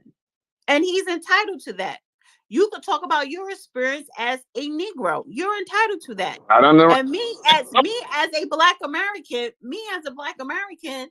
I could push back to another Black American because you are talking about our lineage. Then cite the sources, and it's ma'am. not so much. Stop interrupting me. I need to get this out. Just stop. And what I'm saying here is Black people are not a monolith. And I'm pretty sure there are other Irish people that would disagree with some of the things Freedom said, but they're not up in this room. So just because a white person is saying something, why do you give them so much power pushing back or having an attitude or feeling some kind of way or feeling offended? Why do you care? I mean, if you feel as though they're the enemy, if you feel as though, they're not worthy or whatever, so then why are you indulging or caring or trying to dissect or disagree with someone? You give them power when you do that. So if this room was predominantly filled with Irish people, then you will hear the dialogue between Irish people, and it's not going to be the same. It's not going to be monolithic. So again, people are entitled, just like you are entitled to your views and your opinions. You don't speak for me, but that don't mean that we need to be disrespectful. Robbie, I see you. It's just that I'm trying to close out. But Dana, I didn't really disrespect the man. I waited and afterwards, and it's not so much. The point. Wait. I'm asking you personally. Why are you so concerned with what a white person says? I'm glad you asked, because this is a space that's ran by Black folks, right? They're allowed to have wait, Dana. No, stop. Because I think for me, where I'm trying to get at with you is your thinking. This is no such thing as running by a black person. What the fuck does that mean? I run in a certain way because I'm black? No. This is a space that is owned by a South African. So I am allowed to utilize this space. I don't have fucking black spaces or white spaces. I have spaces everybody can come up from all backgrounds, from all genders, from all sexualities that they claim. So I'm not on that tribal black shit right now. And I'm really not that. So this is not a fucking black space. Like Wait. See, the thing is, again, you mute, you hung up on people, and you allowed the white dude to speak unrestricted, and that's the hypocrisy that's going on. But I'll digress. I want the other brothers to rock. But my point is proven. You know why I keep muting you, Negro? Because you focus on a fucking white man. For what? No, ma'am. You're taking it out of context. I had the Navigation Act and the stuff that I presented as data. You did not have anything but what was in your feelings. You did not support any information, but from your perspective. And that's the problem. But yet still, the white man. What are you talking about? When you said that you didn't like the position that I have, mentioning the Navigation Act, mentioning also the slave codes, which were two things that kept Black Americans away from seeking asylum. And even where over the fuck were we gonna seek asylum to where? No, I'm saying that this is the I other. Asked you, and then I said to you, and then wait. Now you're cutting me off because you're now you're flooding with questions. Then I said correlate that. I said correlate that with today. And then I'm about to correlate, and then every time I do that, you cut it off. So the point that I was getting at, okay, Dana, the point, okay, Dana, the point that I'm saying is that the trade routes, everything that Black American people could have established out of slavery, we wasn't able to establish those things due to the fact of these laws that were placed against us as a people. Yeah, what up, man? All right. I know, brother. We're completely aware of that, Negro. We are completely aware of that. You keep running that hamster wheel over and over and over. You can't beat a dead fucking horse. Why keep running it into the ground? We're aware of that. We're not dismissing it. We're not negating it. Yeah, you are dismissing it when you are dismissing it when y'all make light of it and say to get over it and get in line with another group of people. Hold on a second. Everybody settle down. We're getting nowhere. We're talking over each other. Nobody's hearing each other. Now, the question is, we still get back to what happens if they just say go to hell, don't like it? What about these new immigrants that you're upset about because they come in here in one generation? They're just like everybody else, but you've been here for hundreds of years and you still where you are. What are they going to say? What are you going to do when they say drop dead? We don't care. They already have. Okay, they already have. They're saying that right now. Wait, Judge. Some of the things. What's being done right now? You got Al Sharpton eating fried chicken, looking like and sounding like a goddamn fool. You got Beetlejuice up in Chicago, looking like a ugly damn fool. You got Letitia sounding like a damn fool.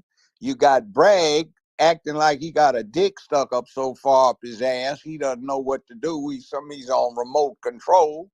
You got Cory Booker, a handkerchief head boy. You got the Crying Negro Network.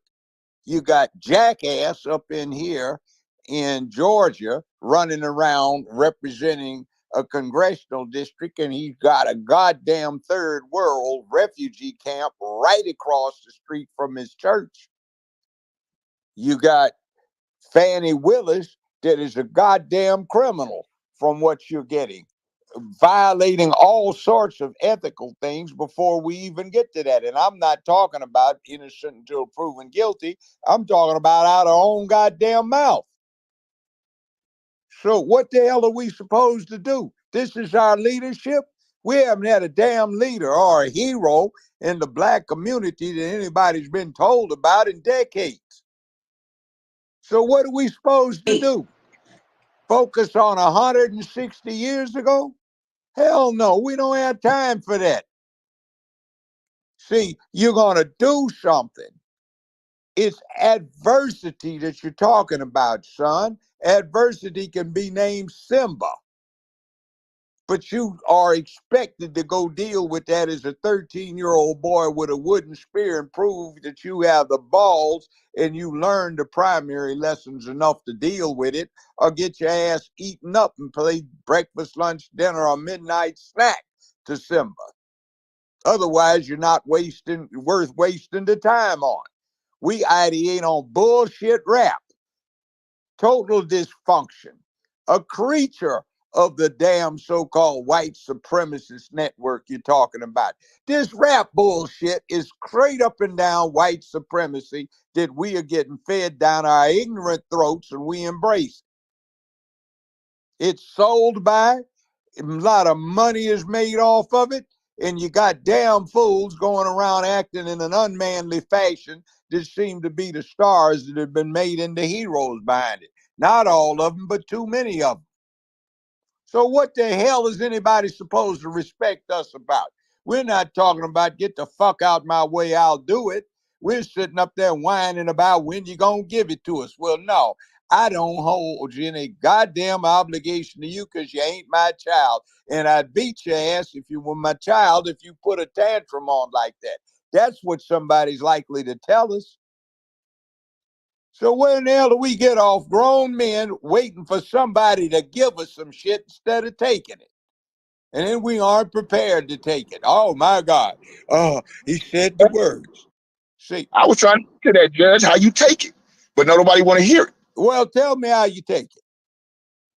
Okay, good First off, question. Like, you already know that we have a registered government, Judge Joe Brown. Like, you have some What do you black, mean registered meaning government? that we have other people that have their own government that we want to push, the MBNU, that's on American soil, that we have EIN numbers. So, like, so people want to sit here and cry about the United States. You have other people that want to delineate and separate from the United States based upon their actions Well, and what get they the have done fuck to our on people. out. No, we can Got you too can many operate. people in it Wait, way. Judge Joe Brown. You can operate. We can operate no different from the tribal governments that they have, and set up our own government here on American soil underneath the Constitution. Where in the fuck So, are you gonna defend it, and how you gonna defend it, and who the hell is gonna give you some valuable real estate? The Native Americans, we were already here, and we had treaties because we were treated as sovereign nations. It's written into the Constitution. and Judge Joe Brown. And we took goddamn scalps. Even if we lost in the long run, we scalped a lot of motherfuckers and nailed the scalps to the lodgepole. So what the hell Negroes doing? And, They ain't doing and shit. I'm telling you what the Negroes are doing on what I'm doing with some of our people. We already have it registered, Judge. You can look it up. All right. Okay, So what I'm who's saying gonna is give that we're you the already making. land? Wait, respectfully, Who's gonna give you the the land? thing is, we are respectfully already moving on and taking the necessary steps, while other people What are still are what? loyal. There are other people that are still loyal to the U.S. government, has not paid us reparations, that is genociding us out of existence. So if you guys want to still play patty cake with the So government you that's got an screwing you army over, to that's on oppose you, the Judge. most That's on you, brother. mighty military on the planet Earth? You got an army to oppose that? Right. Exactly my point. You haven't done any of the work. You just started. You just Ma'am, put your yeah, feet I in the have dirt. been, And like everybody, and listen, none Negro, of these everybody's accusations not were gonna levered. go with you. Everybody doesn't like your plan. All right. Can Everybody I doesn't chime like in? your How perception you either. telling You them know to do what? And something and that's then when just you say you reality. doing it, you talking about you just got No, started? Hello, it's all hello. good. No, they No, want. They You just feel want to. like They brother just want to Negro, style with the stop. white man. Yeah, wait, No, Brother look, just keep Negro, it real with them. stop. They just want to style Negro. with the Brother, white man. All right. No, Wait, hold on. I'm sorry. I had to mute everyone because Negro, I need you to let other people talk.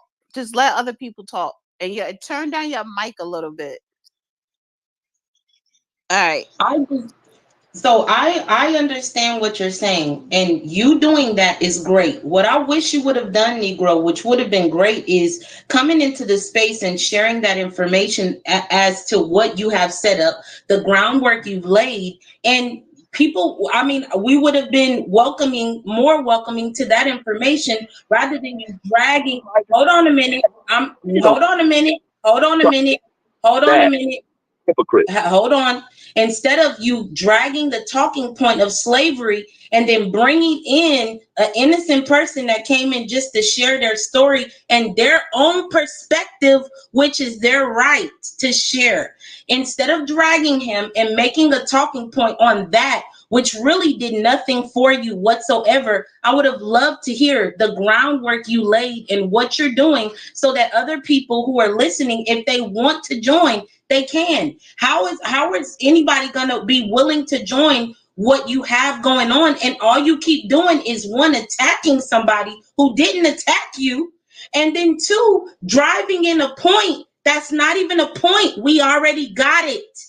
Like, y'all don't get it. We got that. There was no Nobody's attack. saying it's not a valid point. No one said that, April. No one said it's not a valid point. But I get that, everybody's but there not was no going to attack. go, ma'am. Everyone's Words are not going to go important. with the Negro and his talking Words are point. important. He I, did I not only attack came him, up though. here. I only came No, up he here to say definitely something did very attack important. him No, and he did called not. him a He lot of undermined what names. he said. He did not attack that Your Y'all man. are He missing said the nothing perception, point. directly to him. your Hold up, Not at y'all are all. missing perception, the mine, point.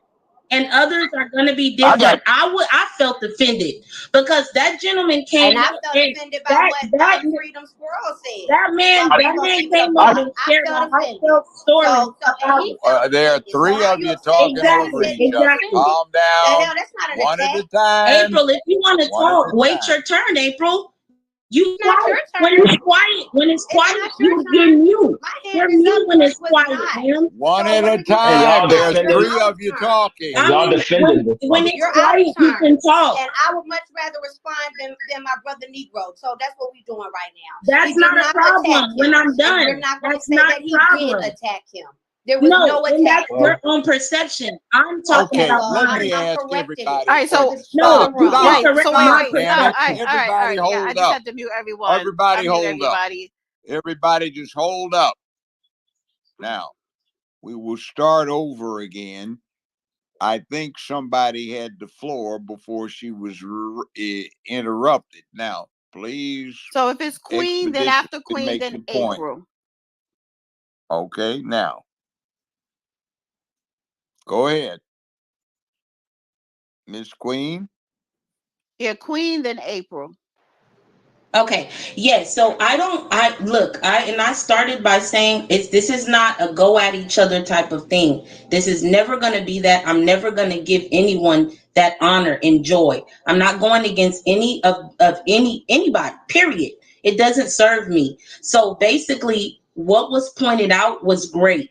But I'm not gonna lie, when you started coming out flying this white man, this Irish man, and all that it just makes me feel uncomfortable because that wasn't even the level at which we were speaking. That didn't have to be brought into the fold whatsoever. So period, point blank, it just wasn't even necessary. You guys have to understand that we all take hits as Black people for y'all behavior. They look at us as a collective. So when you're doing this, well, they're that's their problem. okay. That's their problem. I'm I not just I even did done. say Get wait, I'm it? let not her done. I did say after Queen, then April, then you could go Robbie.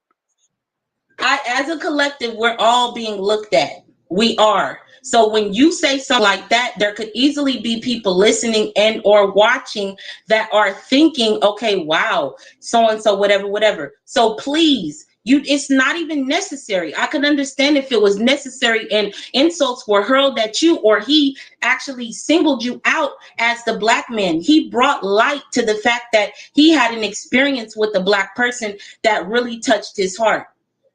Uh-oh.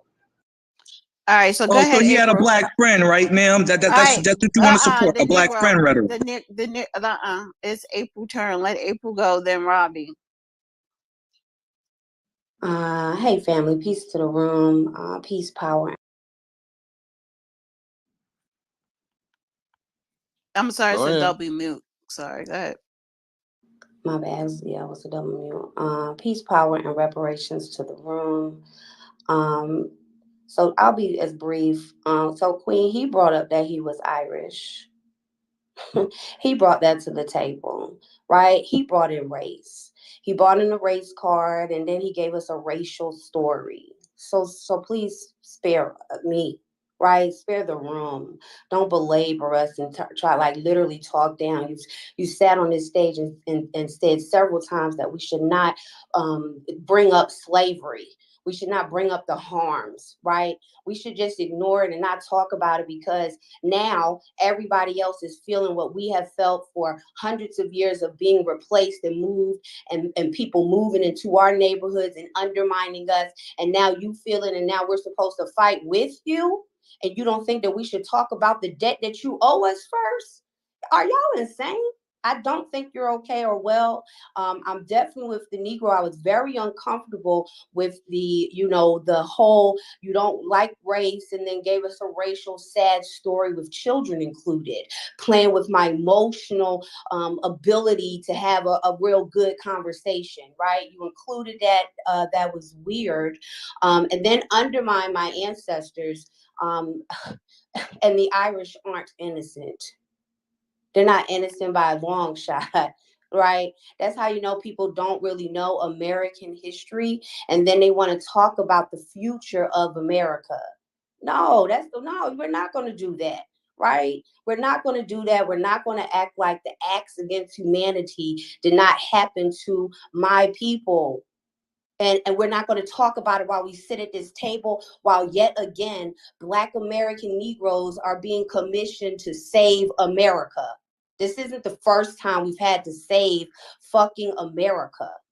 So it's crazy that now that we're here again, we're saying, well, wait, because last time we were given something, we saved America, and then it was taken from us.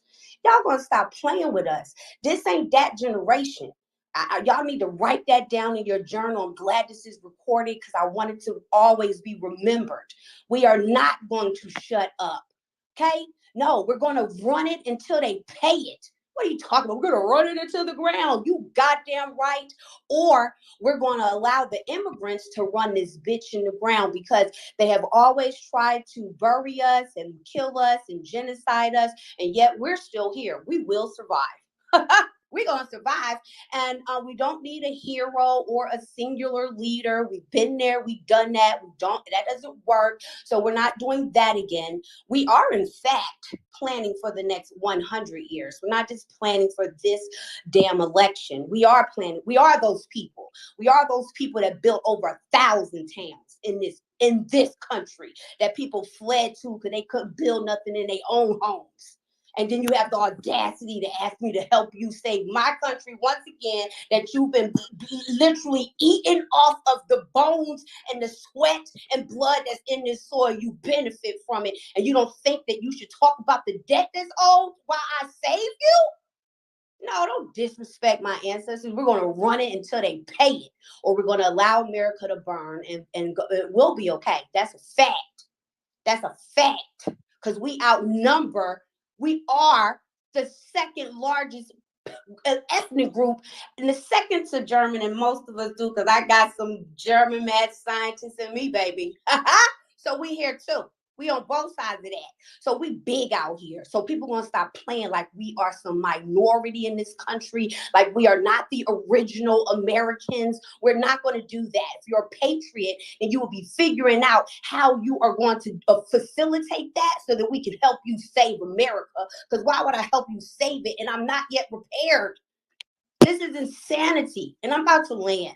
Respectability politics haven't worked for us. Talk about be nice and then tell us, well, when you need to take it. Well, which is it? Be nice or take it? Because we stated up here saying that we don't want to hear none of your fucking racial stories. We want to talk about the debt that's owed, but we should shut up and not talk about it, but yet we should take it. Which is it? Y'all need to make up your minds. So, the Negro was, I don't know, something was said about establishing our own black state or whatever.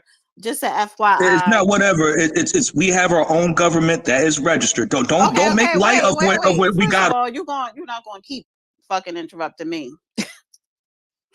So whatever the fuck you created that's supposed to be all black, whether it's a government or a state or a country, I'm saying, FYI, this black person here, I will not be coming. Absolutely not. Because black people don't even know how to fucking get out and vote. You don't know how to go out and partake in the So that's the science of standard that you're gonna. you're not going to interrupt me. And you always talk about, oh, you didn't interrupt the white man, but the fucking white man didn't interrupt me. So your black ass is not going to interrupt me. When I talk, white man is quiet. But when I talk, black man, you want to interrupt me, black woman. Since this is supposed to be a black space. At least the white man knows to shut up when it's his turn. Then he talk his shit. So you could do the same thing. I'm not going to no motherfucking black state. Sorry. Because I see the lack of interest that people take now where the fuck they live at. Why would I want to go and live amongst a whole bunch of niggas that ain't doing what they need to do now? That means you ain't gonna do what you need to do if you have your own goddamn state of country. This country, America, to April point, yes, black people built it. We fought in every war. So why the hell would I break away from it? Why would I go to another country and seek asylum somewhere else? This is the greatest country. Well, it was at one point the greatest country ever. And I want to preserve that. And that is how I preserve and honor the legacy of my ancestors who came over here in motherfucking chains. But I wasn't born in them. And my kids weren't born in them. And I don't teach them to have a victim mentality. So who else was next? Oh, let me go to Robbie. Then I'll go to you, Oh, so Immortal. you don't want to respond about the man? No, you're not responding right now. Because I'm going to Robbie, because he's been waiting. Then I'm gonna go to Immortal, right? And I see these two white people that came up because I guess because we're talking about race and they probably think this is a Tariq Nasheed space, and I'm pretty sure they want to talk. So yes, I'm going to Robbie right now. Yeah, I'm gonna say for me personally, as a veteran, this space is very triggering for me on a number of levels. And I was trying to say to Brother Negro just to stop talking and to take your emotions out of it. We got to learn how to be stoic because the people that we're dealing with are very stoic and calculating, and that's why they're in the advantage that they're in. I only came up here to highlight something that I've been saying for a very long time. And it's cool that we have this kumbaya moment. People who know me personally know my life story. So they know that I'm not giving this warning as somebody that's, blinded by pro blackness or something like that. Because my ex wife was Mexican American.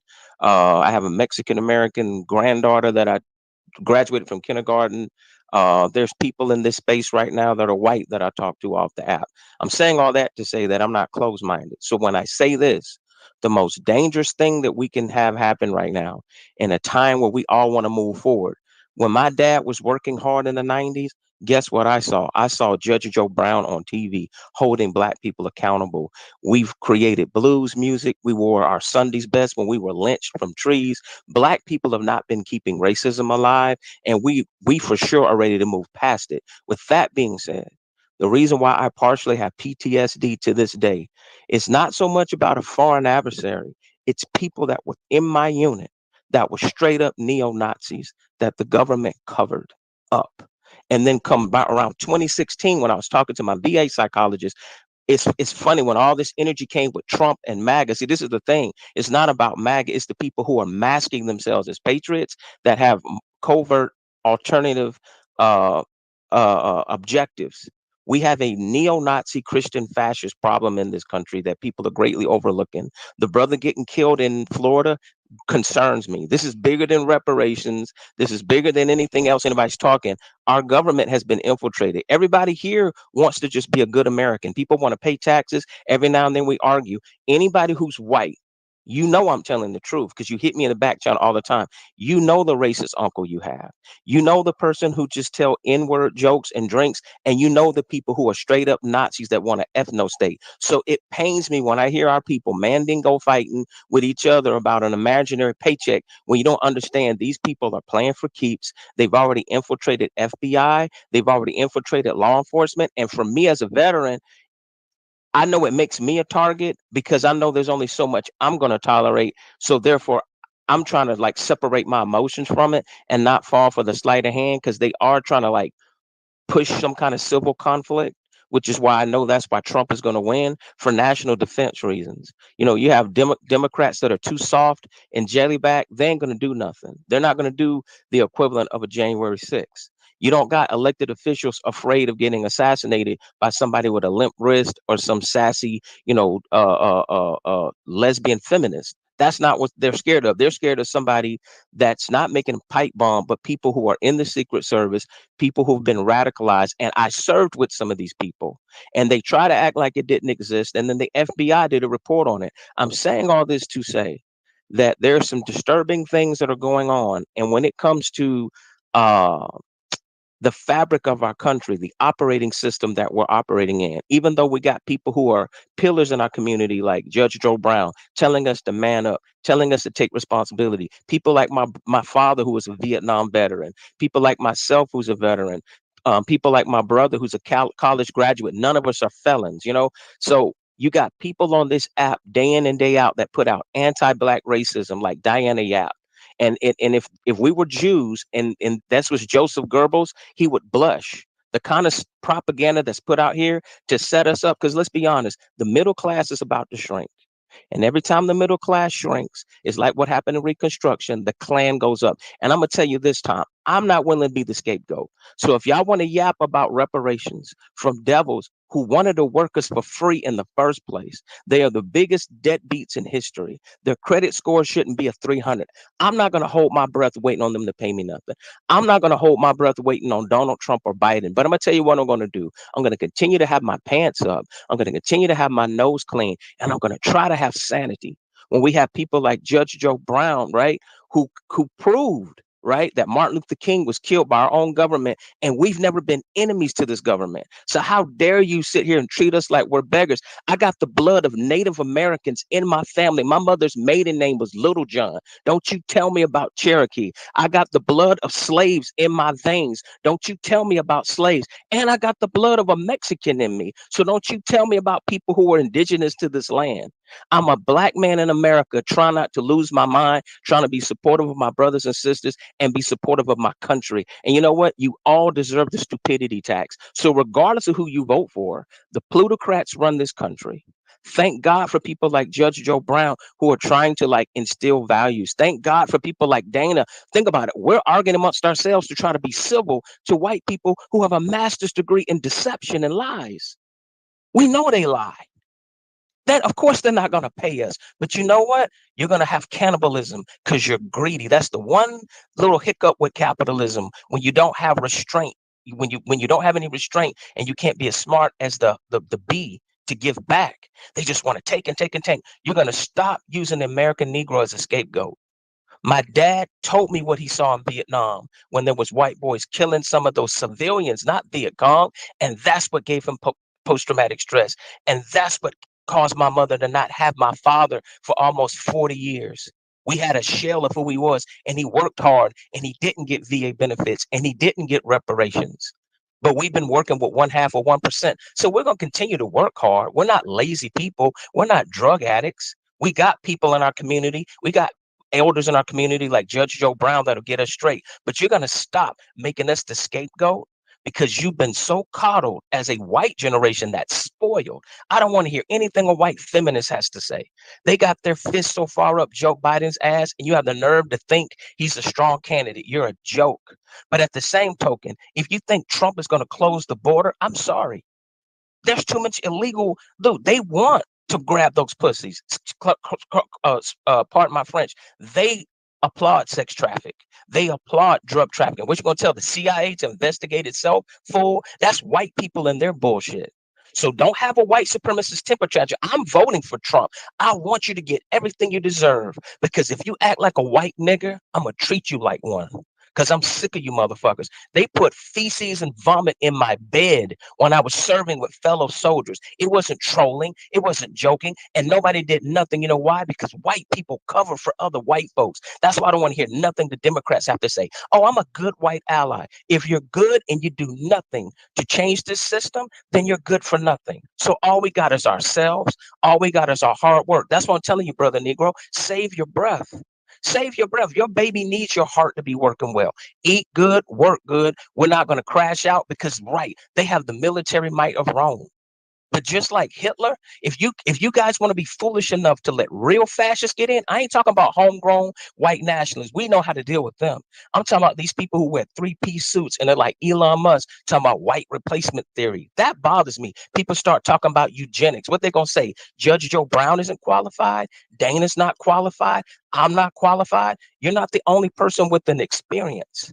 So me as a veteran, when I experienced that as a young man, and now I come full circle as a grown man, I'm like, shoot, man, it's getting worse. It was triggering me. I said, man, we are starting to create an environment where we are tolerating people who are intolerable, and then they're trying to mask it as patriotism. I'm sorry, you're a wolf in sheep's clothing, and I'm keeping note of everybody who's a neo-Nazi, everybody who has the sleight of tongue, and you come up with some eugenic stuff, or you want to tell black people it's reverse racism. To be honest with you, I think all of you need the firing squad, but they're not going to do it because our government is complicit in it, because selling out the American Negro to preserve the Union has always been the deal you took. You got the new deal, we got the raw deal. You guys are white beta male crybabies. I don't want to hear shit you have to say because I've been homeless before and I've worked and I've pulled up myself by the bootstrap. I've had women from all around the world love me, not because I'm black, but because I have a good heart, but because there's so much hatred in this world. I'm torn because I know how my people feel,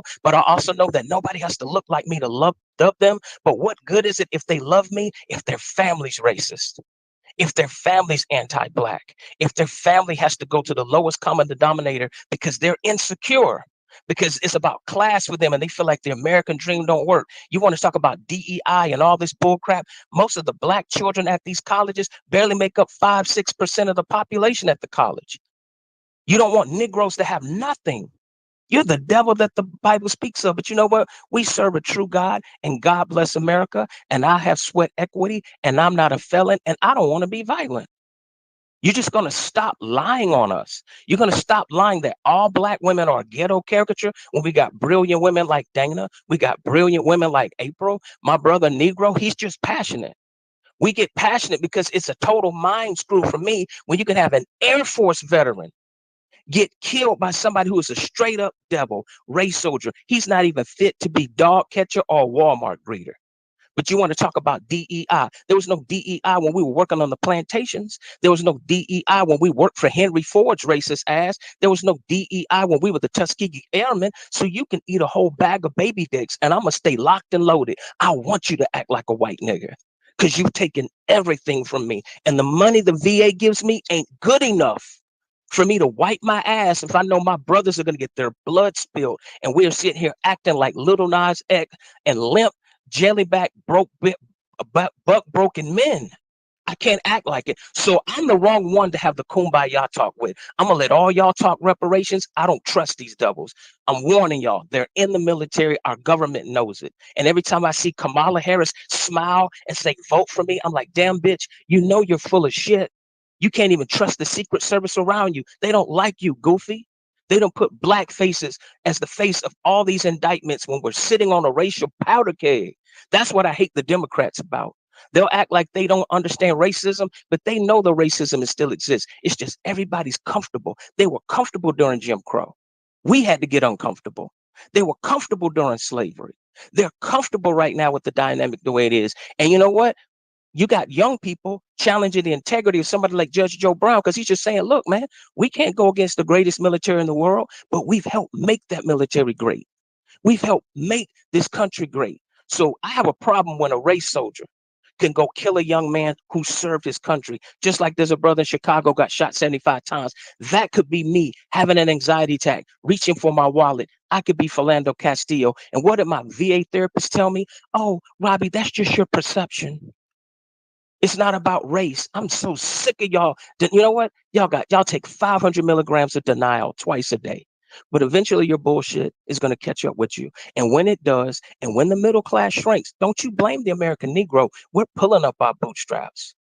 Mama's been making a dollar out of 15 cents. We've been singing about love and unity. When I listen to Louis Armstrong, all the way to Rick James, all the way to James Brown, all the way to the Temptations, literally you got AI mimicking what we created out of love.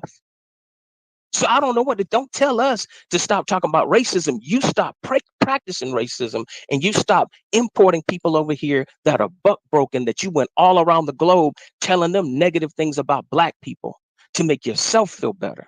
Because I see you for the devil you are. That's not all white people, but I understand these Nazis. They've infiltrated our government. They got money, and they're ready to make their move. So I'm just telling you, take your emotions down a notch. I know it's mind-boggling, but we got to outsmart these devils. We've been outsmarting them since the plantations. We had to pay attention what mood Master was in. Let them do all the talking. Let them talk about we need to all come together. Oh, we need to all come together. All of a sudden, you speak French. Yeah, I know what you could do. I'm gonna land my plane there. Love y'all. Appreciate you. Let me just say this. Um, Freedom when he spoke, Robbie when he spoke, these are people who served in the military. I don't push back too much when it comes to people who served in the military because how they see things or what they went through is different. And it's based on a lot of facts. And I think you understand what I'm saying, Judge. It's a different way that they look at not so I'm much a look at. veteran too. Yeah, I'm a veteran too. That's why I came up, and he agreed with me. He knows. that's what I just Yeah. said. Men like you, Robbie, and Freedom, I don't push back because people who have been in the military, they see the government differently than from us civilians. Things that they know that we will never know. Things that they experience, we would never experience. So with that said, let me go to Terry. I'll swing back to you in Oh, by the way, I thank you, young man, for your remarks. They were on point. They were relevant. Uh, you're speaking from experience, and I just want to put this to everybody. There is an old saying, and it's might makes right. An extrapolation. What's your right to it? By right of conquest. The world since day one has been about ass kicking. Who kicks whose ass, and the person that can kick the most ass can be boss or not, or back up the boss who's smarter. And the country or the tribe or the clan or the group that kicks ass runs stuff. And everybody else, until they can kick ass better, sits there and accommodates them. Now, when you got a group together that says, let's not waste a lot of time trying to kick each other's ass, let's cooperate and take a vote about it, you might listen. When you start talking about an independent country, you start having to deal with what every single person on this planet needs to know. And that's that everybody that's gone before you, every culture has been about their version of law and order.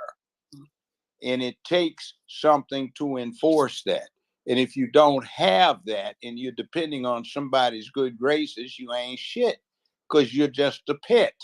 Because unless you can control your own circumstances or you can deliver consequences, even if you lose, you ain't shit. You just a punk. You just a domestic animal. You're just an exhibit in the zoo. You are an African ape, chimps, gorillas, and Negroes. And that's how you get treated. Now, if you want to deal with it, be able to deliver consequences. Be able to stand up with something, and it ain't got shit to do with not talking. That's got nothing to do with a damn thing. You got a right under this system to talk all the hell you want. So if you just exercising your rights, you ain't done shit. It is not just about talking. And the other thing is, if you aren't willing to die for it, you ain't worth it. So that said, I'll pass on. People will learn one day. So I want to go to Wait, I got one more point. One more quick point. I hear so much on these spaces and on X and elsewhere whines about people that come in, black folk, they trying to live off of what they're doing. In 20 years, they're part of the American group. They're making money. They live where they want to live. Go do what they want to do. And we still whining about a shit ass situation that happened 150, 60, 180, 200, 300 years ago. I'm tired of that shit. There's nobody on this scene that has been through as much shit and hell as I've been through. We start getting a Coke bottle shot off my knee by some racist outside of a southern town when I was 5 years old. But it ain't gonna do a damn thing whining. You have to be able to deliver consequences for fucking with you. And nobody will respect you until you can. Yeah. All right. I want to go to Governor, then Terry, then Black majority, then Immortal. Go ahead. Hey guys, I didn't know this was a black space. I just popped in. I saw it on the top of It's my not feed. a black space. It's a space. I know. I thought I heard somebody say it was a black space earlier. Yeah, not corrected them. Okay. I just wanted to say, I spent 8.5 years in the Marine Corps. I did 2 tours in Iraq, and I would take a bullet for anybody, no matter what color they were. And it doesn't matter. That is the least of any of my worries. I don't understand racism. I think it's the most foolish thing on the planet. It is so asinine. I just don't get how people have it. That's all I got. Okay. Maybe you don't get it because you never had to deal with it. Could that be it? Actually, no. I actually did have to deal with it. Being white, living on the dairy, and we had a bunch of illegal immigrant Mexicans living there. Yes, I did have to deal with the racism. It was they were racist towards us, and we had a bunch of them working on the dairy. So yes, I did have to deal with it. Okay. So they tried to discriminate against you. Oh, absolutely. Yeah, I believe you, because I think what's missing a lot of times in a conversation, because we focus on white, black. When we talk about South Americans, the Latinas, the Hispanics, or whatever, they're racist too. They practice discriminatory. They're bigots. They have those practices where they come from. So, but if you look at it, okay, so the United States is the biggest melting pot. You look at the most racist countries on the planet. You look at Japan. You look at China. I'm just saying. And if you don't believe me, look it up. But don't you know, and I'm pretty sure you do know this, don't you experience your white privilege? You're a white man here in America. Okay, I don't have white privilege. I live in Humboldt County, California. I grew up on a dairy. I joined the Marine Corps. I came home. I grew pot. We all work together. It's cohesive up here. We are so far.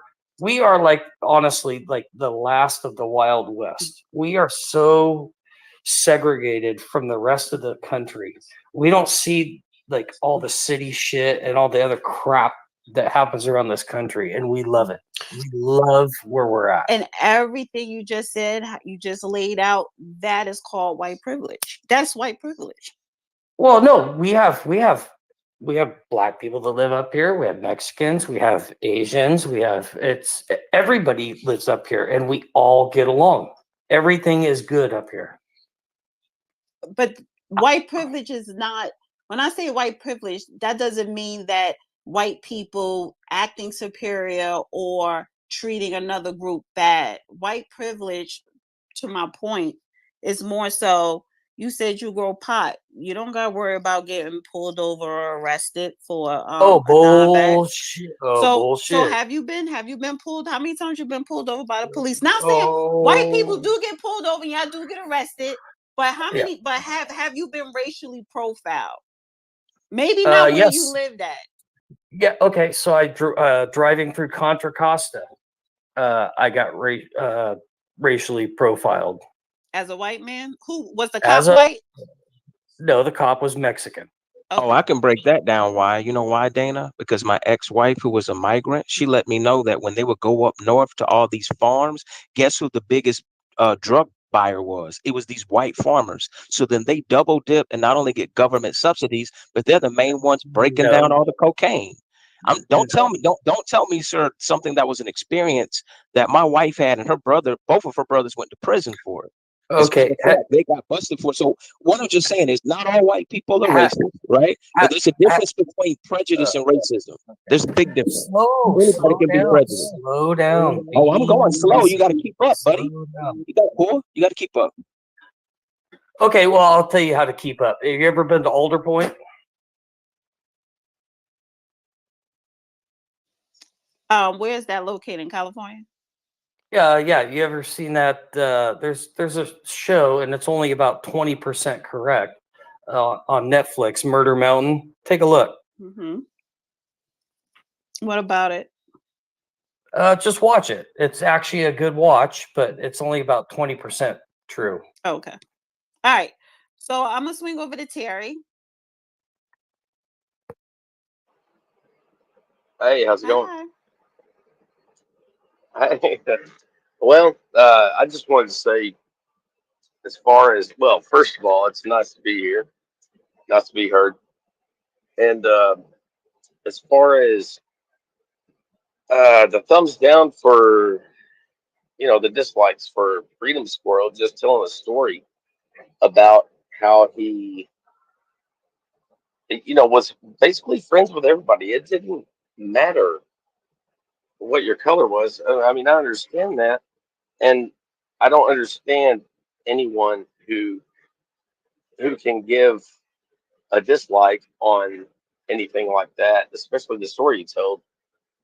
But also, I just, I mean, yeah, I'm white. I mean, mostly, but like my grandpa, his brother, both had half Native American, half Christian funerals because that was what their mother taught them. Because their mother was Cherokee and taught them that.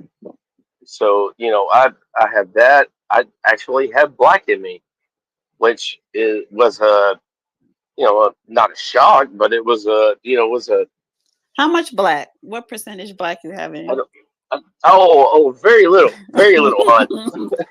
It's From very where? little. But the thing Julio? is, I'm neither proud nor ashamed of it. It doesn't Well, matter. you should be proud of that black. What But black? What part? Where the oh, black come baby, from? What part? baby. Louisiana? Oh well, it's on my mom's side. On my mom's side, I think it's my third cousin. She came out of two who you would think is completely white people, came out black as could be. And actually, my whatever it is, uncle or third cousin, whatever it is, he had to have a blood test. And he's like, "What is going?" He thought she was cheating on him, It's called but it just came up. revitiligo. It's revitiligo. That's what. Yeah, yeah, it happens. It happens. It's just in our But blood, what? I mean, Where did the where? I mean, where? What part of the world or part of this country did the black lineage come from?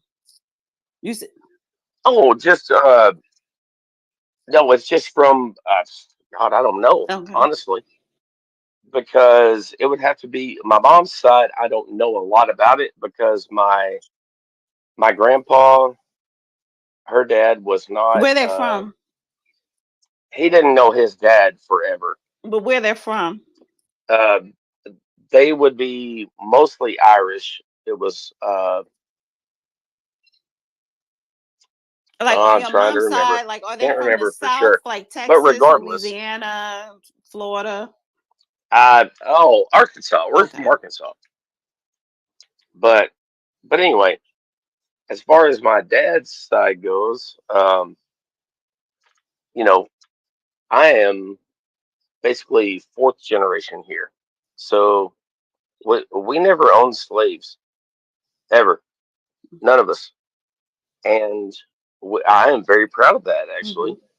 But regardless, I'm just saying what Freedom Squirrel, his story earlier, that was just he just letting you know it doesn't matter what color we are.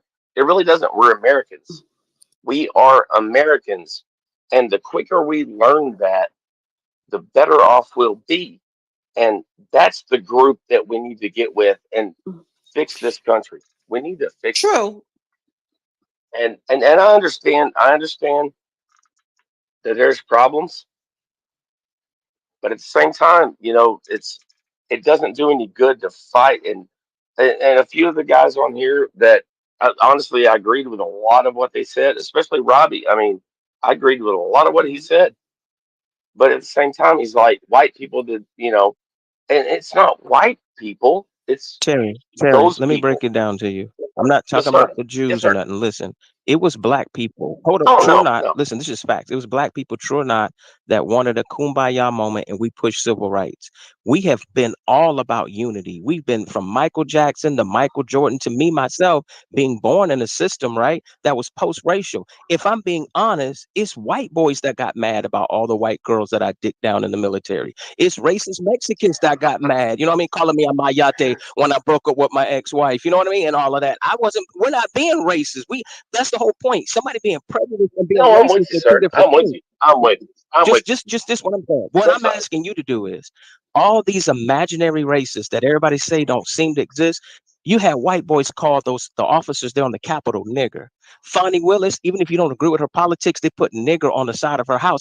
Why do white people keep denying that these racists exist? I know they existed when I was in the military. It went beyond nigger jokes. Well, that's Wait, Hold let up, just can it. I hold up, 1 second, Robbie? Let me go ask ahead. you this, because I call Fanny. That's just it. One They one do second, Terry. exist. I call Fanny a mammy. So does that make me a racist for me calling her that?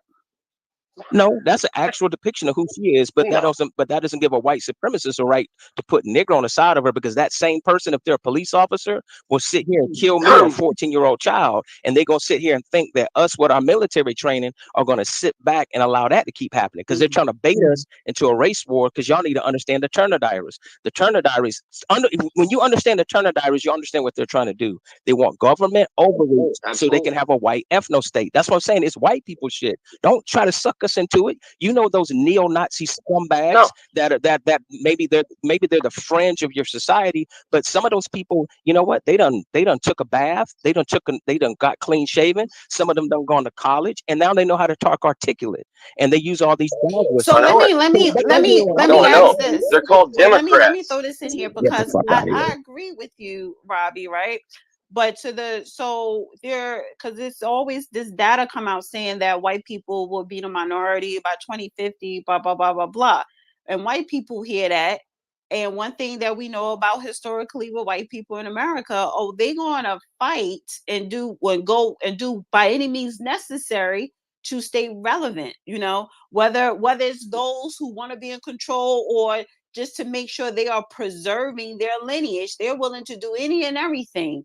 And to a certain degree, I'm not going to sit up here and say shame on them for preserving their lineage because they are about to be the But minority. Dana, but My Right. Dana, but question, Dana, wait, let me hold on. finish. Let me finish.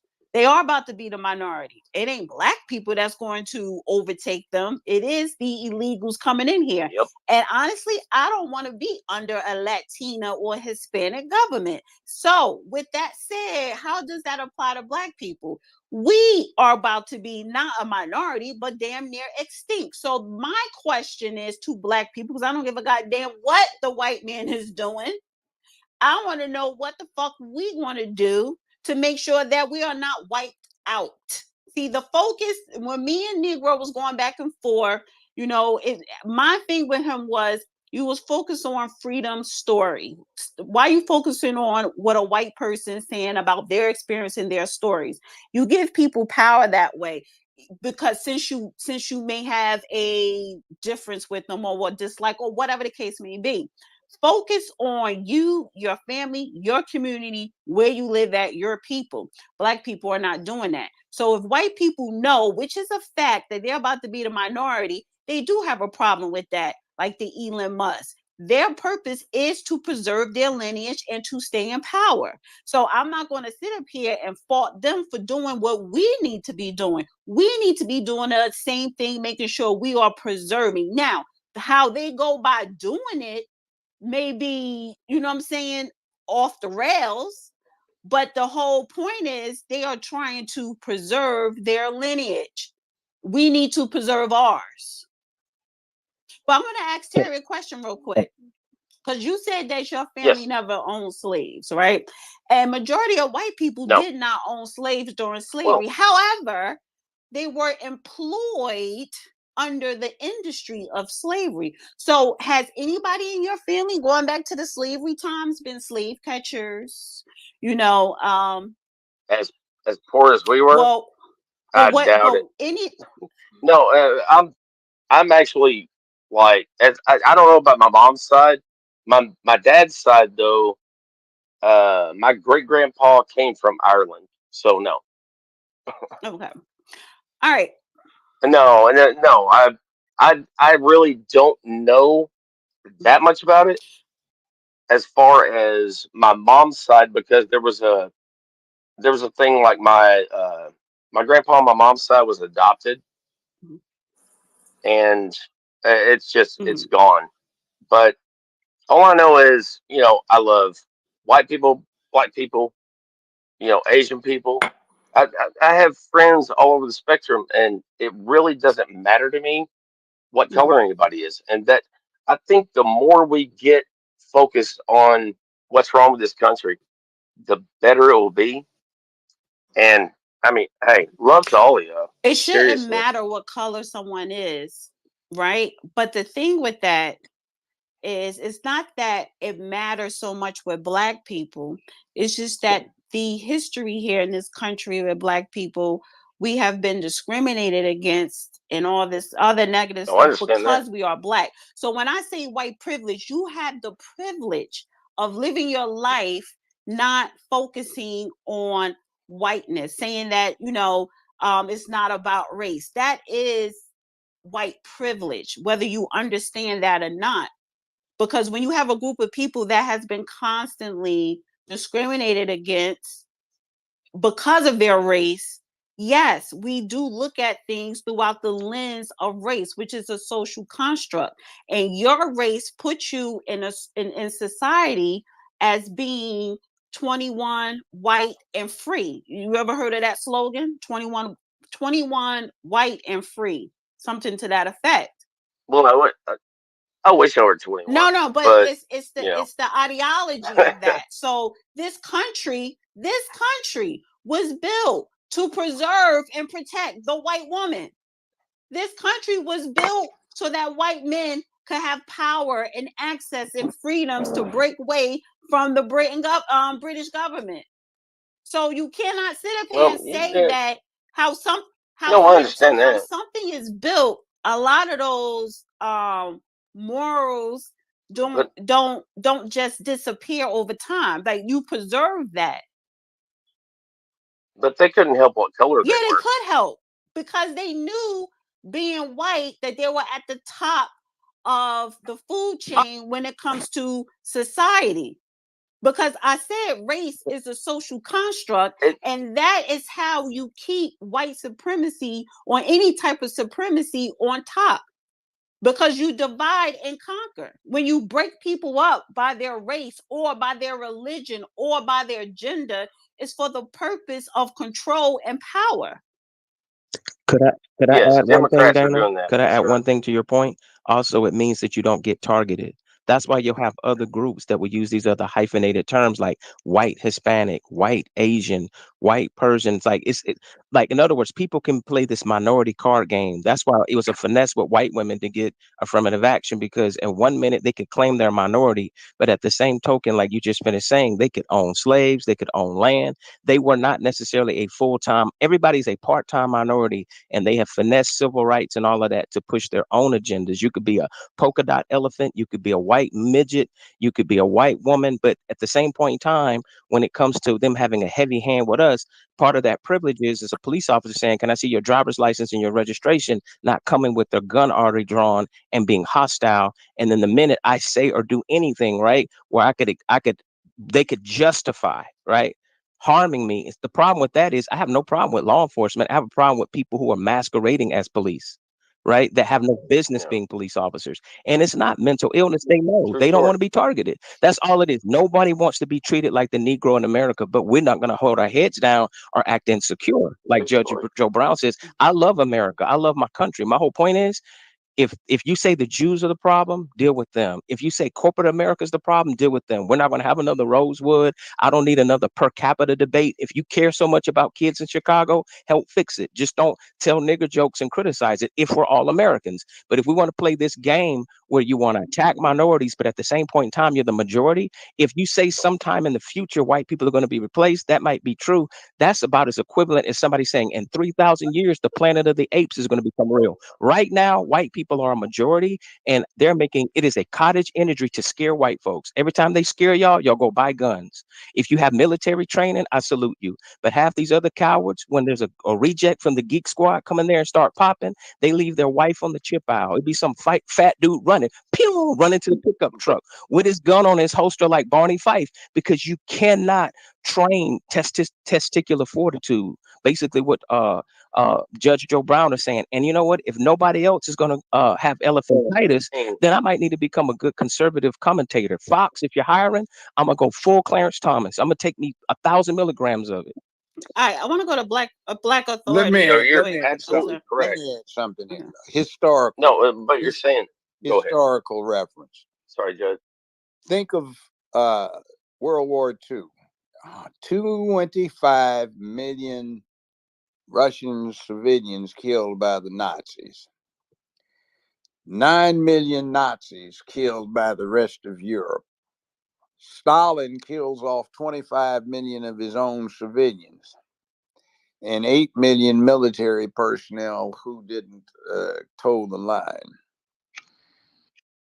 Eisenhower, at the end of World War II, is Allied military commander, had 14 million troops under his command, 12 million of them American. The United States military had 18 million people in uniform. World War One, we had a situation where Battle of the Somme, you had 1.5 million folk killed in a 4-week period. Just one 4-week period in one battle. Gettysburg Address Lincoln has. Gettysburg was fought over 3 days, July 2nd, 3rd, and July 4th. They had 83,000 casualties in those 3 days at Gettysburg. You go back further and you find historically the American plantation system that had so many blacks on it was modeled after the Irish plantation system, when in the early part of the 16th century, the English crown started granting large tracts of land in Ireland to English nobility to run as they saw fit. And they essentially enslaved the Irish in the British Isles, and they came up with the plantation system with the Irish. You had various classifications of European. They started with serfs, then they went to peasants, then they went to yeomen or commoners, and they went up from there. A serf belonged to the land. When somebody was granted land, the serfs that belonged to the land then belonged to the person. If a serf could escape, he would check into a Catholic monastery, convent, or Catholic church, or whatever the case may be, and he was recorded. And if he came back a year and a day later, he was given a certificate by the Catholic personnel that he was now free. He was a peasant. They've had this thing of enslavement for the longest time. Robin Hood was a Saxon. When the Normans, who were called that because it was an abbreviation of Northman, came in, they enslaved the Saxons. That's what Robin Hood was about, to free the Saxons, who were treated essentially as their great great great grandchildren did a few hundred years later when they came to America and they wound up getting African slaves. You get this thing where Normans are just straight out of, you saw the series Vikings. Remember Rollo, Ragnar Lothbrok's brother? There really was a Rollo. He was a Viking. The French elected a guy named Hugh Capet as their first overking to work out a treaty with Ragnar's brother, Rollo. And they gave him Normandy, and the deal was is to keep his ravening brothers the hell out of France. So he started killing his own people to deal with his part of the contract. 4 generations later, his great great great grandson, William, who was a bastard, he conquered England. He became known as William the Conqueror. He enslaved the Saxons. He was known for WIllis worms. He would fall upon a village with his troops, seize 10 men, have their eyes plucked out, ram hot nails into their ears so they couldn't hear, would have their tongues cut or ripped out, would amputate both arms, both legs, so they would have to writhe around in the mud, hence be called worms, and the villagers would have to feed them and reflect on his awesome power. His descendant, direct descendant, is now King of England. So people do not work on being nice, they work on being nasty and ruthless. And that is the way of the world. And every now and then, when the world gets partially civilized, it tries to do a few things to the contrary, but the nature of the beast doesn't change. It's still the apex predator that kills better than anything that's ever been here before. And if you don't civilize it and acculturate and socialize it, it gets out of hand, and you get punk ass creeps out there in the hood killing in the hood, and punk ass creeps in the hallway killing in the hallways. Now, there is a distinct possibility that America will switch to a situation quite like Hawaii has right now, where there is no functional majority. Everybody is a minority. And if you go to Hawaii and you hang around outside of the big tourist trap areas, you will find that everybody calls everybody cuz, because it's more convenient to set up coalitions that shift based on the perceived need. Now, we are likely to switch over to that condition by 2035, maybe 2037. Some say 2050, but from my analysis, it's not going to be that long. So, what are we doing to set up a situation where the largest minority is going to be Hispanic, who won't give a damn about us? And then you got white people over there who will feel alienated. And then us, we will no longer be a very large minority. We'll be maybe the third largest, maybe the fourth, depending upon some circumstances with the migrants from India. And what are we going to do about it? Are we trying to set up so we can get power, or are we going to talk bullshit about I'm not working with anybody and get just left completely out in the cold? Meanwhile, what are we doing to try to bring ourselves into the 21st century? Are we getting in on something new that requires science, technology, engineering, and math? Or are we talking bullshit about, I want some land, man. I'm going to grow me some fruits and vegetables, man. Everything gonna be all right. No, it ain't gonna be all right because you'll be an old new Stone Age asshole doing scratch farming and on the bottom of goddamn again because you won't be on top of the curve. So when are we gonna start dealing with our responsibility to ourselves, getting our shit together at all costs, and look at what other people have done? We talk about the Jews running anything. The Jews ain't but 2% of the American population, for goodness sakes. We're 9 by conservative estimates. So why the hell are we on the goddamn bottom? Right. Because they jumped into business, finance, science, technology, engineering, and math. It was a Jew boy that came up with the way to make an atomic bomb, Albert Einstein. All right? So where the hell do we go? Half of the American leadership is scared to shit to fuck with Israel because they've got Mossad. And part of the Israeli constitution legitimizes assassination as a legitimate form of diplomacy. So what the hell are we about right now? We get to ideating on bullshit. We Judge, I can keep trying. do a lot better. I I keep got trying a to. thing where, look at here, we've been on this space before.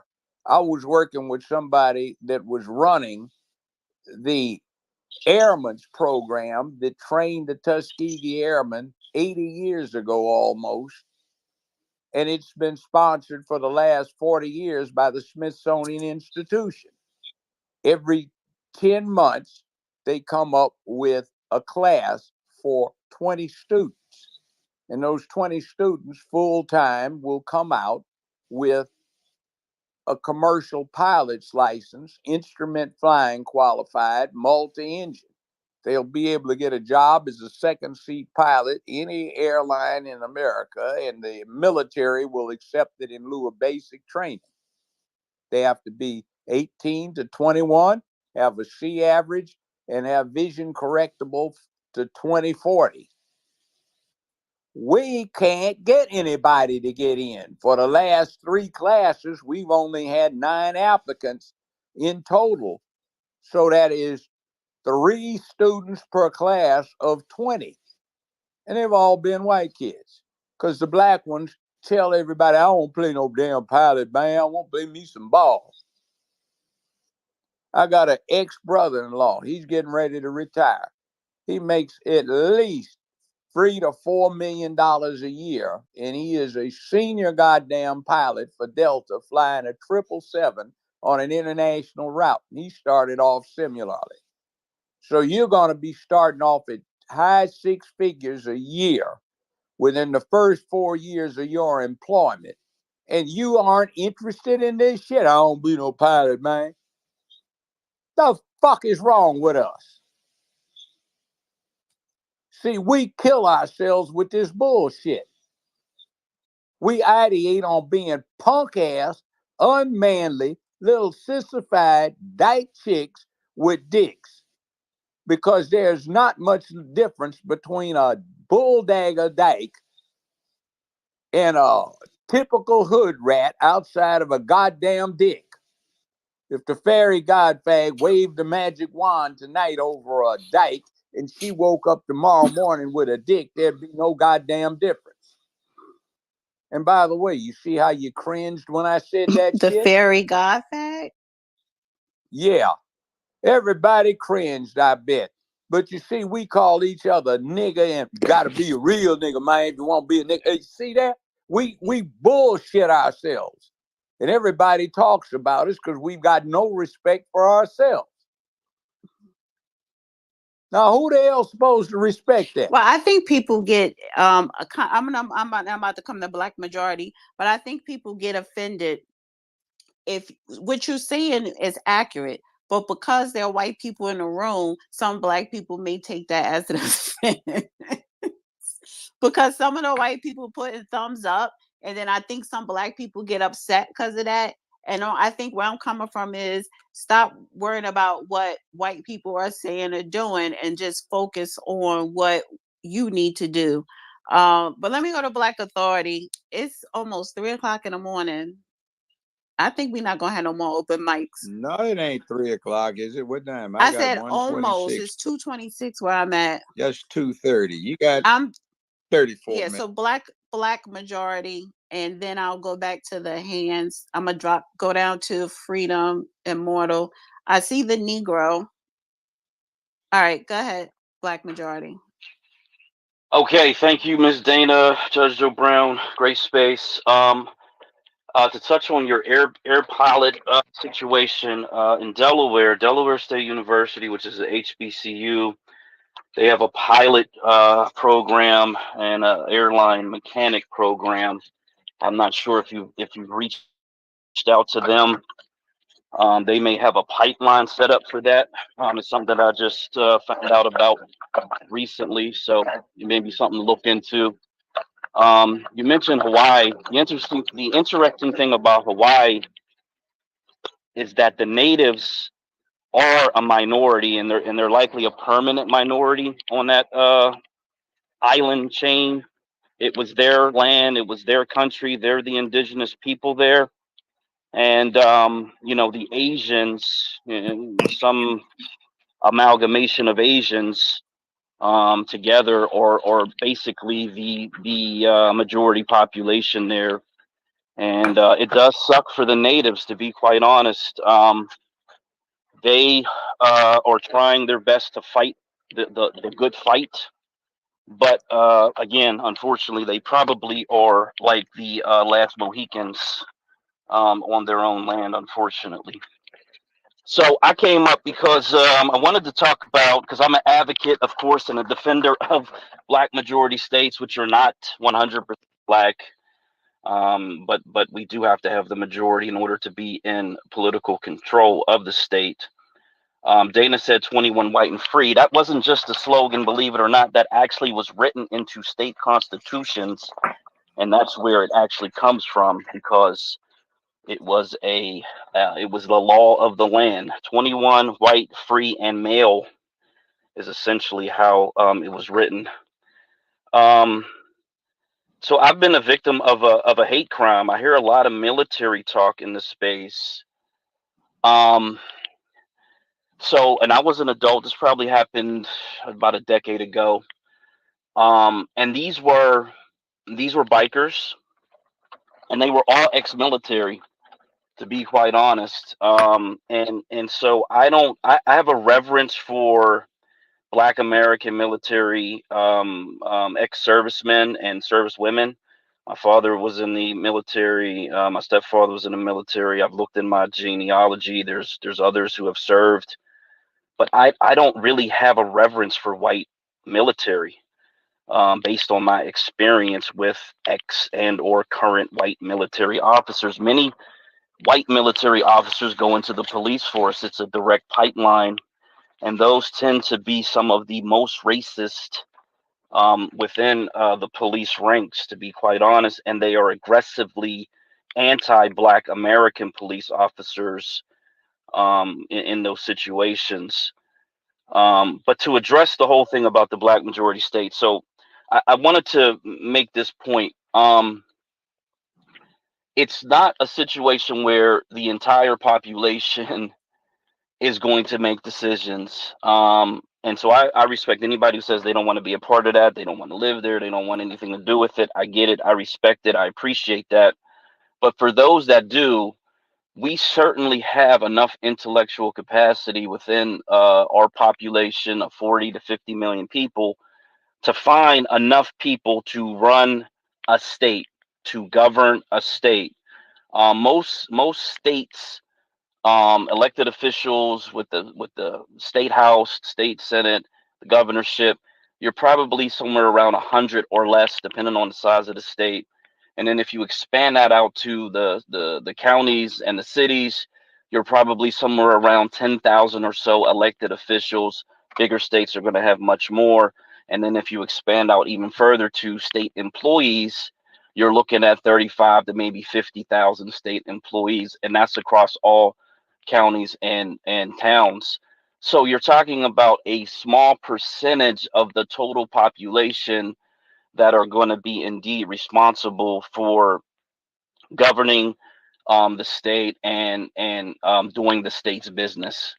So for me, that's a win-win because it puts us in a position, as the judge was referring to, of these Mexicans that are going to control the 5 southwestern states. They already control 2 of them. They're already the majority in Texas and California. They're likely going to be the majority in New Mexico and the other states, Nevada and Arizona, very shortly. And so for us, Black Americans, we really need to get that power because that's the power that allows you to investigate, incarcerate, conduct global trade, conduct interstate trade, and put yourselves in a position where you have the authority to educate your population, to eliminate the trans agenda in the school system to the best of our ability, and to directly address problems within our society as we see fit as a population, as a voting population, and as the people who we elect to govern and represent us at the federal, local, state, and county levels. To me, that is the most efficient, most powerful movement that we could possibly do and conduct as Black American citizens. The other thing is preservation. So the brother Terrence Howard, who is just an absolute genius, he had a patent for augmented reality and virtual reality, and he was paying to renew the patent, renew the patent, renew the patent, and then at some for some reason he lost sight of it and he did not renew it, and so it was canceled due to non-payment or whatever term they used. Since that time, multiple multinational corporations has cited his original patent for their artificial reality and augmented reality or virtual reality systems. And this is our problem. We don't have any entity. Doesn't matter how many laws you write. They can write a million laws. If they're not going to enforce them, they're not good. They're no good as the paper they're written on. And now that everything's digital, they're not even worth anything but ones and zeros. They can alter it in real time. But if we have this state authority, if we had the state authority for a genius such as him, we could use that authority to leverage it against these corporations to in fact get him compensation that he justly deserves, because they're not going to pay him. If anything, they're going to try to steal everything away from him, as they've done to all of our inventors and our intellectual property over the last 150 plus years in this country. Judge Joe Brown has a mountain of intellectual property and information and papers that should be collected and stored and archived and preserved in a Black American institution. And we've got a lot of this information that is just floating around in all these white owned institutions. And we have no place to say, hey, look here, we want our intellectual information back. We want our property back, our historical relevant documents. We want it all. This is what we should have been doing, and others have tried, others talked about it. They really depended on the federal government to essentially give them the land, which is never going to happen. We have to be the people who actually physically move to these places, organize, work, vote, and then put our people in positions of authority so that our future generations are protected, and we can educate current and future generations moving forward, so that the past becomes lessons to be learned from, and then we apply new information as we move forward. So thank you for allowing me to speak. I have a question, Black Majority, because when you were saying a Black state, you mean like Black people have their own state, like the state of New Jersey? Yeah, much like California is a majority Mexican state, Texas is a majority Mexican state. So yeah, a state like Mississippi, which is 40% black, should be a black majority state. We'd have to get to roughly 60% of the population, have 60% of the vote, so that we can elect our officials at the state level, have a majority of the districts, so that we Okay, can no, control the I think state what I'm saying, legislator. you're not saying create a brand new state. You're saying a state that exists today where where is a large population of black people, and to convince and convince more black people to move to that particular state. Let's just say the state of Mississippi. So the more black bodies, you can politically and economically control the state. Is that what you're saying? Absolutely, 100%. Rewrite the Constitution, get rid of the laws that are no longer relevant, create laws that are black lineage specific, to protect our identity and our classification within the state, county, and local levels, and work at the federal level to do the same. So here's the problem with that, because we have black cities, we have black counties. The judge always speaks to Memphis, Tennessee, where 70% or 75% of the population in Memphis are black. And just to your point, when you said over 60% of the population should be black, everyone who's in charge is black. That is a black city. That is black control. And then when you expand it out, even though we're talking about the state of Tennessee, it's you can have the bodies there. But if you are not understanding, if the people that are, because first of all, you gotta, who's moving to another state just because there's a whole bunch of black people? That means they're gonna have to up and leave their jobs, whatever. But let's just say that did happen.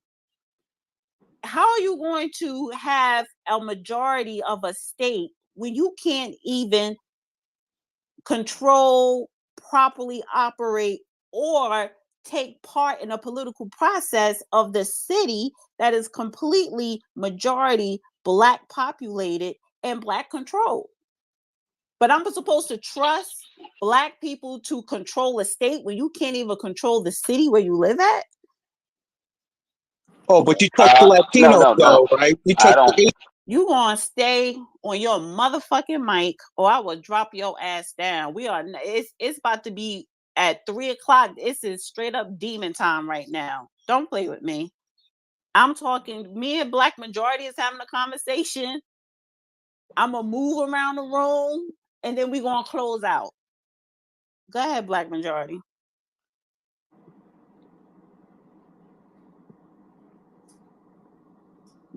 It may be a double mute. Okay. Yeah, it was. So that's a great question, and we have 1,000 majority black cities across the country. We have 100 majority black counties across the country. The issue is, well, there's multiple issues. The state and the federal government are the only two actual powers in the country. This is the way the country was designed. This is what the U.S. Constitution lays out: separation and or sharing of powers between the states and the federal government. So cities are subordinate to the county, the state, and the federal government. And so a city doesn't have enough resources or enough power to actually fix the problems within the city, especially when you have a very resistant state power, like in Jackson, Mississippi. Memphis is probably the same because Tennessee is really controlled by redneck white people who, based on what they did to the university in Tennessee, they really don't like us. You know what I mean? The same thing they did to the little town with the Ford I get plant. your point. Just so because I'm going to speed up this conversation. So I get your point, but where I'm coming from is the reason why I say it's a long shot for that to happen for Black America. And because he jumped off this mic and hopped out his mouth saying Latinos, where the difference between Latinos / Hispanics and Black people, let me just take the state of New Jersey. Right now, they monopolize the transportation industry. Right now, they already monopolize the construction industry. That's all they're doing in the tri-state area is building, building, building. That is a hub for the world. When you talk about the international airport, so transportation is vital. My point is, even the African migrants and the illegals, right? The ones that came here legally and illegally, they are monopolizing delivery services. So what I'm saying is, when you have these groups like the Hispanics, the Latinos, which are two different things, two different backgrounds, and the illegals, they come together and monopolize industry for economic empowerment, which in turns goes into having political power, which in turn, when you have the economics, when you have the political power, when you are controlling vital industries that keeps bringing in money, then you have basically not just a controlled city, but a controlled county. And then you control the state. You can't jump in and just have a whole bunch of bodies of Black people and think you're going to control the state. It don't work like that. It's layers to it. You got to start where you at. You got to expand the money and the power and the politics from the city to the county and to the state. And sometimes all three can be working together. And when I'm saying the difference with Black people, we are not monopolizing any industries. We are not even trained in these industries. There's not a majority. So you have to sustain a state. You have to sustain a government in order for it to work. If I might interject something, what happened with Tennessee State University? I say this because I had an aunt and uncle that went there and graduated from the place when it was Tennessee A&I. They didn't do anything wrong. They did just exactly what they should have done. Fire all of those thieving, cutthroat, sissy Negroes that they had running that place into the ground. And they hired Black folk to run the place with an interesting requirement that was not being met with the fired board, and that was everybody had to be an alumnus of Tennessee State. Frankly, if the Black folk I know from Memphis ran Tennessee, I'd leave the damn place, because they're a bunch of sissified little punk asses who are nothing but cutthroat crooks and don't have the balls to be real crooks. Now, that said, where are we going to find the Black leadership to run these Black states?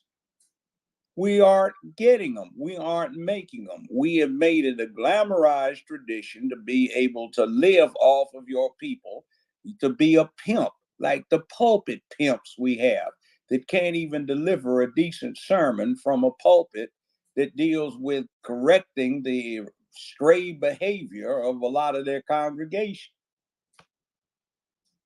So we have a lot to go, because we have glorified dysfunction to the point where it has become not something that we have to fight off.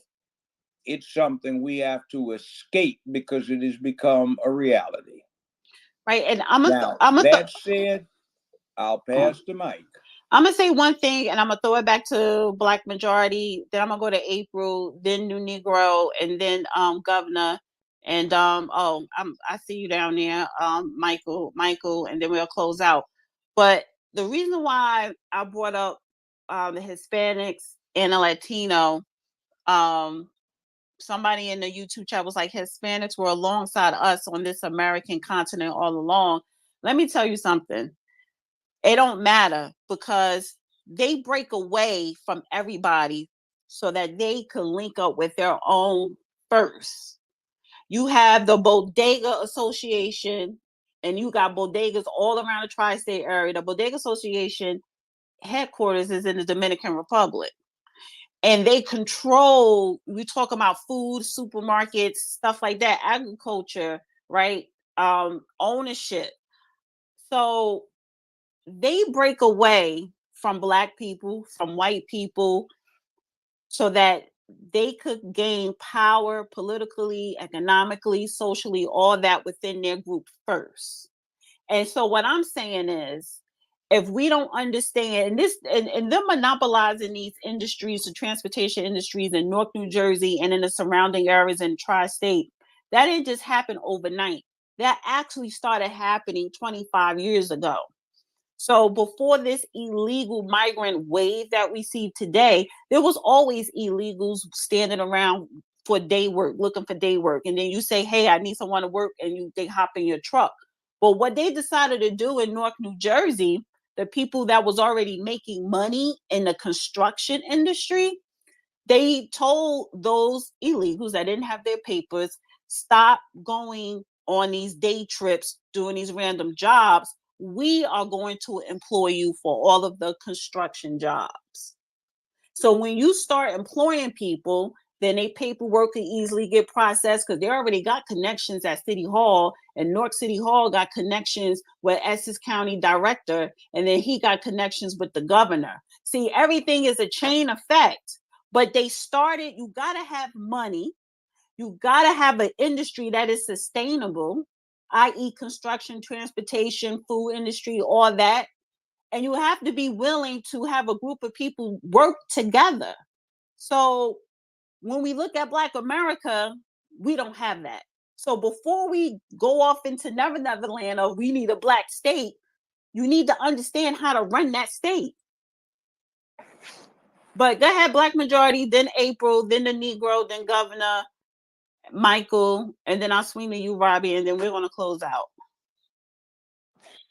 Okay, thank you. Appreciate for allowing me to speak again. And thanks, Judge Joe Brown, for his comments as well. So I think to go in reverse as to what you both were essentially relating is that we all understand that it's a system. The government controls essentially things that operate, including employment within the state, including these industries, and that we all understand that we're kind of locked out of some of these high school entry career paths, and that the issue seems to be that we are the problem, that there's not really this big impediment to us doing anything necessarily, but that we either are not mentally capable or intellectually capable or physically willing to do the things that we need to do.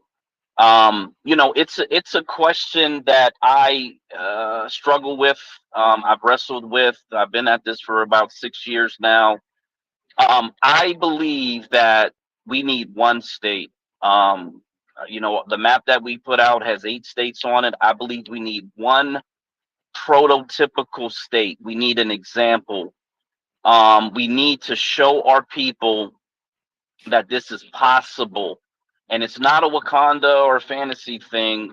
It is something that we can do because the numbers are low enough that it doesn't require more than a couple 100,000 of us to take over the first state. We simply have to find those needles in the haystack that are willing to come together, that live already in close proximity to those states or to that state, and that are willing to make really not a sacrifice, in my opinion, but yeah, you got to move away from the city or the town that you're used to, and you got to take an opportunity to find a job before you move so that you're set up, which is what normal people do anyway, and find yourself a place to stay, which is what normal people do anyway. Millions of people do intrastate or interstate migrations in this country every single year, and our people have been moving to the southeastern United States since 2000. I think the number is 8 million. It's just that we haven't captured the population and concentrated on one state or 2 states with that many people so that we can get to this position. If you look at Atlanta, Georgia, they have the wealthy, the elite, the bourgeoisie, the wealthy, and people who are in government, who are in governance, and then you have the problems of any normal society, to be quite honest. And we're going to have those things as well, but I think that for us to say, because we are in a condition that makes it look as though, and it is a socially engineered condition that we're in. The pimp mentality is a socially engineered mentality. The crabs in the barrel mentality is a socially engineered mentality. And so you have a reward system that rewards people who get to the top so that they can keep pushing people down so that no one else can rise up. So it's going to take those of us who are willing to make the sacrifices, put in the work, and get the first state so that we can prove the model works, we can show the example, and we can work through all of these issues, and we can make a better situation. It's never going to be a utopia. It's never going to be perfect, but it'll certainly be far better than the condition that we are under today. Thank you. Appreciate you. Why would you say it'd be better than what we're under today? Look at Memphis, Tennessee. Look at Chicago. Look at Atlanta, Fulton County. Take a look at these creepy ass places where they've got these witches, these mammies running the damn thing, or these punks running the thing. And they're black, they're in charge, they don't answer to anybody but the voters, and they fuck the places up as badly as they can be fucked up. There's no public peace, dignity, and order. The place is unsafe, and everybody wants to get the hell on up out of there because nobody knows what the hell they're doing, and they're selling their souls for some penny ante chump change. So we want them to run the states? Is that what we want? So I'm thinking about the mayor from DC, who was, people laud him as someone who was a strong figure, Marion Barry, strong figure. The damn dope Was it? head. I knew him before he died. So he fucked his own situation up because he couldn't handle the temptation. So he grew up in Memphis. So can you point to any black politician in the history of the country that would have been someone who you would say, yeah, this person is qualified to govern the state? I could have said Harold Washington. I could have said Tom Bradley. I could have pointed to somebody like that. I don't see anybody now. Okay, well, let's find those charlatan incompetents who are too damn scared to get out in the streets and lead. I see some sissified punks in some third floor bed wenches that are growing gray hair. Now they made them mammies in charge. I don't see anybody that has got any kind of damn leadership skill out there. I see a bunch of failures who have gotten themselves in political office to assume the authority of the office and don't know what the hell to do with them. Take a look at a city in America. It's hell because the people that are in charge, predominantly black, don't know what the hell to do. And they can't get out and walk the streets because somebody kicked their ass. Now that's our reality. Oh, what do you want? Al Sharpton to run some shit? No, absolutely not. I'd say let's find Cory Booker. Because he gave all the power to the Hispanics in the city of North, honey. He screwed black people over. You want one of them clowns down in Atlanta that got a dick stuck up his ass and can't hardly walk down the sidewalk. What about Hakeem Jeffries? He's another piece of shit. He loves Israel. So his focus is Israel. His focus is he don't got black America. He is not his grandfather. So going back to what the judge said when you talking about the black people from the civil rights movement and their offspring. Okay, Hakeem Jeffries is offspring from, you talking about black intellectual elite, honey, but it's two different ideologies. So he is not down for the cause. Well, there's some smart black people in America. We just don't know about them. We have some courageous, manly black people in America. We just don't know about them because we got this glorification of dysfunction where we have some idiots.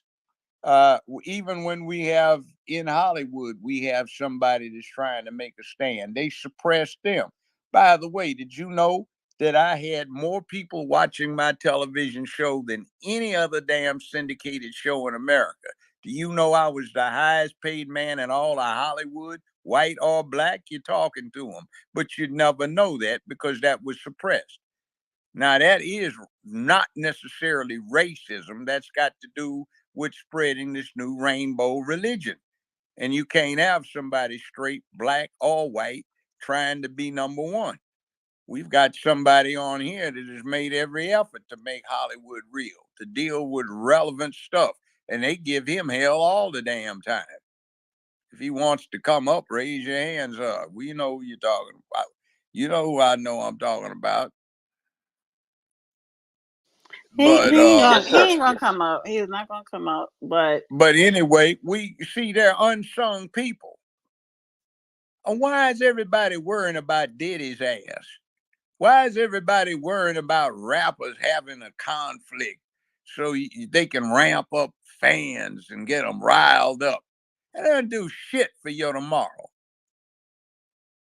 So when are we going to start getting relevant?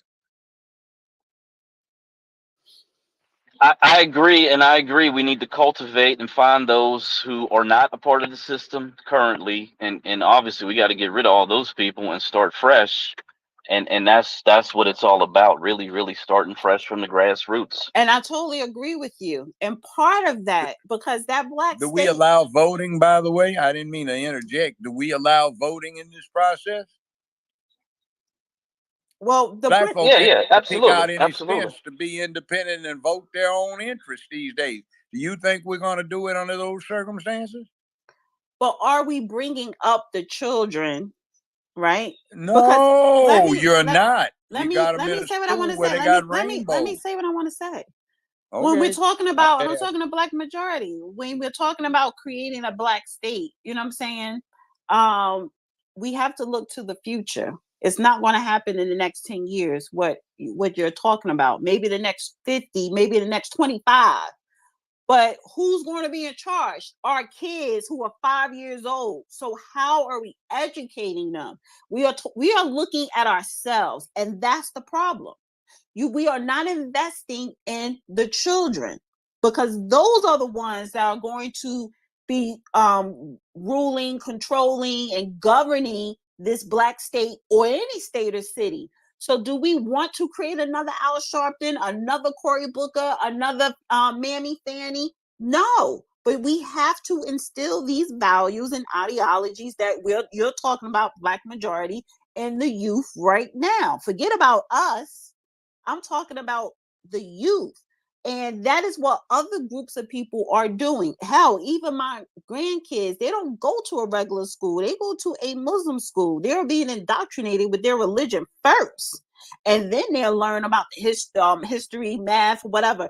They kind of do it simultaneously, but the focus is to learn about your religion, your culture, your duties as a man, as a woman. So we need to focus on that. And once we do that, I believe we can have a quote unquote black state or anything. But I want to go to April, Governor, the Negro. I don't know if you want to say something, Freedom. Your hand was up. I'll go to you. And then Michael, I see you down there. And then Robbie. And can y'all kind of make it quick because I'm tired. It's like 3 a.m. Go ahead. Yeah, thank you for allowing me to speak again. So a lot has been said, so I'll be as brief as possible. So the black majority conversation, we are a young people group, and we're a young people group that has been going through hell since our ethnogenesis. So we've had to learn these lessons. Right. We've done a lot of things wrong. And we're at that point, right? We are literally in the middle of the paradigm shift. So we're not talking about where we are right at this moment, where we have been making all of the wrong mistakes for decades, but we're talking about where we're going. Right? Because you're right. We're not planning for just this election. We are, in fact, planning for the next 100 years. Project 2124 is a real thing.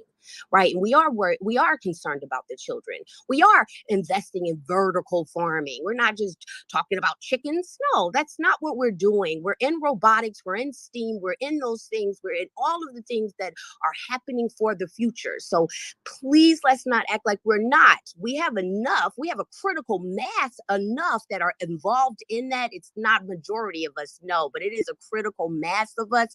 And that is what matters. We're not awakening sheep. We are activating more lions. That is what we're looking for. And that is the process. And this is not a microwave, right? The people that has been mentioned need to be replaced. They need to be removed. And again, this isn't a microwave. As Dana stated, this is a decade project in just replacing and removing people, right? But politics, and it is happening. We are politically maturing, and it is becoming a part of our culture. It is becoming a part of our conversations that we're having with our middle schoolers. We are having these conversations. These things are happening. We're talking about it at the cookouts. We're talking about it at the spades table. Things are changing. We have learned some lessons, and now we have to apply the lessons that we learned. And that is what we are doing.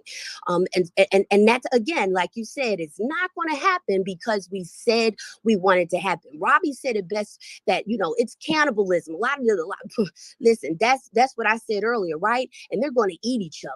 So we are focused on ourselves, right? And that's why we shouldn't even be worried about saving nobody else, right? Unless worried about ourselves. That is the conversation.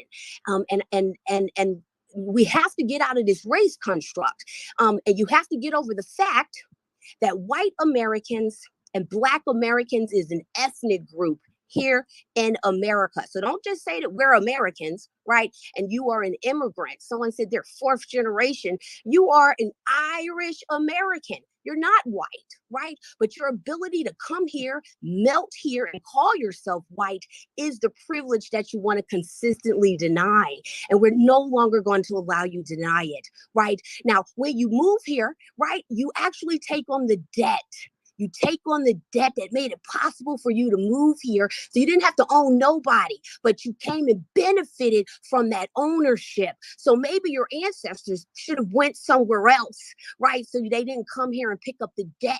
So don't worry about none of that. You came here and benefited from it. And it's you came and invaded. Actually, right?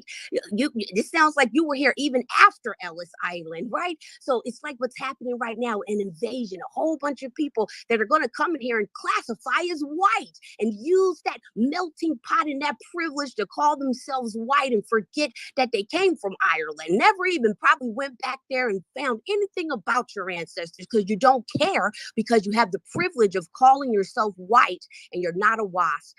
You're not a Quaker. You are not white. You are Irish. And y'all need to start utilizing that. If you don't want to be racist, stop operating in race and operating your ethnicity and your lineage. Yes, operate in that. That would be great.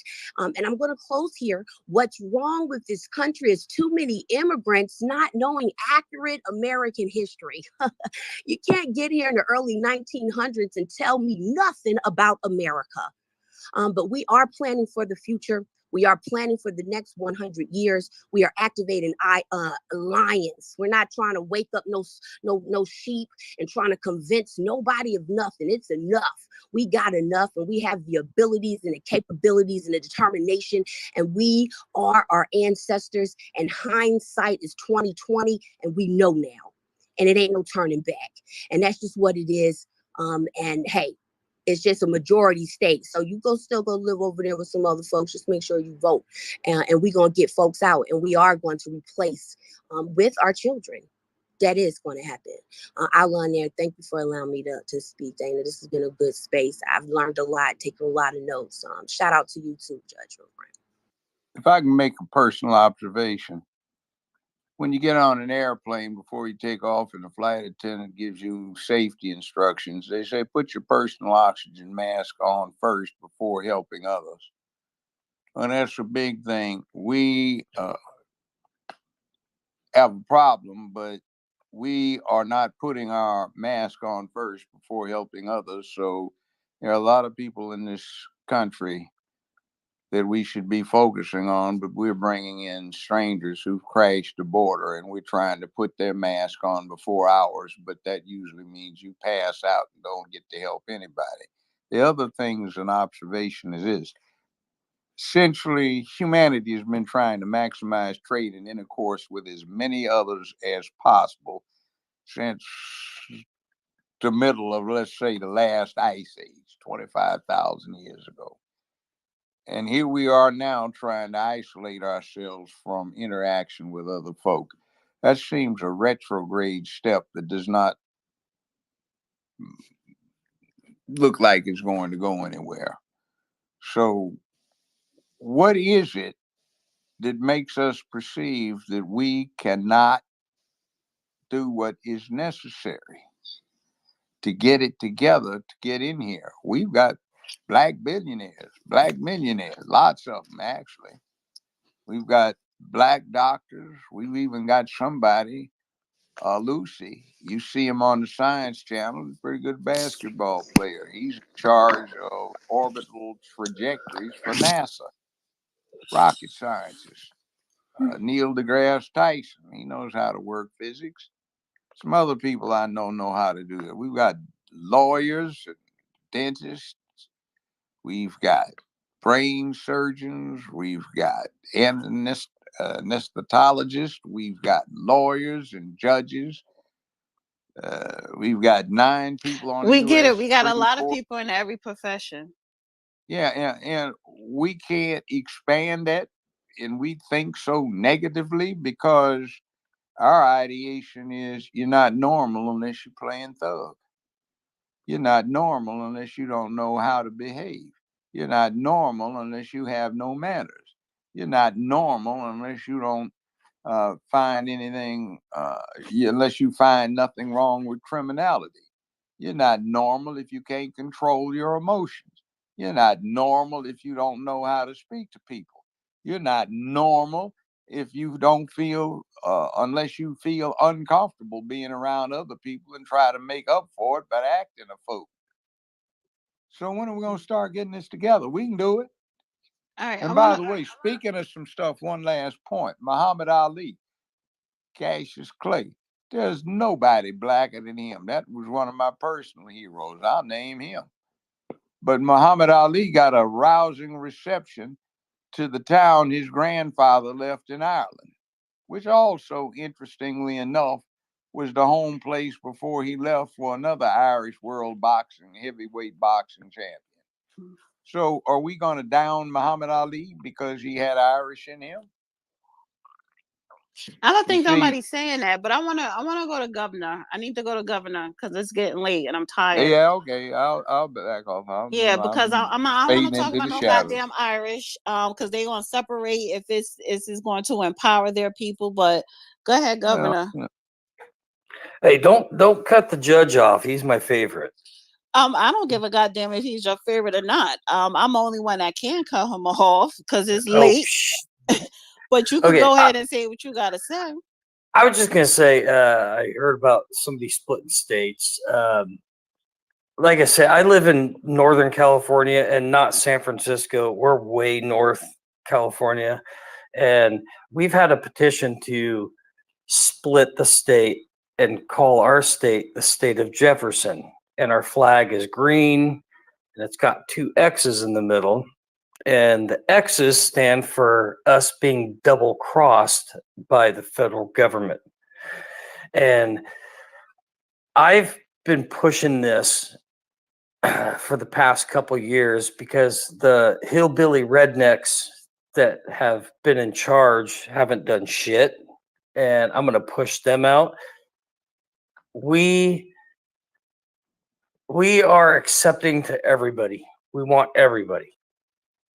But we just don't want too much of everybody. You know what I mean?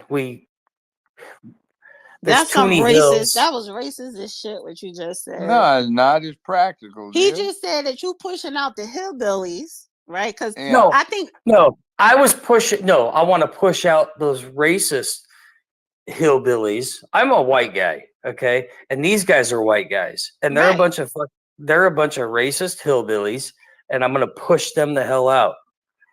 So what's wrong with that?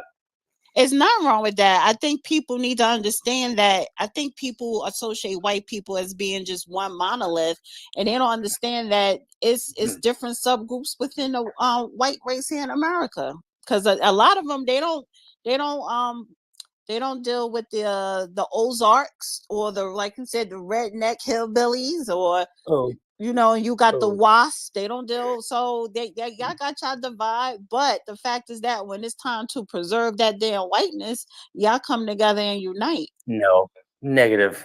Ain't no negative my ass because Not you not could. up here. I'm telling you. It is different up here. It is That's completely but you different. like you out. But that's what I'm saying. You out in your own little land. We out here Right. in the rest of America.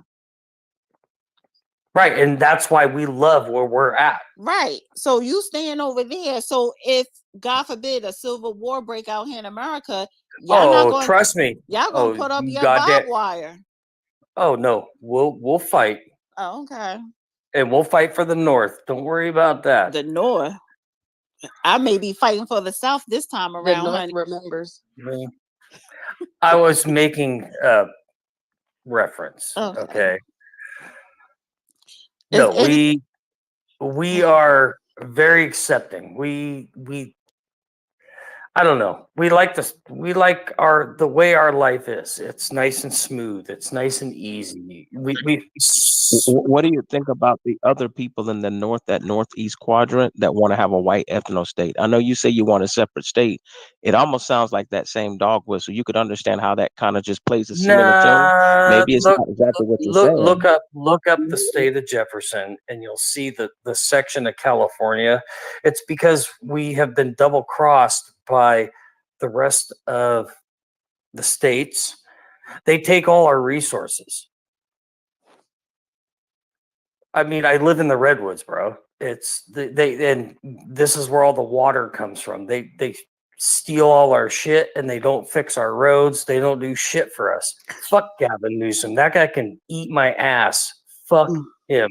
Sorry for the F words, but you live in Redwood, isn't that Redwood Forest? yes. Are you part of that Clyde and Bundy crew? We need some references here, please. No, we Thank you. don't. What are you talking about, Bundy? Who? The Who? Negro, you getting on my nerves tonight. Like, don't do that. Grow up. You want to be respected, then act like a grown ass person. Man, if you want to come up here and check it out, I'll take you around. It's all good. Fuck, we can smoke a bowl together. I don't give a shit. It's all good. That's some high price real estate in the Redwood section. So of course you only want certain type of people up there. No, I don't care who comes up. Here's the problem: Yeah, if they can't afford it. No, exactly. The thing is there's no jobs up here, and then So how LA you make is. money? Well, I'm a disabled veteran, so I'm good to go. You don't have a you're not a trust fund kid? No, fuck no. Oh. Fuck no. I am total white trash. Okay, so you're white trash, but you don't fuck with the redneck hillbillies. No, I'm a red Billy. But you're not a redneck. Exactly.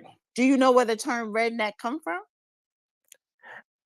Yeah, it had something to do with the leather that they put around the slaves' necks, and then they took it off, and their necks were red. No.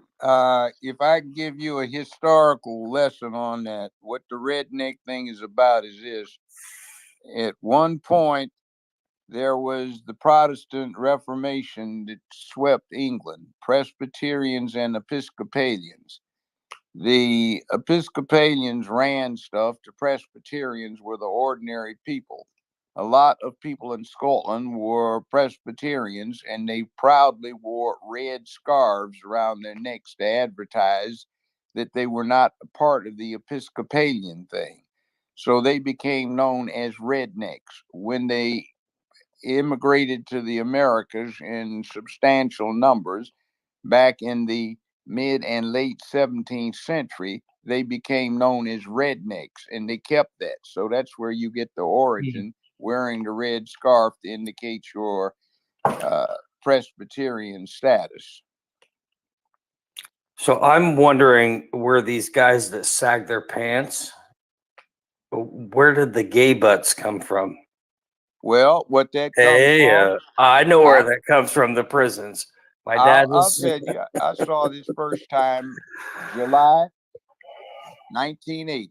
My law partner had died, and I had a couple of clients that I had to take over, and I was going to have to file a late appeal. So I'm up in the main penitentiary in Nashville. It's 105 degrees. Air conditioning is broke down, so they let me sit out on the yard to talk to my client. I had a yellow pad. We're sitting under a tree. This guy, all of them, have tailored jeans because they can't wear belts, but they were pretty sharp. And then I saw this guy with his pants hung down below his butt. He was holding them up with one hand, his drawers at the top, and a baggy shirt tied. I said, man, what's going on? He said, oh, Lawyer Brown, man, it's like this, man. We up here who doing long time in life, man. We got everything we need except some soft booties, man. So we making us some man pussy. That's what that is over there. We making him breasts like that. So see, when the guards ain't around, we can bend him down, pull him down, and get down. And we on the cell block. He has to take them pants off. We don't let him wear no panties and that baggy shirt. That's his dress. So we already done made him up some jewelry and metal shop. So Jamal got his baby sis sending the care package up here with some plastic nails, rouge, eyeshadow, lipstick, and other makeup. We gonna girl this motherfucker all the way out. And that was a sign to go bust him out so it ain't hard to deal with him. So 10 years later, that got to be a sign not just for everybody to go butt fuck him. That was just, this dude belonged to somebody powerful up in the joint.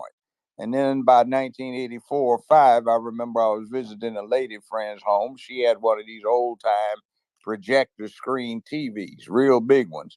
And I think it was Crisscross, was either on BET or MTV, and they were up there sagged and bagged, looking like male jailhouse man pussy.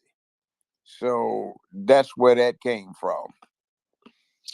All right, let me go to Michael real quick, and then Negro, and then of course Isaiah. Go ahead, Michael.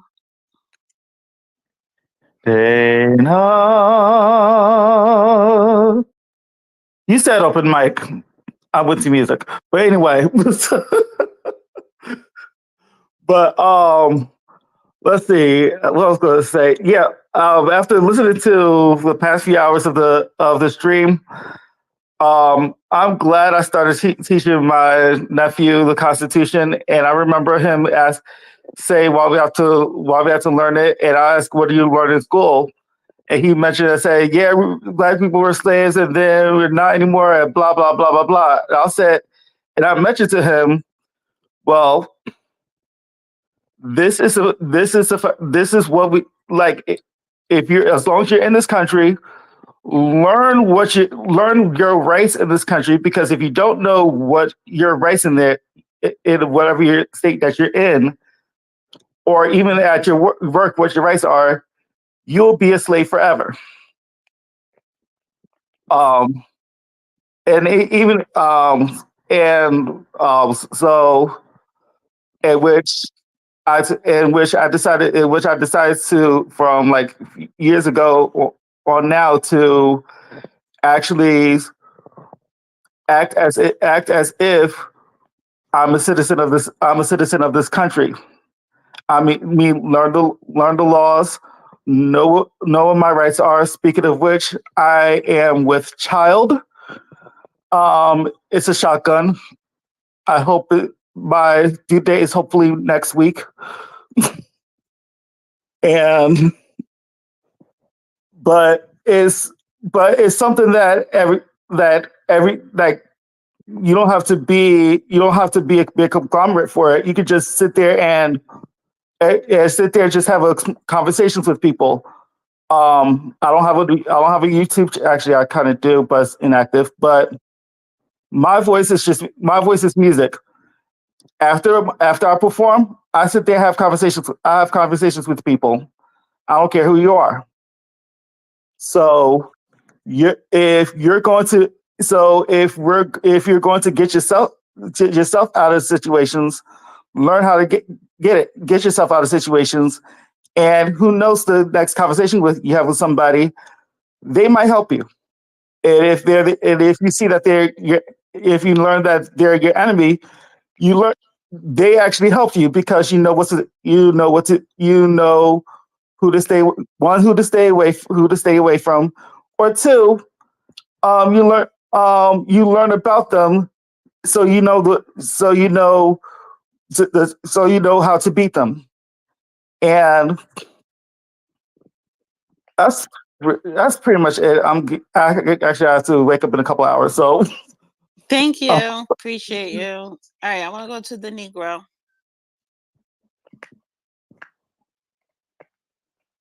The Negro, are you still there? All right, I want to go to Isaiah. Hey, peace and blessings to the room. What's up, Dana? Hi, how are you? What's up, Judge? I've been listening to you guys for the last, I think, 3 or 4 hours. Great space, man. What's up, Robbie? All right, brother. What's going on? What's up, Black Majority? What's up? Oh, now I can. Oh, a cut back on. My bad. Now I can hear. My bad. Do you want me to go or I'll wait? No, Isaiah let Isaiah go. Yeah, yeah, it's you guys covered a lot of ground here, man. I haven't really been in these spaces. I've been doing a lot of replying and whatnot, and kind of keeping my interest in somewhat political state of great country. But for me, I'm proud to say that after 4 years circumventing Common Core, circumventing the state of California's COVID mandates, utilizing over the last 14 years the Rudolph Steiner program, I've graduated my daughter in her own school called the Washington Learning Center that my wife created, paid for the teachers who could not make a living here in the state of California because they didn't want to get vaccinated. 4 years, I successfully provided income for 6 teachers. 5 out of 7 of my students stayed for the 5 years. They're off to Peru. Sending them off to Peru to congratulate them for their great work. Another student is going to University of Hawaii, and another one is going to university in Spain, based on my wife and I's curriculum. They have no interest in social media. My daughter plays on TikTok a little bit, but they're not interested on Instagram or Facebook, and they definitely are not interested on this X space or X, whatever, Twitter. And they're conversational. Portuguese, German, Spanish, and Japanese, and French. All conversational. They hate when I try to speak any of those languages because they say I'm horrible at it, and I agree. Let's mention that, yeah, Hollywood has been on me, but I'm looking at a wonderful contract as a director producer for a film that's going to address some of the societal ills, some of the corruption in the boxing industry and mixed martial arts, addressing the issues of extortion by the mob, addressing pedophilia and child molestation, and other forms of mental illness. Incredible script, story off to New York this weekend. Found an incredible investor who's a Negro. Quietly had decided to invest in his own script and another stories. I go on with Anthony Hopkins, and hopefully I can book Carrie Ann Moss, Trinity from Matrix, for a movie the director has, I call a psychological thriller set with a military background. And actually, I'm excited to be able to hire a few former veterans here on this app. And then another film I'm planning to do after that, another Western, and get back to my Bass Reeves, of course. That's my 2025. In the course of that, I engaged with a lot of grassroots reparationists, learned a lot. Black Majority, he's still with me right there with Rashid in the Lincoln Memorial. Learned a lot about that. I'm more interested in what's going to happen November 6th. There's a lot of Sons of 1776, a lot of, bravado in this app about what people are going to do and what they're not going to do, and who has all the guns, who has all this. But I would tell you that I'm really excited to deal with, I call a group here in California, the Social Order, which is a mix of Crips and Bloods that I'm personally training in firearm safety, starting this weekend. People who work with me know that I train how not to get shot as opposed to just shoot. Anybody can pick up a gun and point it and get lucky and harm someone. But I train people tactically how not to get shot. And some would say I'm pretty good at it. In fact, my investor, he visited me 2 days ago. We had about 16 hours together. I took him to the LAX range and got him up to speed. He was shooting pretty much like John Wick before he left with his Canic 9mm. And I think that sealed the deal. He had never shot before. So I'm not giving up hope on our Black American Negro freemen. I know I've learned a lot in the last 9 months, and I'm super proud of Mark. I know what he's doing with his Black agenda and what he's doing in Chicago. I wish him well on the 23rd. Just hope to stand with them in Chicago on August. Had a lot of people that consider themselves white conservatives that don't want to go to Chicago because for some reason they accused me of trying to set Trump up and getting him killed in Chicago. I don't know where they got that from. Somehow I've become the biggest op on this app. Well, I don't know what that's about, but be as it may, I will continue to help where I can. Dana, thank you for the space. Judge, thank you for this. I've been inspired listening to you be very candid about where we are. I just think that kind of like, I may get in trouble saying this, but Bill Cosby kind of said this years ago, is that, we're not going to save everyone. We may lose a generation. And that's unfortunate. White, Black, Latino, Hispanic, and yes, the Hispanic got a stronghold here in California, but they love my cowboy hat, and I get no problems with them.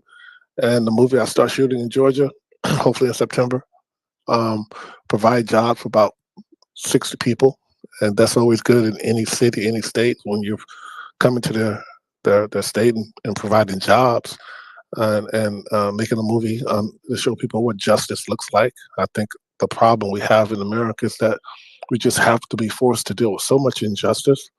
There's a tipping point for that. So I'm going back to what I do best, and my activism is always being a dark-skinned leading man, now director and producer, to be able to get control and maintain control, sustain control of our Black images that goes around the world to change hearts and minds. And I'm gratified that I'm still, interested in doing so and have the ability to do so, and attracting a lot of people that believe in me to tell these stories. Again, I'm going to keep listening. I know you're tired, Dana, but you're doing a hell of a job, Judge. It's always good to hear from you, brother. All right, my brother. Can't wait to get to Memphis, man, and get you out there, man, so we can shoot these sticks, man, smoke a cigar. I had throat cancer. I don't smoke. I go do that. You're okay, welcome. we'll get the trials for barbecue, man. I'll cook for you. Well, man. Give me your I barbecue got a sauce. yeah, but we can go shoot. Yeah, thank you, Isaiah. Appreciate We you can go coming up. shoot. Yeah. I just want to, keep, like in the great words of Jesse Jackson, keep hope alive. It's funny. Right. All right, the Negro, you ready? Yeah. Sorry about that. I don't know what happened with the connection. Got to blame the Wi-Fi. I just want to say, us highlighting our grievances and stuff that happened to us, it's not a victimization. What becomes victimization when we don't do anything about it. When we have people in our community that are taking the necessary steps to do things about it, I don't think we should be discouraging those brothers and sisters. I think we should be supporting those brothers and sisters. If you do feel indifferent about it, I think people should be a little bit more, I say, muzzled about it at this moment, because we have people that are trying to make strides and steps in the right direction where we should go as a lineage and as a people. And it's very, very, very important that we do that so that we can build the type of leadership that we do want to see in the future. If we discourage any type of aspect of that, I think that does us a disservice as a people. And we see how other groups are forming and taking over aspects of America for themselves and making America in their own image. I think it's our own God-given right that Black American people, and we're much more well-deserving to do this.